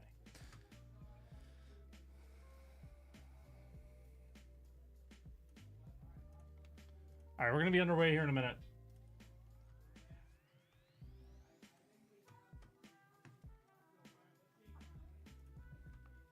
There's so many clicks that are involved. Yeah, this is a process. Yeah.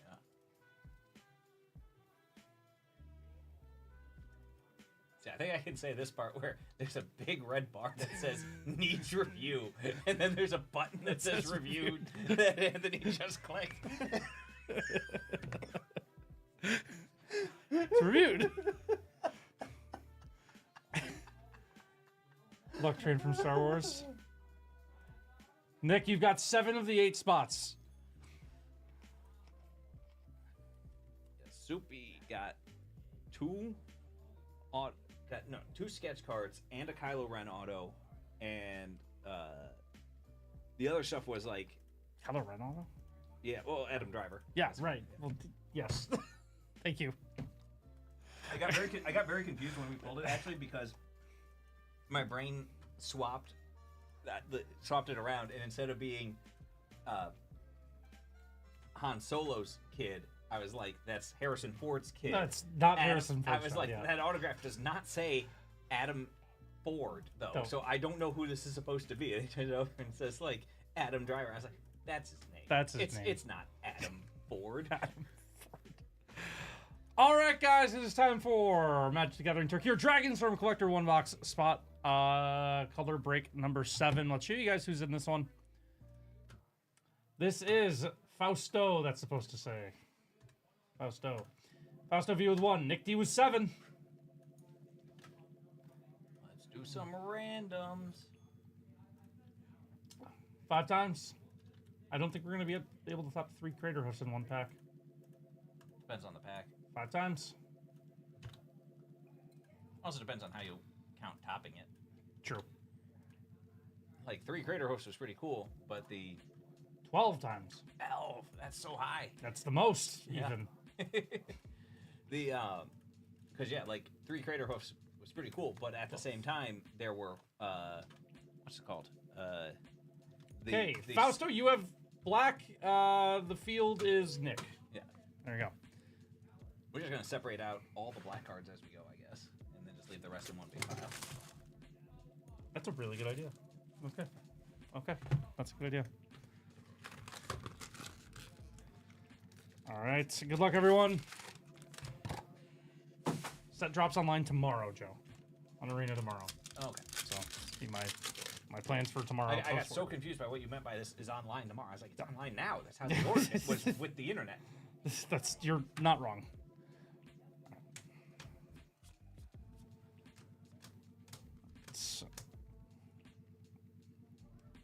Is Bloomvine Regent is our first rare here. Bloomvine Regent. It's really throwing me that you did this in like the exact opposite way that he did. Oh yeah. Okay. Zenith Festival with Commander deck cards. Exile the top X cards of your library. You may play them until the end of your next turn. Harmonize X red. It's like a probably better Galvanic Relay. Because Galvanic Relay, you can only cast them the next turn. You can't cast them this turn. Korai Steelcutter. This game won me a lot of pre-release games. Card's really good. And There's Bloomvine Regent on the borderless art. We'll take that. double That's Bloomvine cool. Region pack. Double Can we get a Bloomvine. third? Uh-oh. Can we get a third? I feel like no. Uh-oh. No, we can get something cool, though. What do we got? Whoa! Is that the Narset? That's got to Yeah. be, right? Yeah, I'm not sure why it's in Japanese. Yeah, I don't know why they're... They do this, though. They do. Like, it's just some of these cards are in Japanese. And they are. That is- But it's not an exclusive art. That is Narset, whose name I don't remember. Narset, who I'm going to look up. Narset, who pitches your hand at the end of your turn, And and then you draw cards equal to the number of spells you cast. Was there not a single black card in that whole pack? There was not. Great. Oh, no. Could you imagine that stick Oh, keeps God, going? every pack just does no black cards in it. Oh, no. All right, no, all right, we're good, we're good, we're good. We got a black It's card. Jeskai Waymaster. Jeskai Waymaster, okay. Yeah, that art exists in English. I'm not sure why the card's in Japanese right now. Like, There's Naga Fleshcrafter is our next one. Yeah, I don't know either. yeah, like same number, same art in English, and they're just like, hey, it's in Japanese right now. All right. 3 and a black, 4 within range. Under that card there, within range. Being able to just like attack and drain your opponents is like pretty good. Yeah, not bad. We Alright, got, yeah. I think we got. Avenger of the Fallen's our next one here. I think we Avenger got of the Fallen. multiple Mardu frames. That might be the same card, but I think it's just also nope. I'm just wrong immediately. This is Teamer Battle Crier. The way you're doing it is making me I'm guess that sorry. I'm just doing it wrong. Just Teamer show the Battle whole card. Crier. Stop making me I guess. like guessing. That's a Mardu card. Yeah, You're called right it. on that one. Called it. This is Zergo Thunder's Decree. Yeah, the fact that you don't have to sack your dorks at the end of any time. So, if you get off one end step with 2 of them, are they there even if he goes away? So, like, Yeah. right. So, like, they. like the trigger happens, Okay. and because like I'm gonna double check the comp rules, but I'm pretty sure that mobilize is not until end of turn. It is just or at each end step. I think it's just at the next end step. Okay.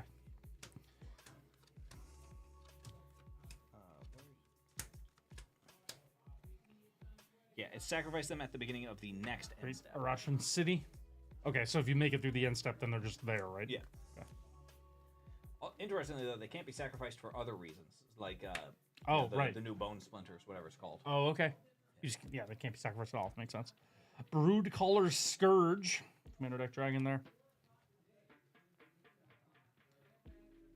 And there is a Maelstrom of the Spirit Dragon with new lands.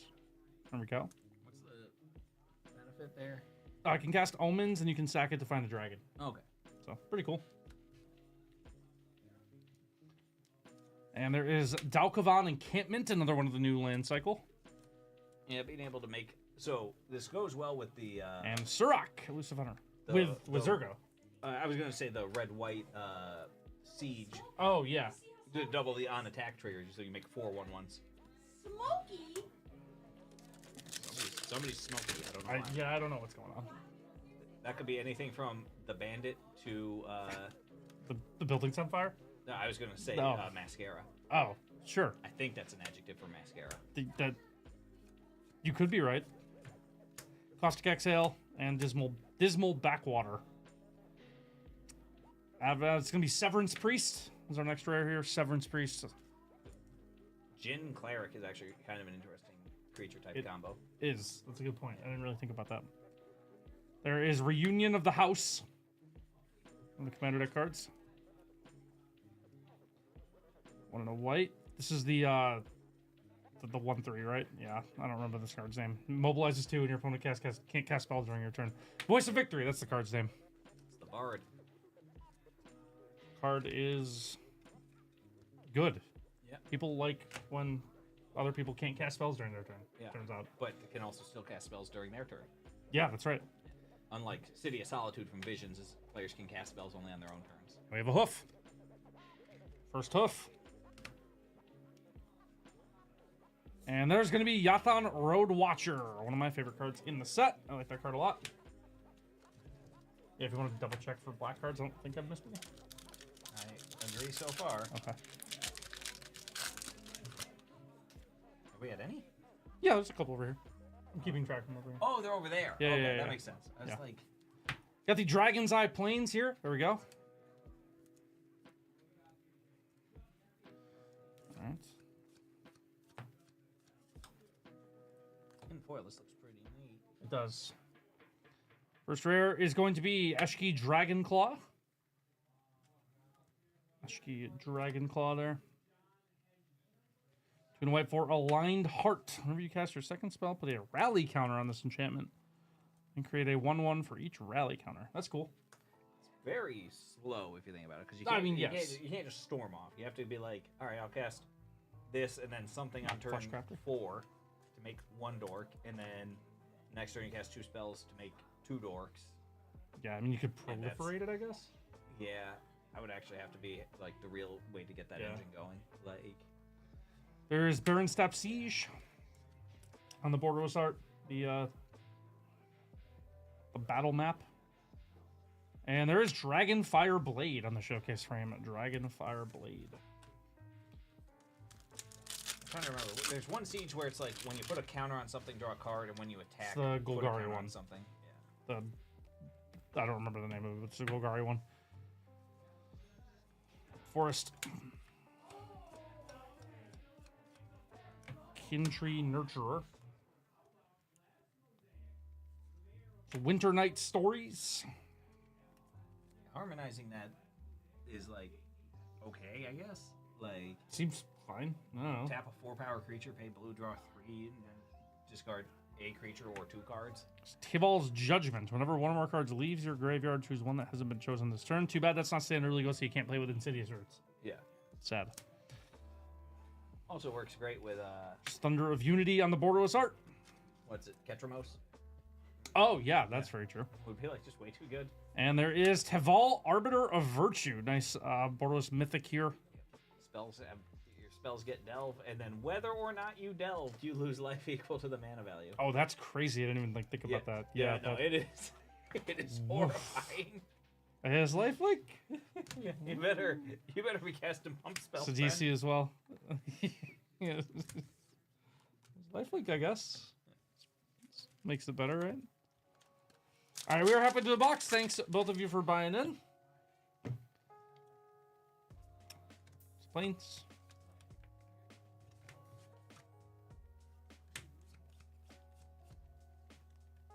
I said this card just makes me laugh. Like, Yeah, just it's so just many so many keywords. That's so many keywords on a 1-mana 1/1.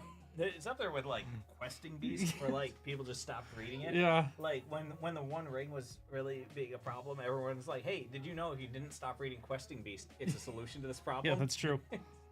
They're like, "Yeah, but who did that?" There's Anafenza Unyielding Lineage. Remember, another non-token creature you control dies. It endures 2. That's cool. Kind of like a sweeper protection, I guess, right? Like, Yeah. if you flash this in, like in response to like a Supreme Verdict or something, and you have like 2 other creatures on board, Yeah. you just make 3 2/2s, right? Yeah. Not the best, I'm but- actually really curious if there's ever going to be a like a thing that says like Parapet Thrasher. destroy all creatures, no abilities trigger from these creatures dying. Like, Ooh. I mean, just exile with like, but like worse. I get really like different. well, no, because there's still like leaves play True. triggers. Songcrafter Mage.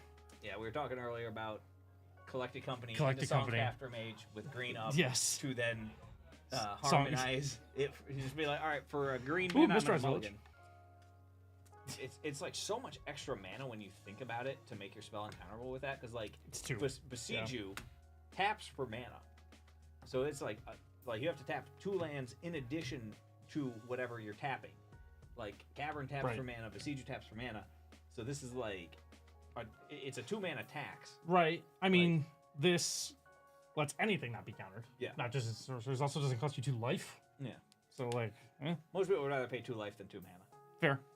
Sort of. There's Stillness in Motion.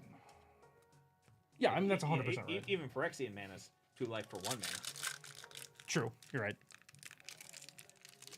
That's right. Like that's probably like way too broken at tap, but also it's the next spell you cast, so you can't tap it in response, which would have been like way too good. Sure. Like target spell can't be Right, countered. target spell can't be countered to be crazy. Jeskai Shrine Keeper.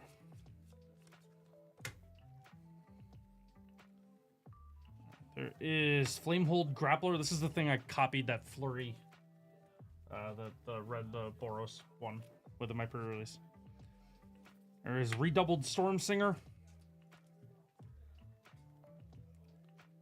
One red for Stadium Headliner. This card's pretty good. I'm into this card. Mobilize 1, you can sack it to deal damage equal to the number of creatures you control to target creature. On a 1 and a 1/1, it's fine. Yeah, it also, like, it has to fling itself, and it only hits Kishla creatures, Village. so, like, it's probably not going to be anything too amazing, but, like, it's also a 1-drop, so Thunder of Unity. you're not expecting this to necessarily win you the game like Ragavan, Right. Sure.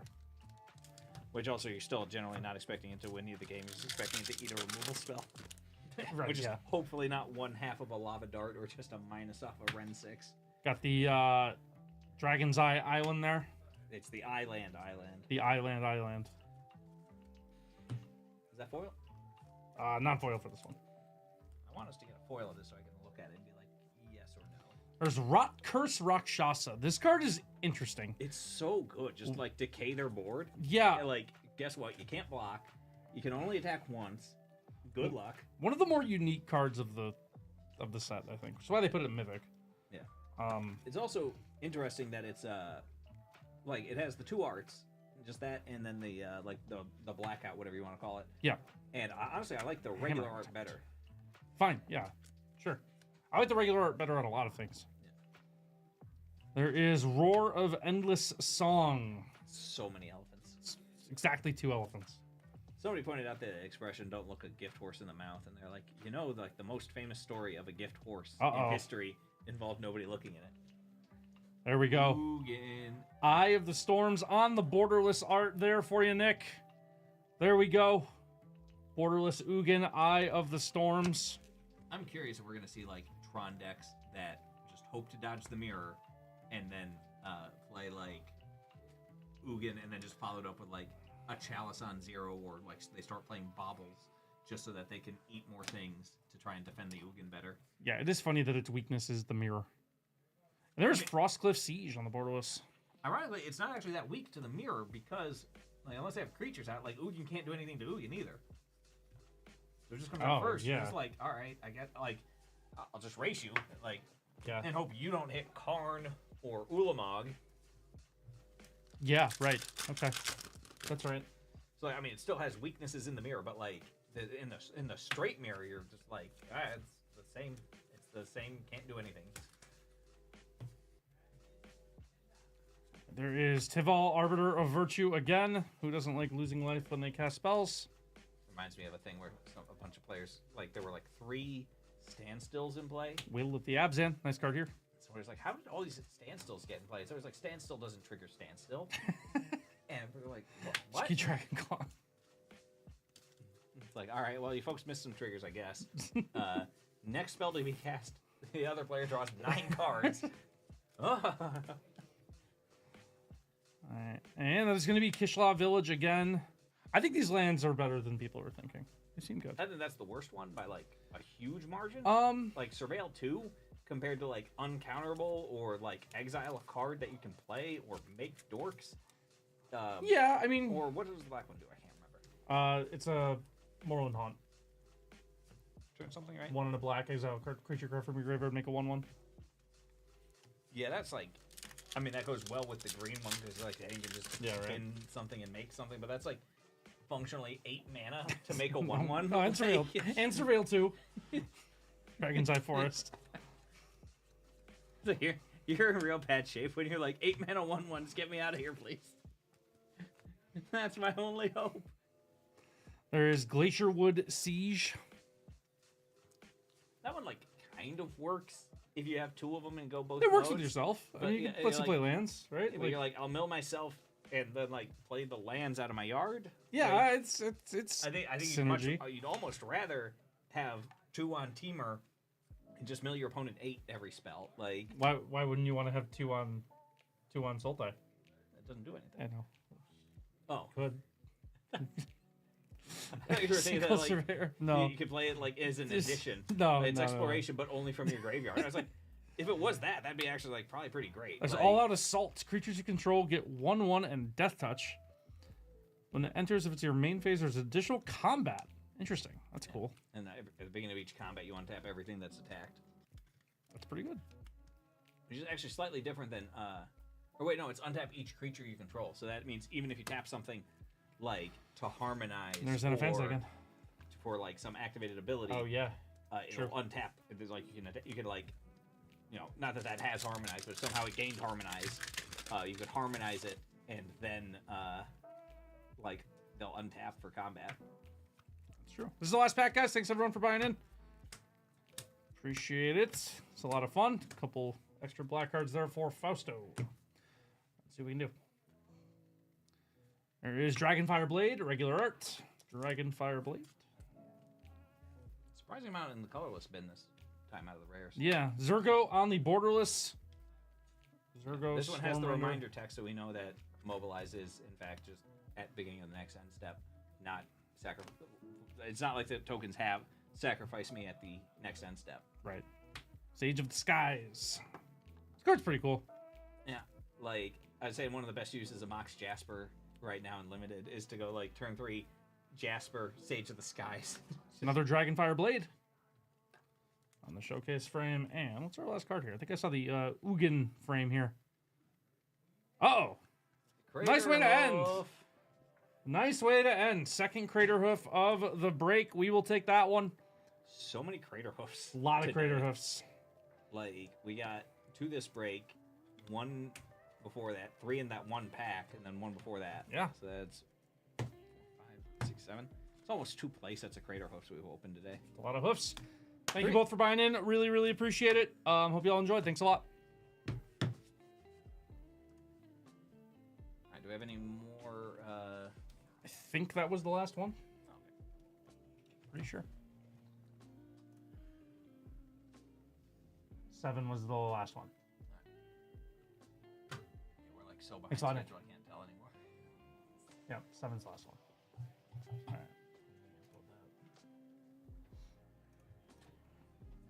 All right.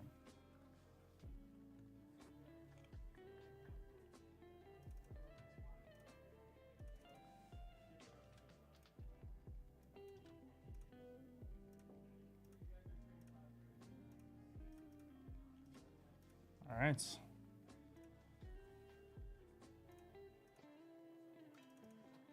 You have a terrible Mardu Dragons deck like brewed for standard. It's gonna be horrible, but I'm excited to play it anyway. Yeah, I like the. I like silly, fun deck. Like that's Sure. why my Pioneer deck is what's his face. Pyro, right? Yeah, it's like it's awful. Like I intentionally didn't even put roast in because I'm like I'm just gonna just do my stupid thing and then just if they play shoulder, I'll just draw cards until I die on my own and just be like, yeah, this is my plan: is to die. Like, But you have a Searing Shot now, right? yeah, I want like what's the card like that? There's that Barrage card from. Oh wait, no, you have Witchstalker Frenzy. That's one you want.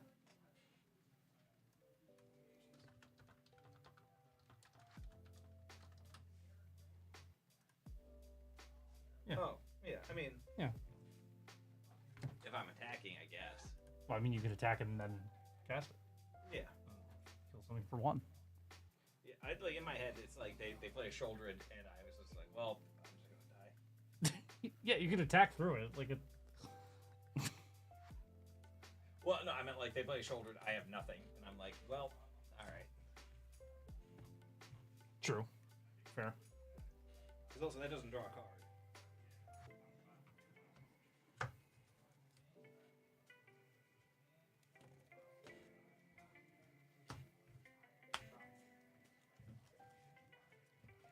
All right.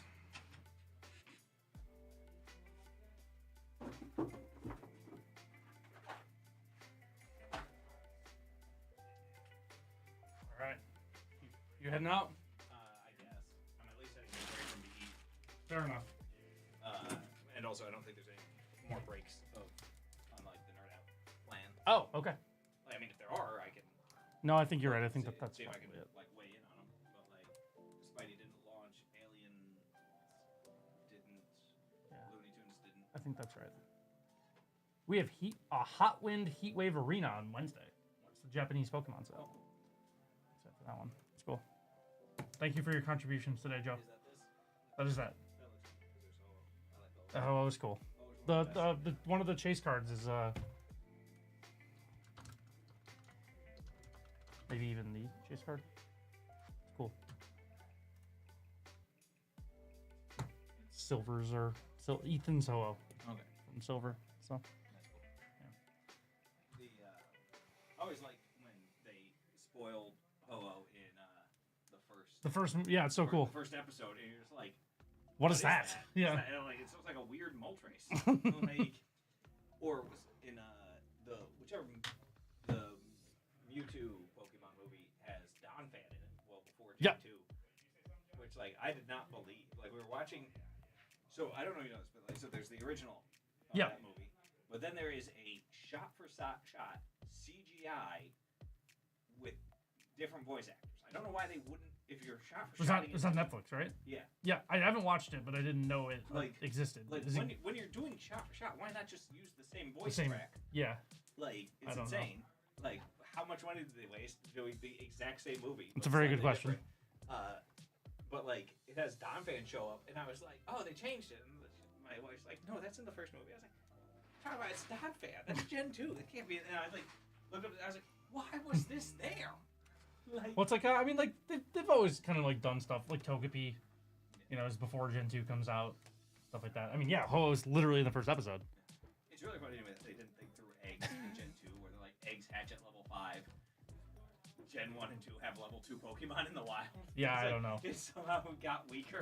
Let's grab another hyperspace. Yeah, we'll wait for the invoice. We'll wait for the invoice. I'll let Michael pretty much do that. He should be back in a minute.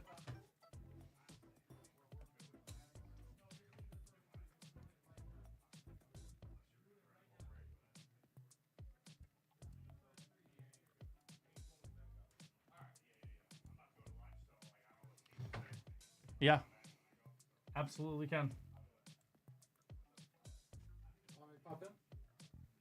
I'm done being construction guy. Okay, sure. I mean, Michael should be back in a minute. Okay.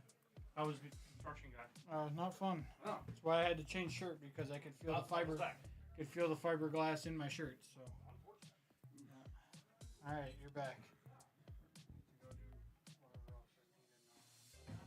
where are we at? I don't even know anymore. I literally just walked in here. All right, soup. Grabbing another thing of hyperspace. Yeah, absolutely. We can rip it. Just drop us the invoice. Spidey's still breaking if it sells. Yes.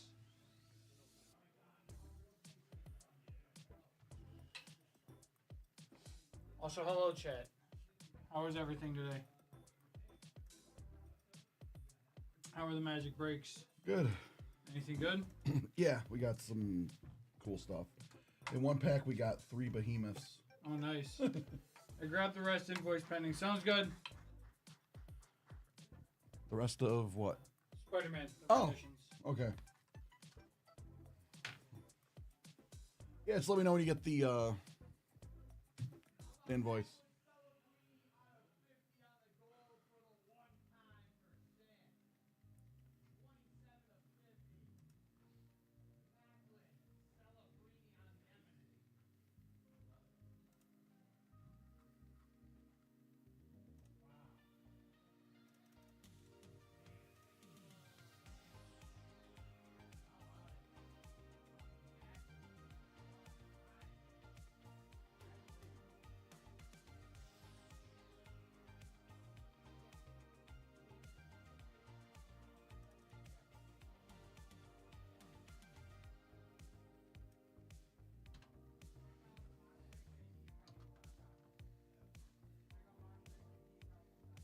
Can I add you back to the queue soup?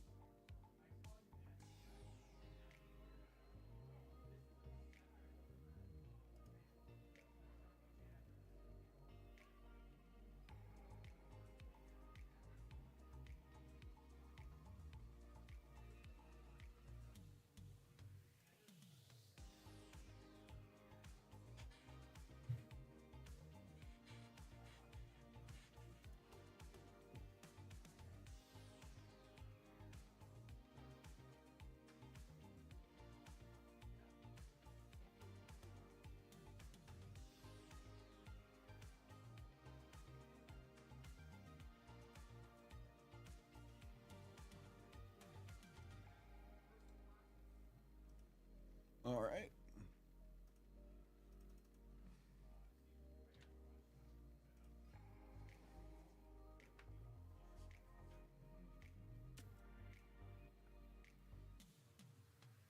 Yeah, Soup, just let me know when you get that number.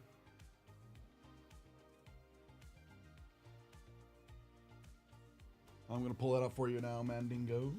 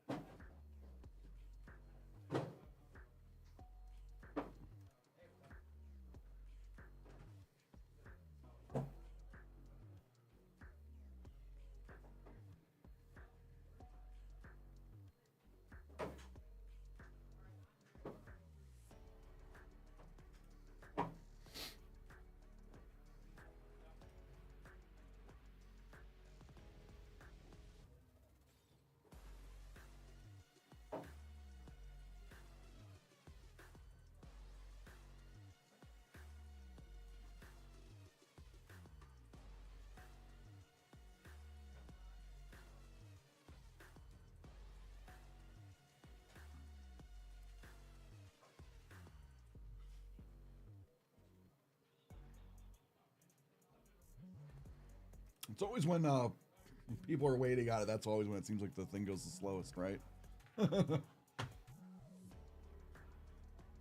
Even if it is only like, you know, a minute or two, like, no, feels like it takes forever.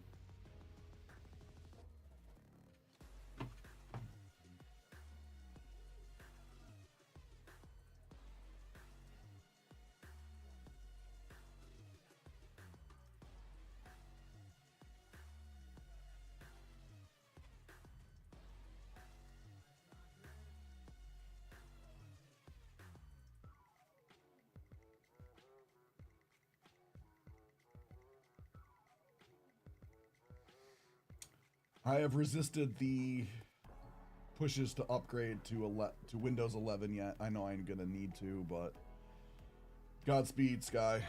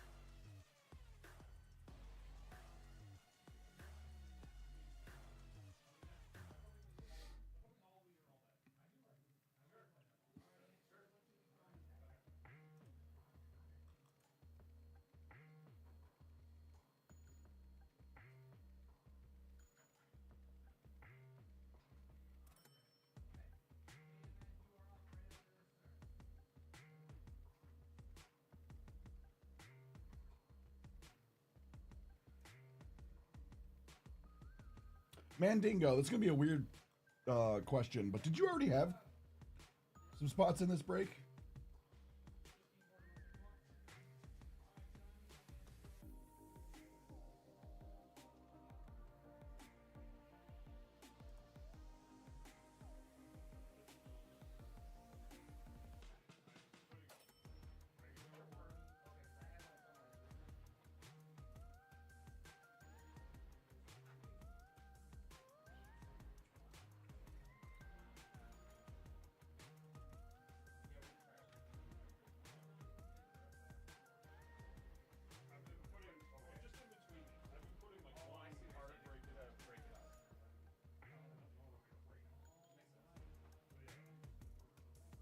Okay, yeah.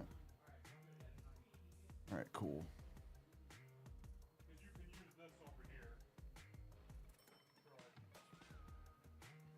All right, 1 second. I'm gonna go grab the stuff. The spreadsheet should be done now.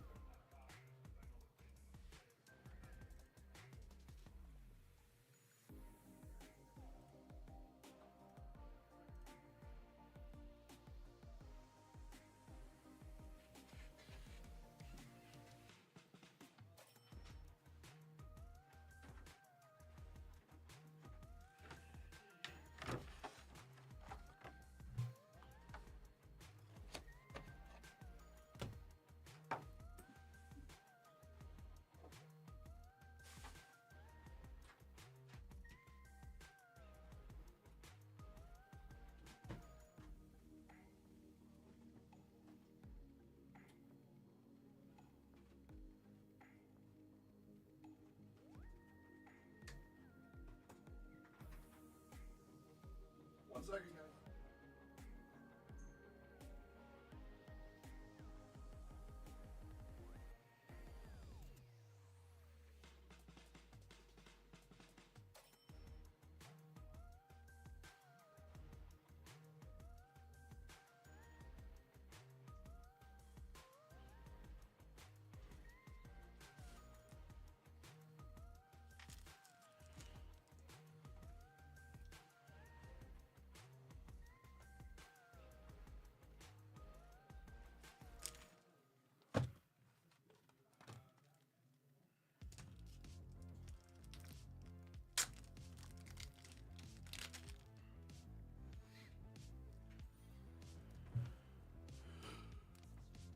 It seems like every other model or OS they come out with is like awesome or crap. It's literally like every other one.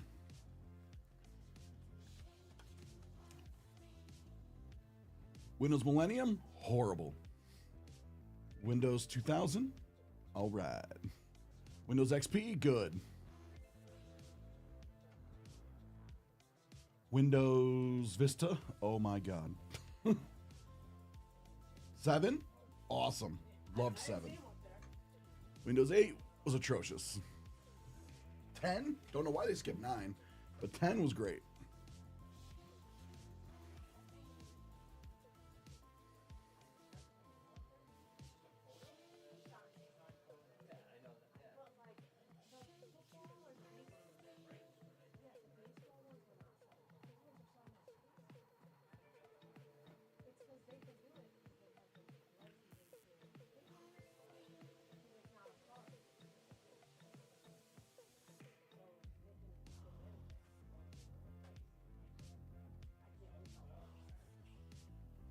That sucks, Sky.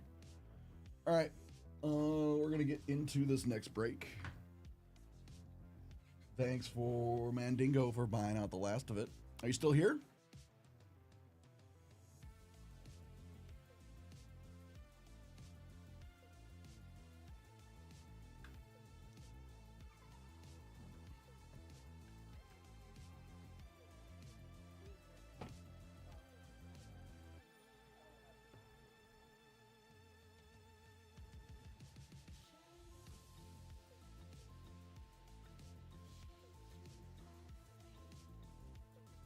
Oh, okay.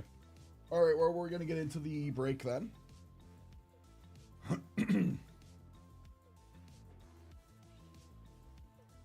Welcome back to Nerd Out, everybody. It is time for our next break. It is a little bit of 2024 Upper Deck, Marvel Revelations, Spider-Man. It's a hobby 3-box.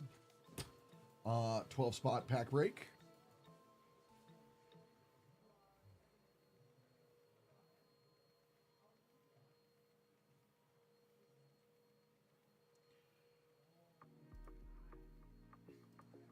So let's see who's in this break. Andrew J with 1 spot. Charlie K with 5 spots. Edgar J with 1 spot, Isaac H with 1 spot, Michael L with 1 spot, Robert M with 1 spot, Taylor B with 1 spot, and Tim T with 1 spot. Let's do some randoming.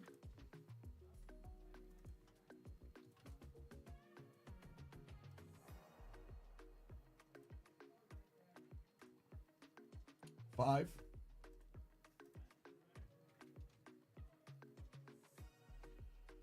2, 3, 4, and 5.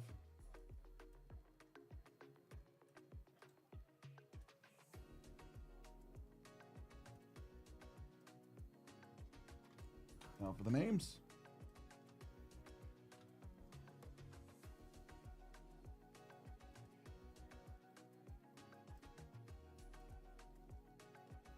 Nine.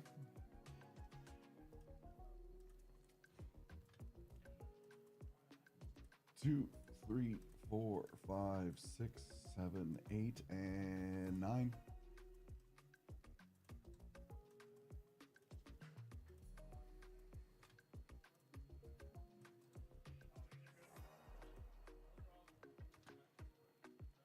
Yep.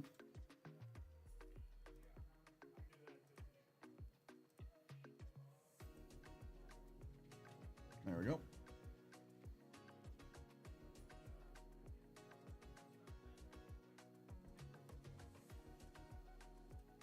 All right, spot 1, we'll go to Robert M. Spots 2, 3, 4, and 5, we'll go to Charlie K. Spot 6 will go to Tim T. 7 will go to Eggard J. 8 will go to Taylor B. 9 will go to Charlie K. 10 will go to Isaac H. 11 will go to Andrew J. And 12 to close us out will be Mike L.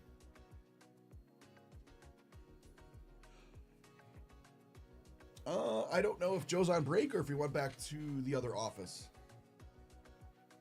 I didn't see him when I was came back from lunch.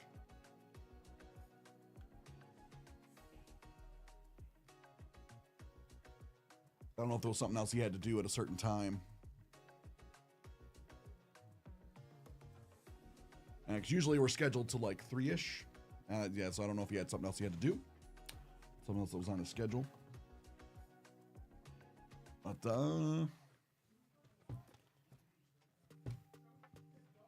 yeah, we try to get Joe in for, like the release week of Magic, the new sets and stuff, since he is a Magic judge. Get his perspective on a few things. Even though I played it for decades, and same with other people, it's like, oh, it's different when you're looking at it from a judge's perspective. You have to have a different...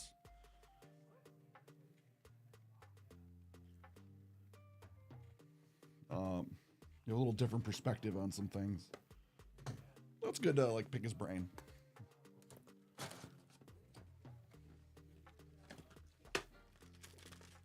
Yeah, glad these sold out.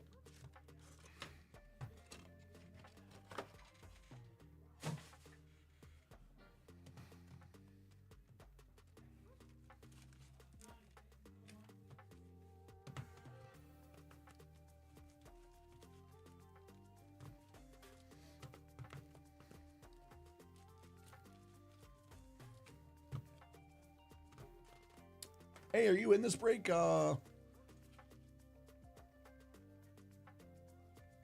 Paco Mise? If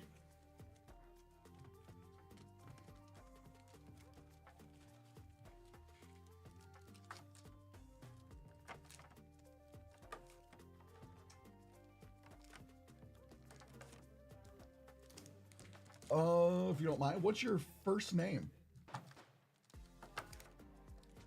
Or you can give me your first initial. Okay. Cool. Glad to have you in the chat. It's always cool when we can have those in the break in the chat. So when we get to your spot, if we pull something extra, I'll throw you something extra for as a little thank you for being in the chat while we do this. Because I know like people are busy and sometimes you can't be here, which I get. That's fine. That's why we have the videos and everything, so you can go back and watch it at your leisure. But, you know, we understand it takes up part of your day, so...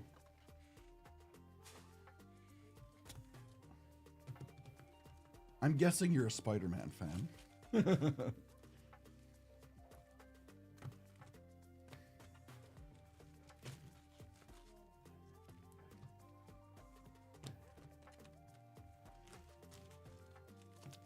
I'll do a little zigzag.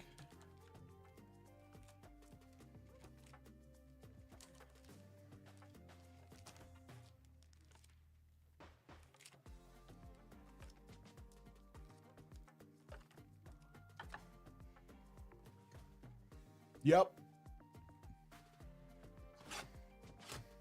That was made like the what was it? Was it on Fox, I think? The one in the 90s? That's the one I remember.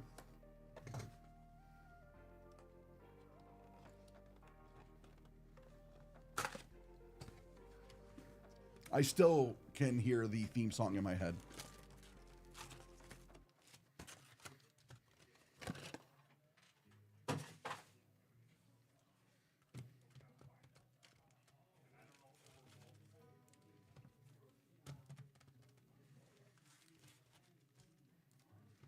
Actually, I don't know. I want to check. I want to see if that is actually on Disney Plus as well. Dude, Marvel theme songs in the 90s were awesome. Like, still one of the greatest ones of all times was from X-Men. Like, I can't do it, but you know what I mean. Same with like Spider-Man. Like, oh man, they were on top of their game.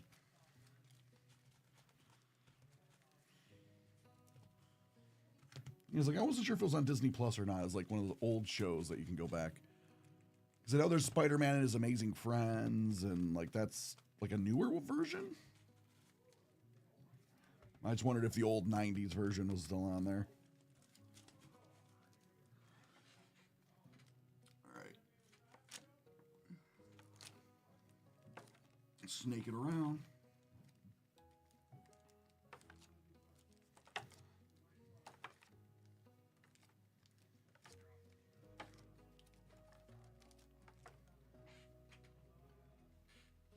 Oh my God, I remember that. Oh man. Let's see. Spot 1 for Roberts. Good luck, Roberts.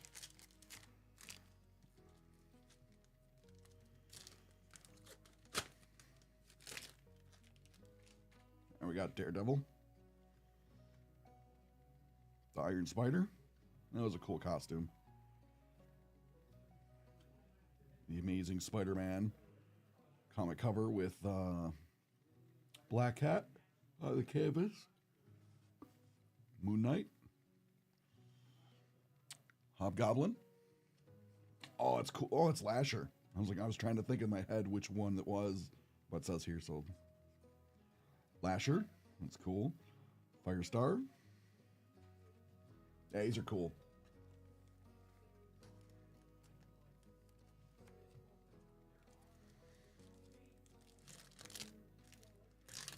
So who's your favorite, like, character from, like, the Spider-Man universe? Is it Spider-Man? Is it a different one? Green Goblin. Like, I always thought Venom was cool. And I like the Scarlet Spider. Like, that's a really cool...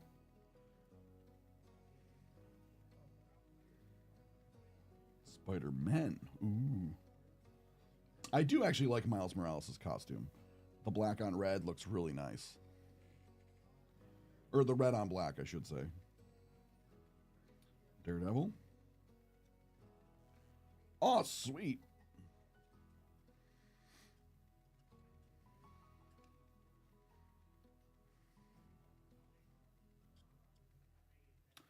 To 199. 114 to 199. Ghost Spider Pink. Oh, that's cool. Is that anti-venom? I don't know which one that is.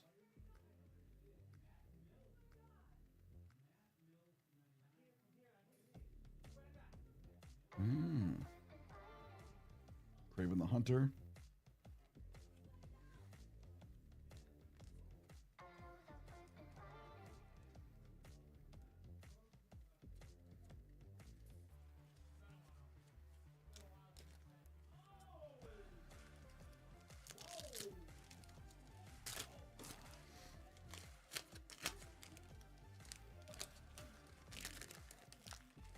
Shriek. Spider-Man. Firestarter on the canvas. War Machine. That's cool. Chameleon. Green Goblin.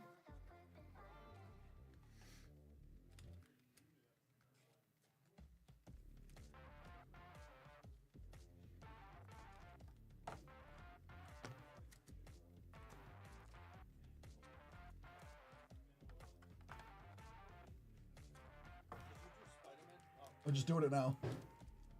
As soon as I asked, I looked at it. I wasn't sure because the website's been a little delayed. If you saw it was. Yeah, I saw that they sold it out. Thanks, Michael. No problem.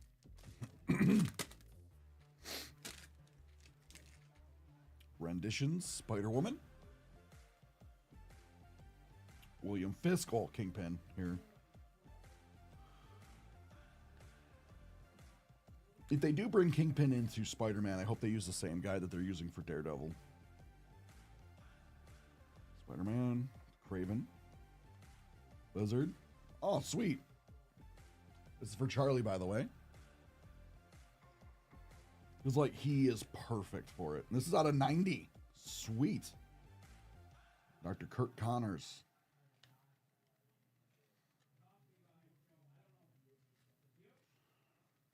Doc Ock. And Silk.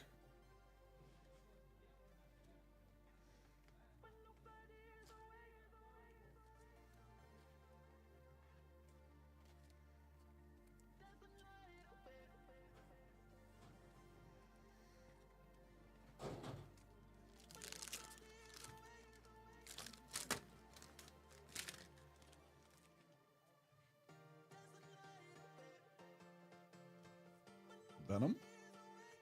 Spider-Woman on the canvas. Enchantress. Oh, that's cool. To 99. Kingpin purple tie. Yeah, that's right. Speed Demon.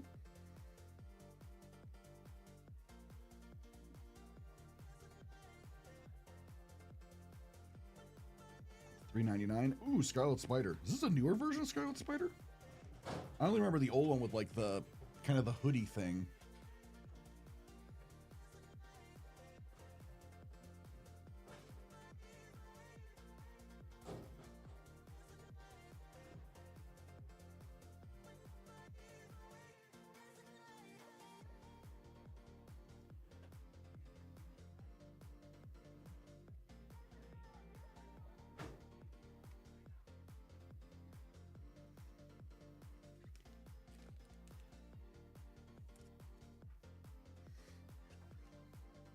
Yeah, $3.99. Yeah, 2 foils or 2 numbered in 1 pack is pretty nuts.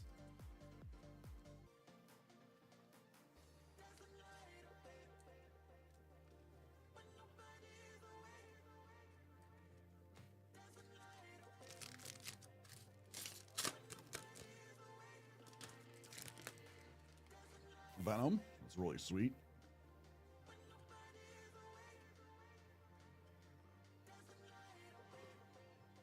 Vulture. The Green Goblin on the green. Nice little color match there. To $3.99. Craven the Hunter. Peter Parker unveils himself. This was during Civil War in the comics.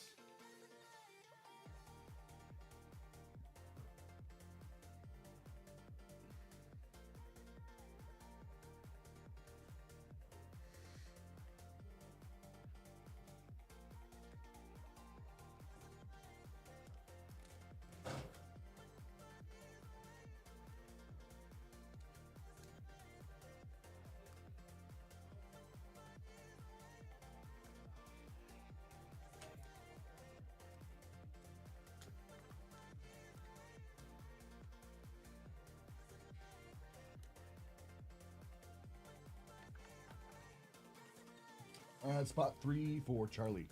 Spots 3, 4, and 5 are all for Charlie.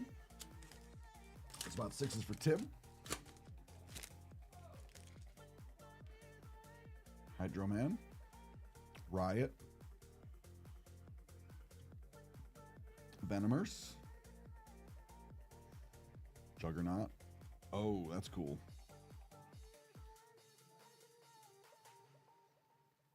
To $2.99, Hobgoblin Orange. Miles Morales. Mysterio.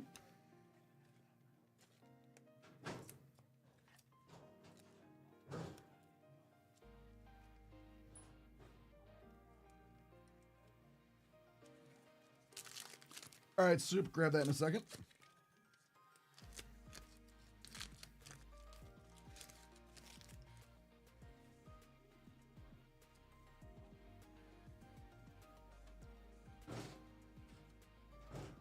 Woman, Black Cat, Mockingbird, Lasher on the Hobgoblin Orange, $2.99.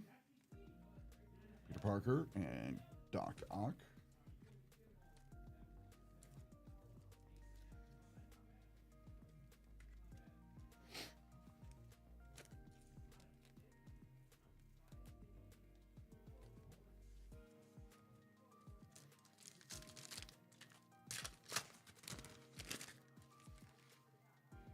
Venom, Green Goblin, Electro. Almost called him Shocker. Abomination. Shriek on the green to $3.99.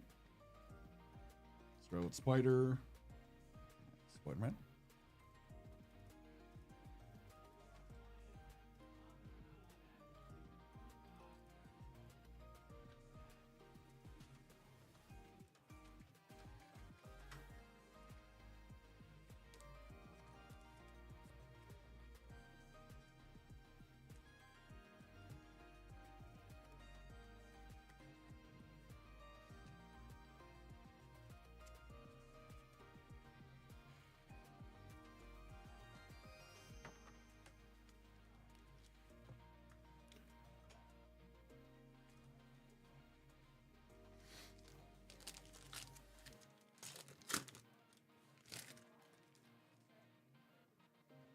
Spider-Man, Venom,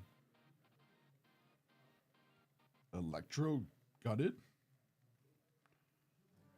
Comic Still going? Yeah, Oh, Marvel Soul. yep. Master Mold. Oh, that's cool. It's like for a card game. Yeah, legendary. Scarlet Spider. And Spider-Man.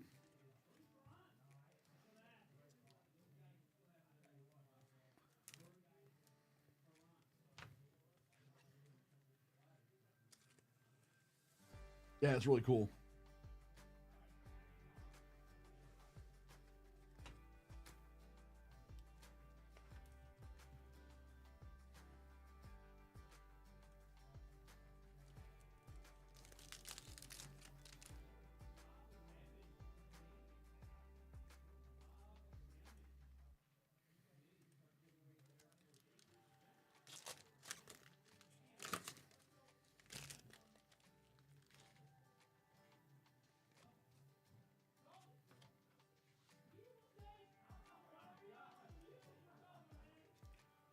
Web of Scarlet Spider.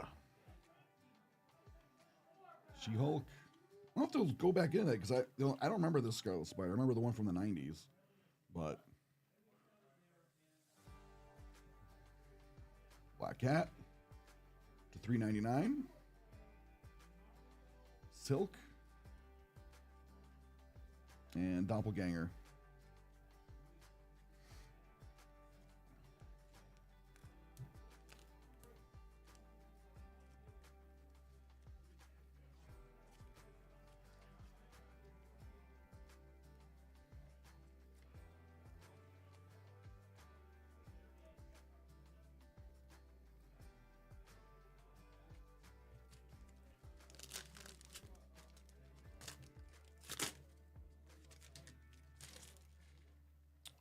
Wolverine, Spider-Man,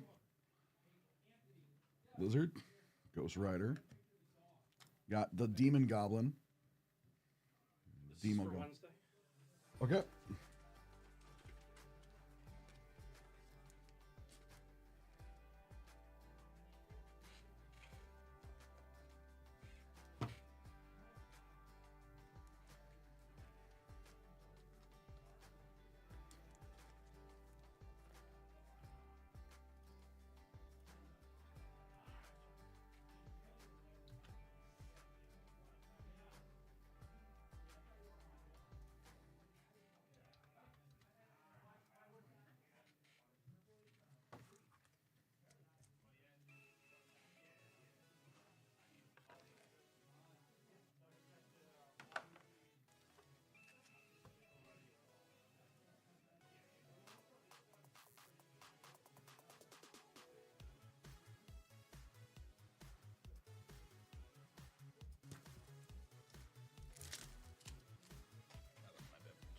Ah. Is this Spider-Man? Yep. Oh, sorry. Mysterio, Spider-Man, Spider-Man, the Mysterious. Serious Manifesto. Yeah, Manifesto on the canvas. Spider-Man 2099. Agony on the green. Yeah, and the Green Goblin to $3.99. So that's cool. Doppelganger and Spider-Man Noir. Which I hear they are getting Nicolas Cage to do a live-action version. That's what I have heard as well. Not from necessarily anything as reliable as, this is definite, but Yeah, I haven't heard anything specifically from Marvel, but like I've heard of it. That's gonna be like I think a Netflix thing. I'm not 100% sure, or like an Amazon thing. yeah. It's really good. Amazon spends a large amount of money on making more content. Yeah. Like,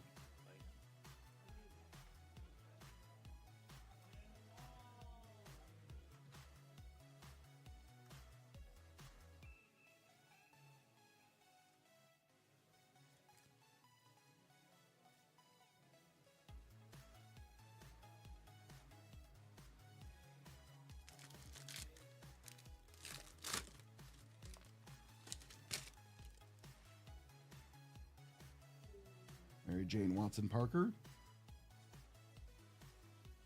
Man. Wicca. Corner of the Prey from Craven. Carnage. And Lizard.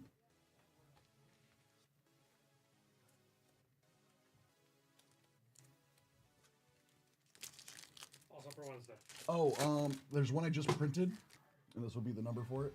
Is it 16, 10, 17? Yes. Okay.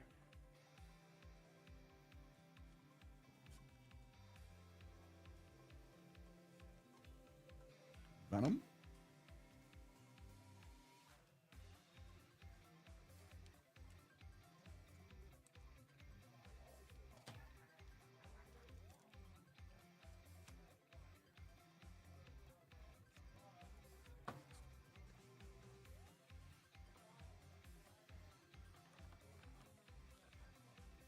All right, 6. This is for Tim. Good luck, Tim. And got that processed for you, Soup, and they're going to go pull it now. Agony. Stereo. That's really cool. Venom versus Spidey. Psylocke.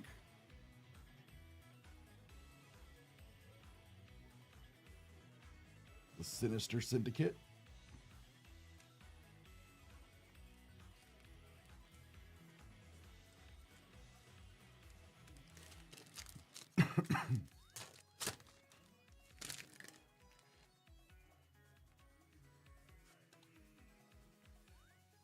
Wolverine.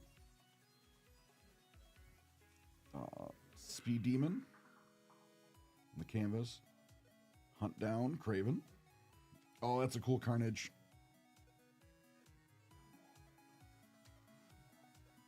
Two of 10. That's a really cool Carnage. 2 of 10. Let's go, Tim.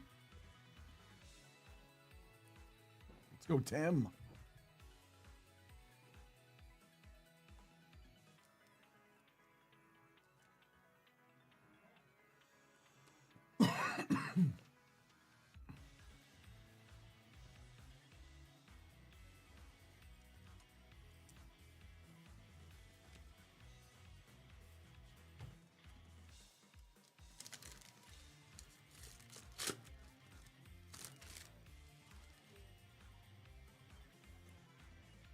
Dro, Venom, Polaris, Speed Demon, Lasher, Firestar.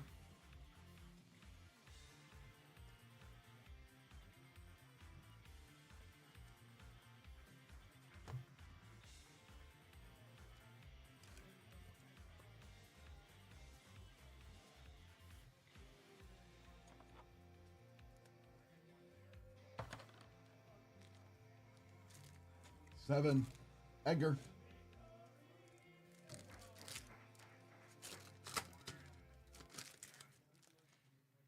Green Goblin, Cloak and Dagger, Kingpin, Beast, Agony on the purple. Hyperspace. 99. Okay, cool. Yeah, that's for today. Okay. Thank you. Tombstone and Doc Ock.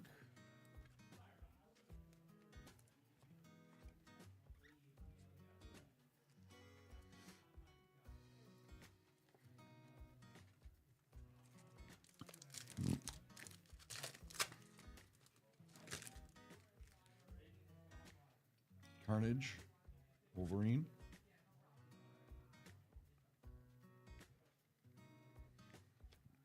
Vulcan, Tombstone on the green to $3.99. Spider-Man. Electro.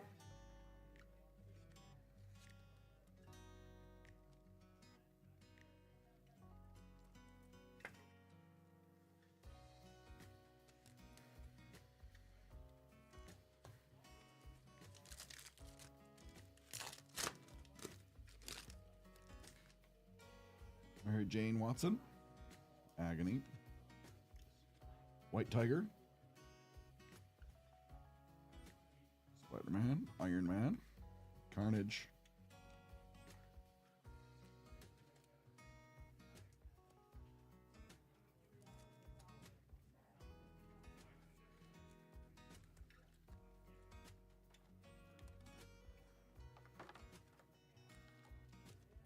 Eight. Taylor.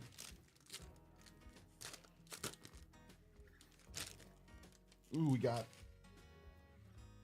looks like a plexi in here. Mary Jane Watson. Severance package. That's Sabretooth.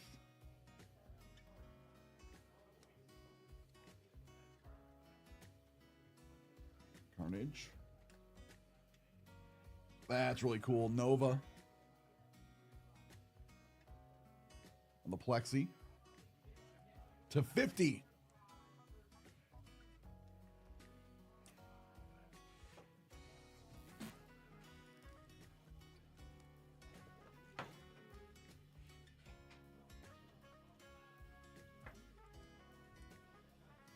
Yeah, that's cool.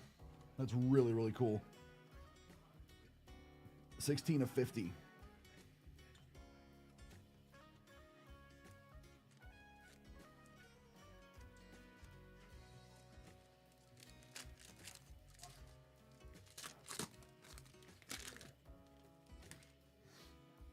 Electro, Kingpin, Lethal Foes of Spider-Man, Kate Bishop, Cat Burglary, Black Cat, Venom, Green Goblin.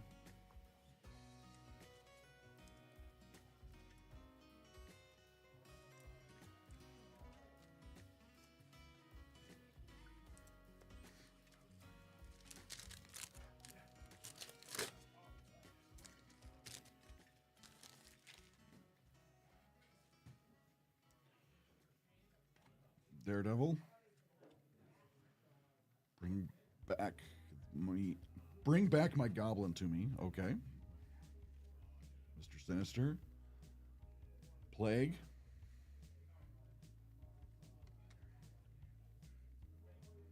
Blizzard.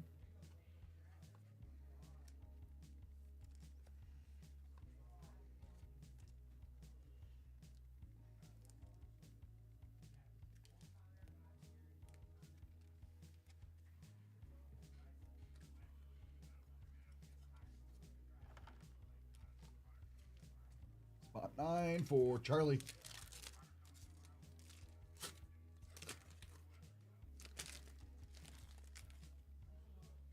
Green Goblin.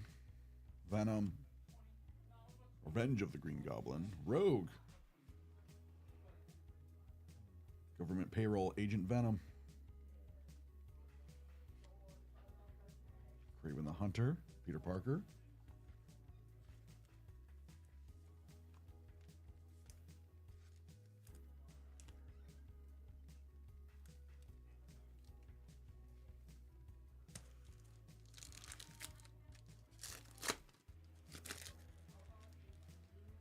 Vulture, Black Cat, Taskmaster, Spider-Man, Kingpin, Chameleon.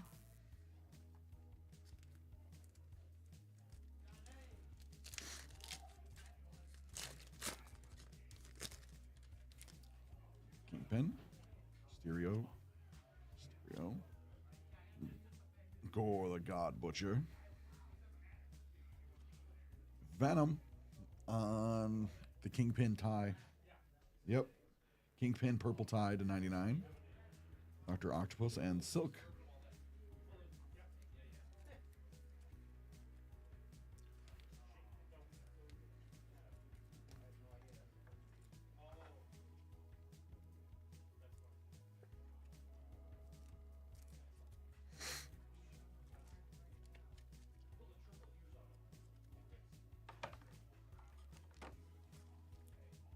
$10 for Isaac.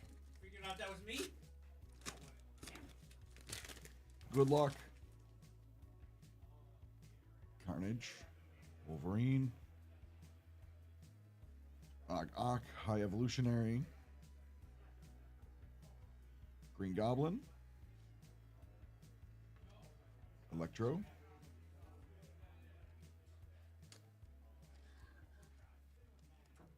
Let's see what we can do.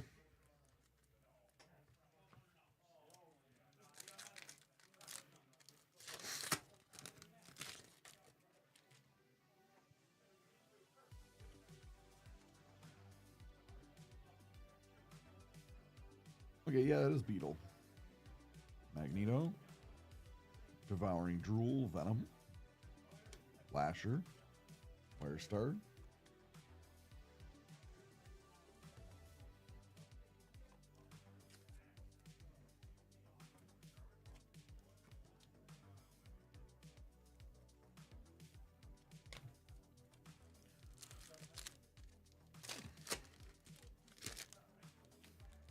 Broken Dagger. Hydro Man. Spider-Man, Back in Black. Maximus. Starfire, or not Starfire, Firestar to $3.99. Tombstone and Dr. Octopus.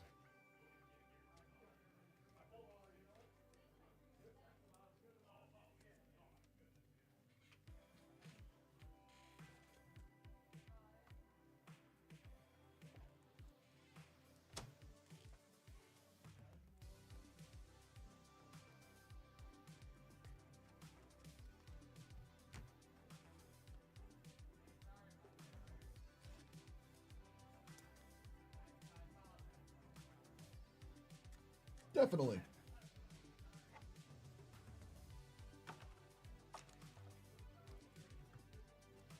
Definitely take a number anytime. So this is 11. So Andrew. Venom. Vulture. Captain Marvel. Ooh, Spider-Man on the Hobgoblin to $2.99. Beetle. Shocker.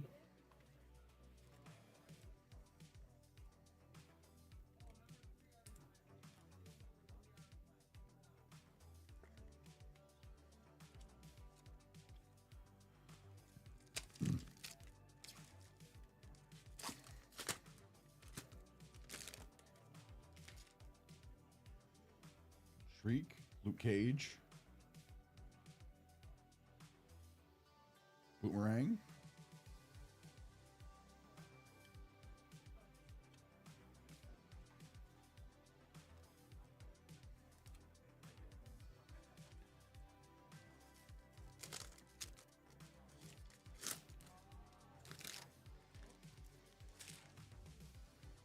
Spider-Man, Green Goblin, Craven, Zarathos, Tombstone to $3.99 or $2.99. Sorry, Doppelganger and Spider-Man Noir.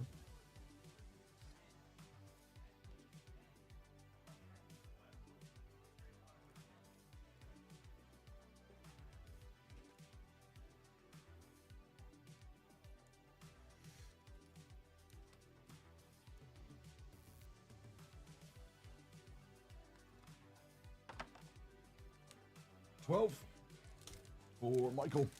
Mike L.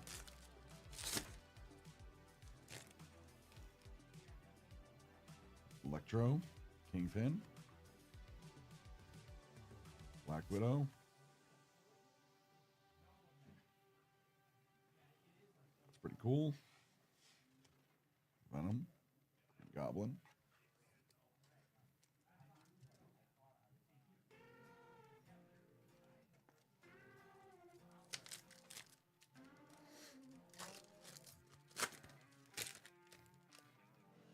Agent Venom. Boomerang. Lizard with Reptilian Rage. Ronan the Accuser. Boomerang. Iron Fist. Spider-Man in the black costume.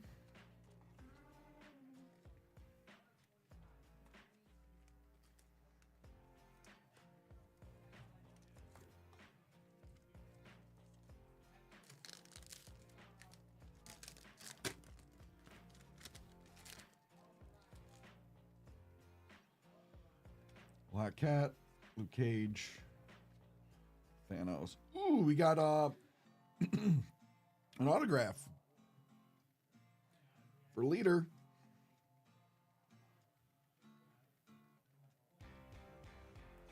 Uh, 19 of 35.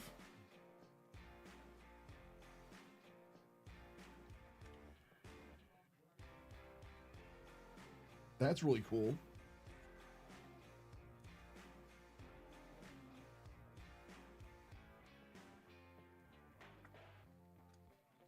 Didn't know we could get autographs in here. That's really, really cool.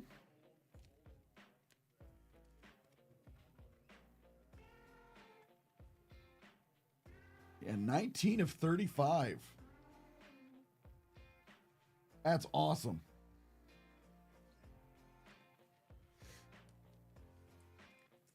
Thank you all for buying out this break. Let's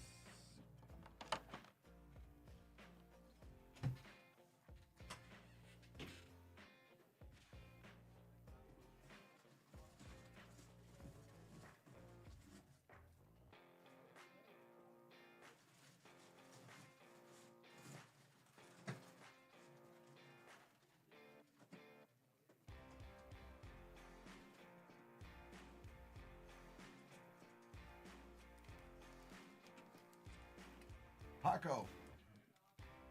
Pacho. That's a, I'm gonna send you one of these, Isaac, as well as for Charlie.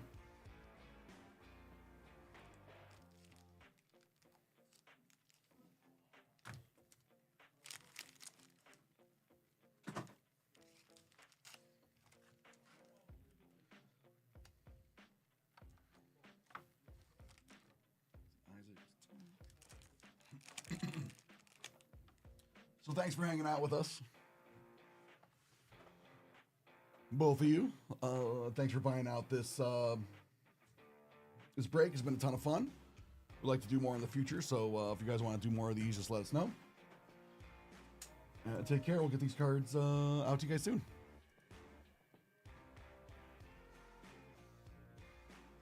Cool. And Soup will get into yours in just a moment.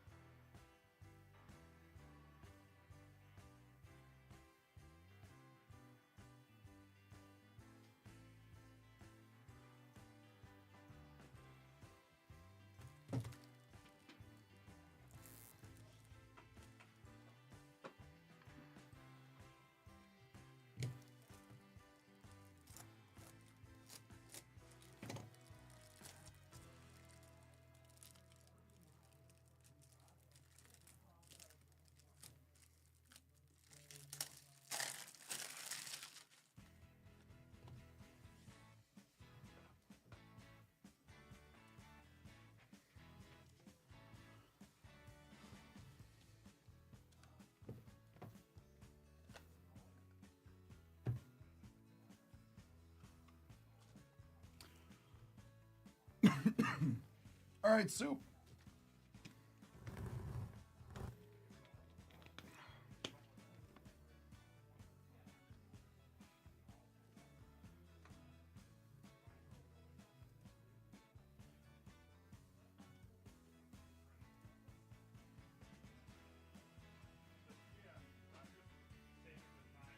All right, let's get into this. Welcome back to Nerd Out. Here is another hyperspace for our good friend Soup over on the Twitch side. Let's see what's in this box. Did you want this box as well as, I know you wanted the other ones, but did you want this box as well?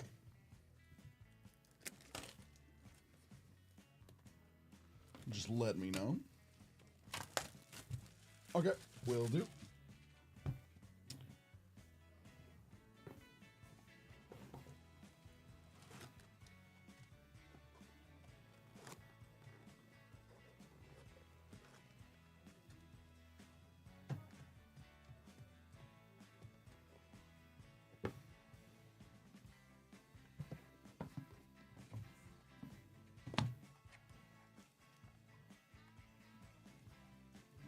All right. Good luck.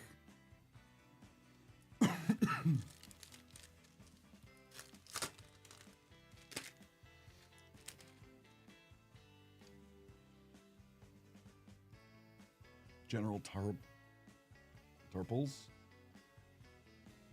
Drum. Hoth Rebel Trooper. Kylo Ren. C-3PO. Sandhill. Third class T2C shuttle. Naboo Royal Guard. Wookiee Long Gun. Mustafar Lava Flea.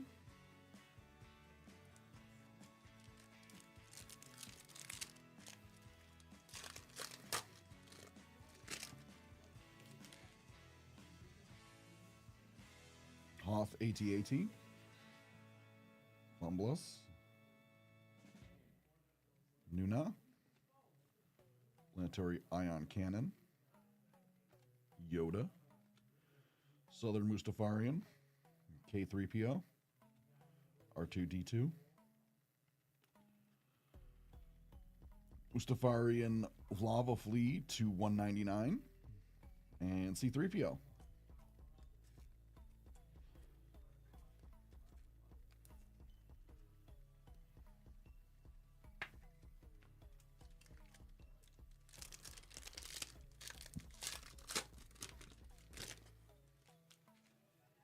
Ooh, got a little gold back here, it looks like. Sabi. Obi-Wan. Here's Load. Republic Freighter. Rebuck. Droid Deka. ISP Speeder. Republic Attack Ship. Attack Gunship. First arrival of Chewbacca to 50. I've never seen one of these before. And Boba Fett captures Han. I've never seen one of these before. The first arrival. Oh yeah. Seen them. I've seen them. They're short print. Well, yeah, it's the 50, so I figured pretty. Like case hits, maybe? Maybe? I don't know. I don't remember these. But that's pretty cool. It's really, really cool.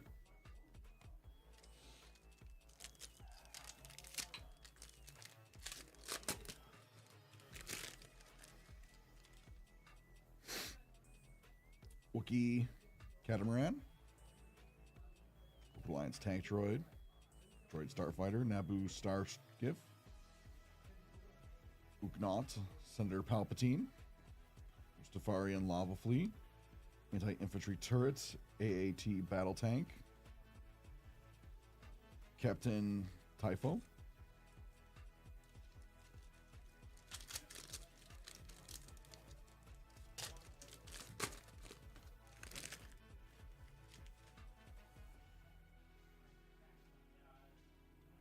Sort of panning droid.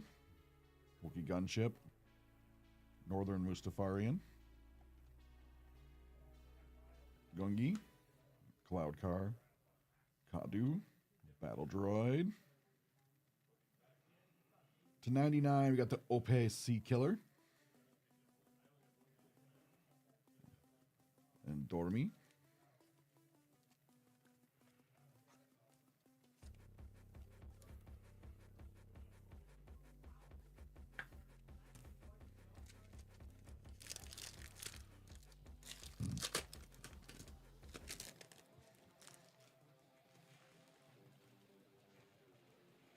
Gondola Speeder, Imperial Probe Droid, Uma, Chewbacca, Lobot, Trade Federation Battleship, First Arrival. All right, now we got two. We got a Padme.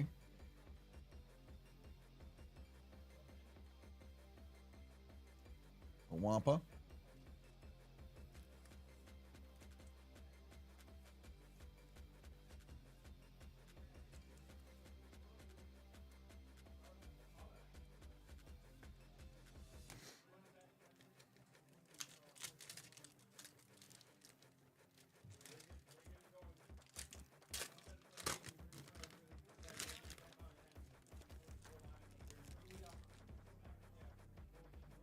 Dormy, Captain, Typho, Rep Tease, Droid Gunship, Han Solo, Boba Fett's Starship, AT-AT Driver, Colo Clawfish, Maximilian Vries to 199.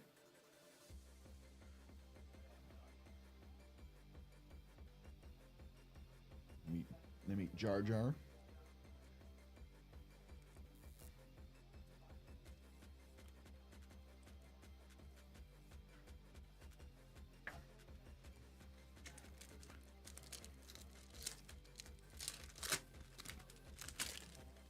Pack good luck. Wedge Antilles, Darth Sidious, Machine Cancel, Queen Jamalia, Car Stanton, Queen Apalalan, Chief Tarful. Chief Tarful on the cosmic, like, I forget the name of this. I always forget the name of this foil, but it looks really cool. And then the Trade Federation Battleship.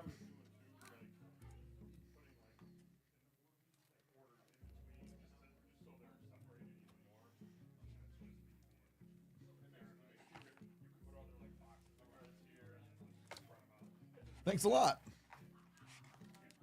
Appreciate the order.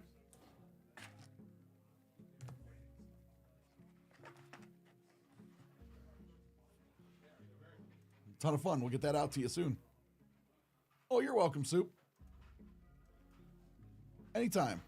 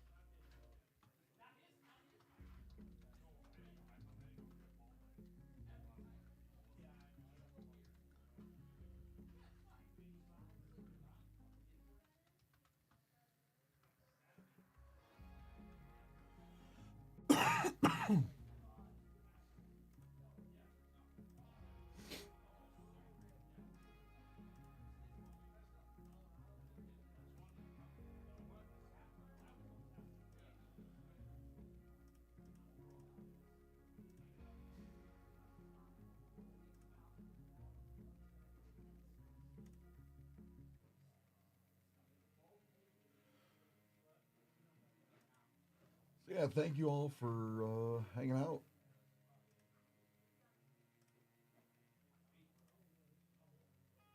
Do a short prediction for 5 minutes. Sith or Jedi will do the wheel. And in the meantime, I'll give you a heads up of what we're doing. Wednesday.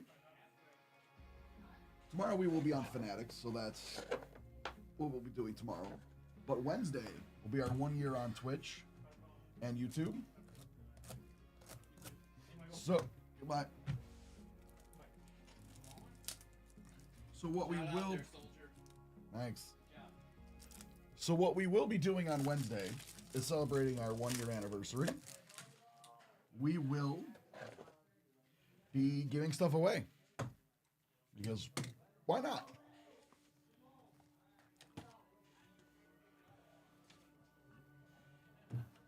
For every $50 you spend on personals on Wednesday, and you can order them now and have them scheduled for Wednesday. You just put in the notes for Wednesday.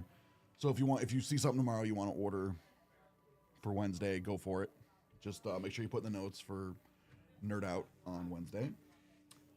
Everybody will be entered. For every $50 you'll be entered in. You'll get an entry for this 2021 Marvel Premium and everything that's inside this tin.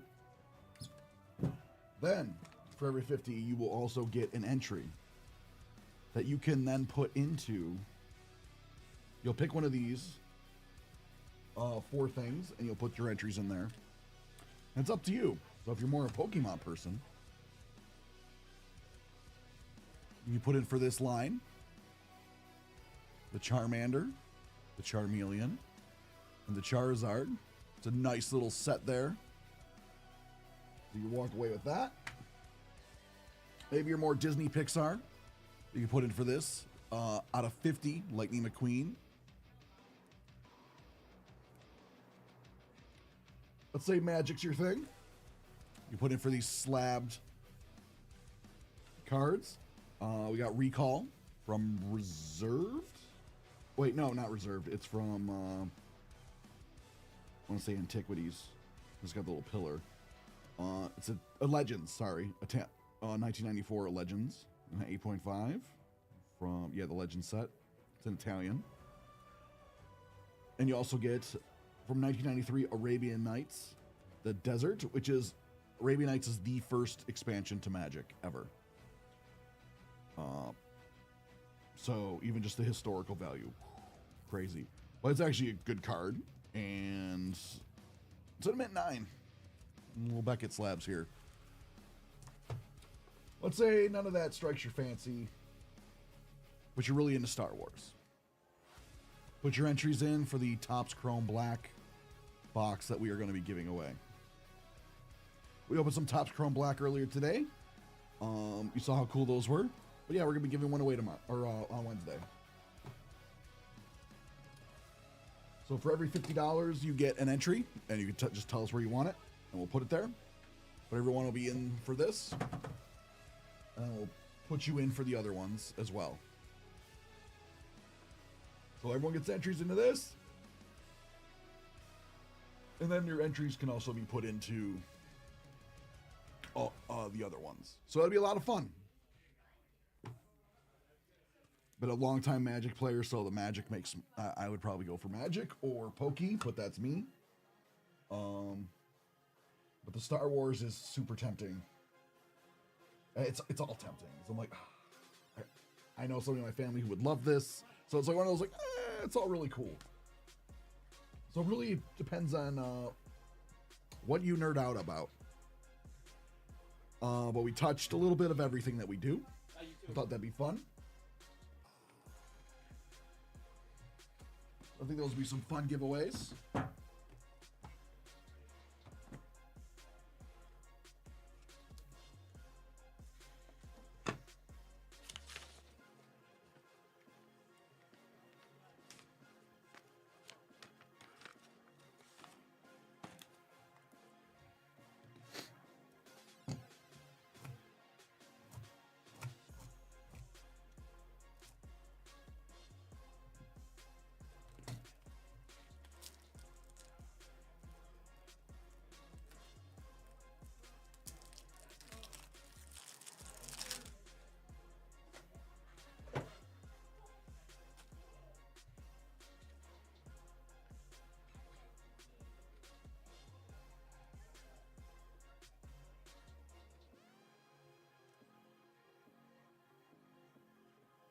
Looks like nobody put in for Sith.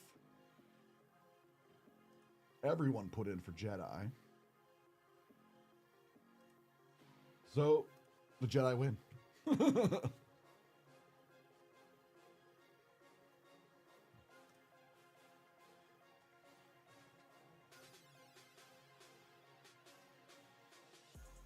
So, give you guys your points back. Let's see if Aiden's live. Yay, you did it.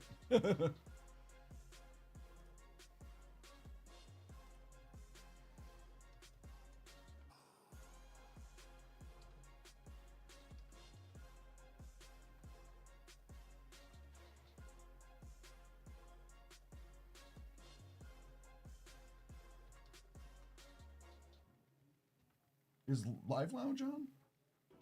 Is Aiden even here? He's here. I think it. Aiden's live, right? Yeah. Yeah, he's live.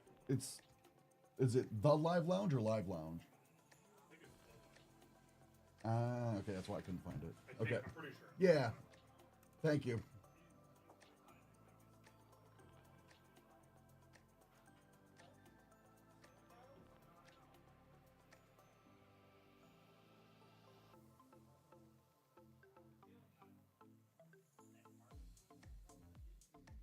All right, go over there and cause some havoc, guys. I'm gonna send you over to the Live Lounge for late night with Aiden. He might have some cool stuff for you. Take care, everyone.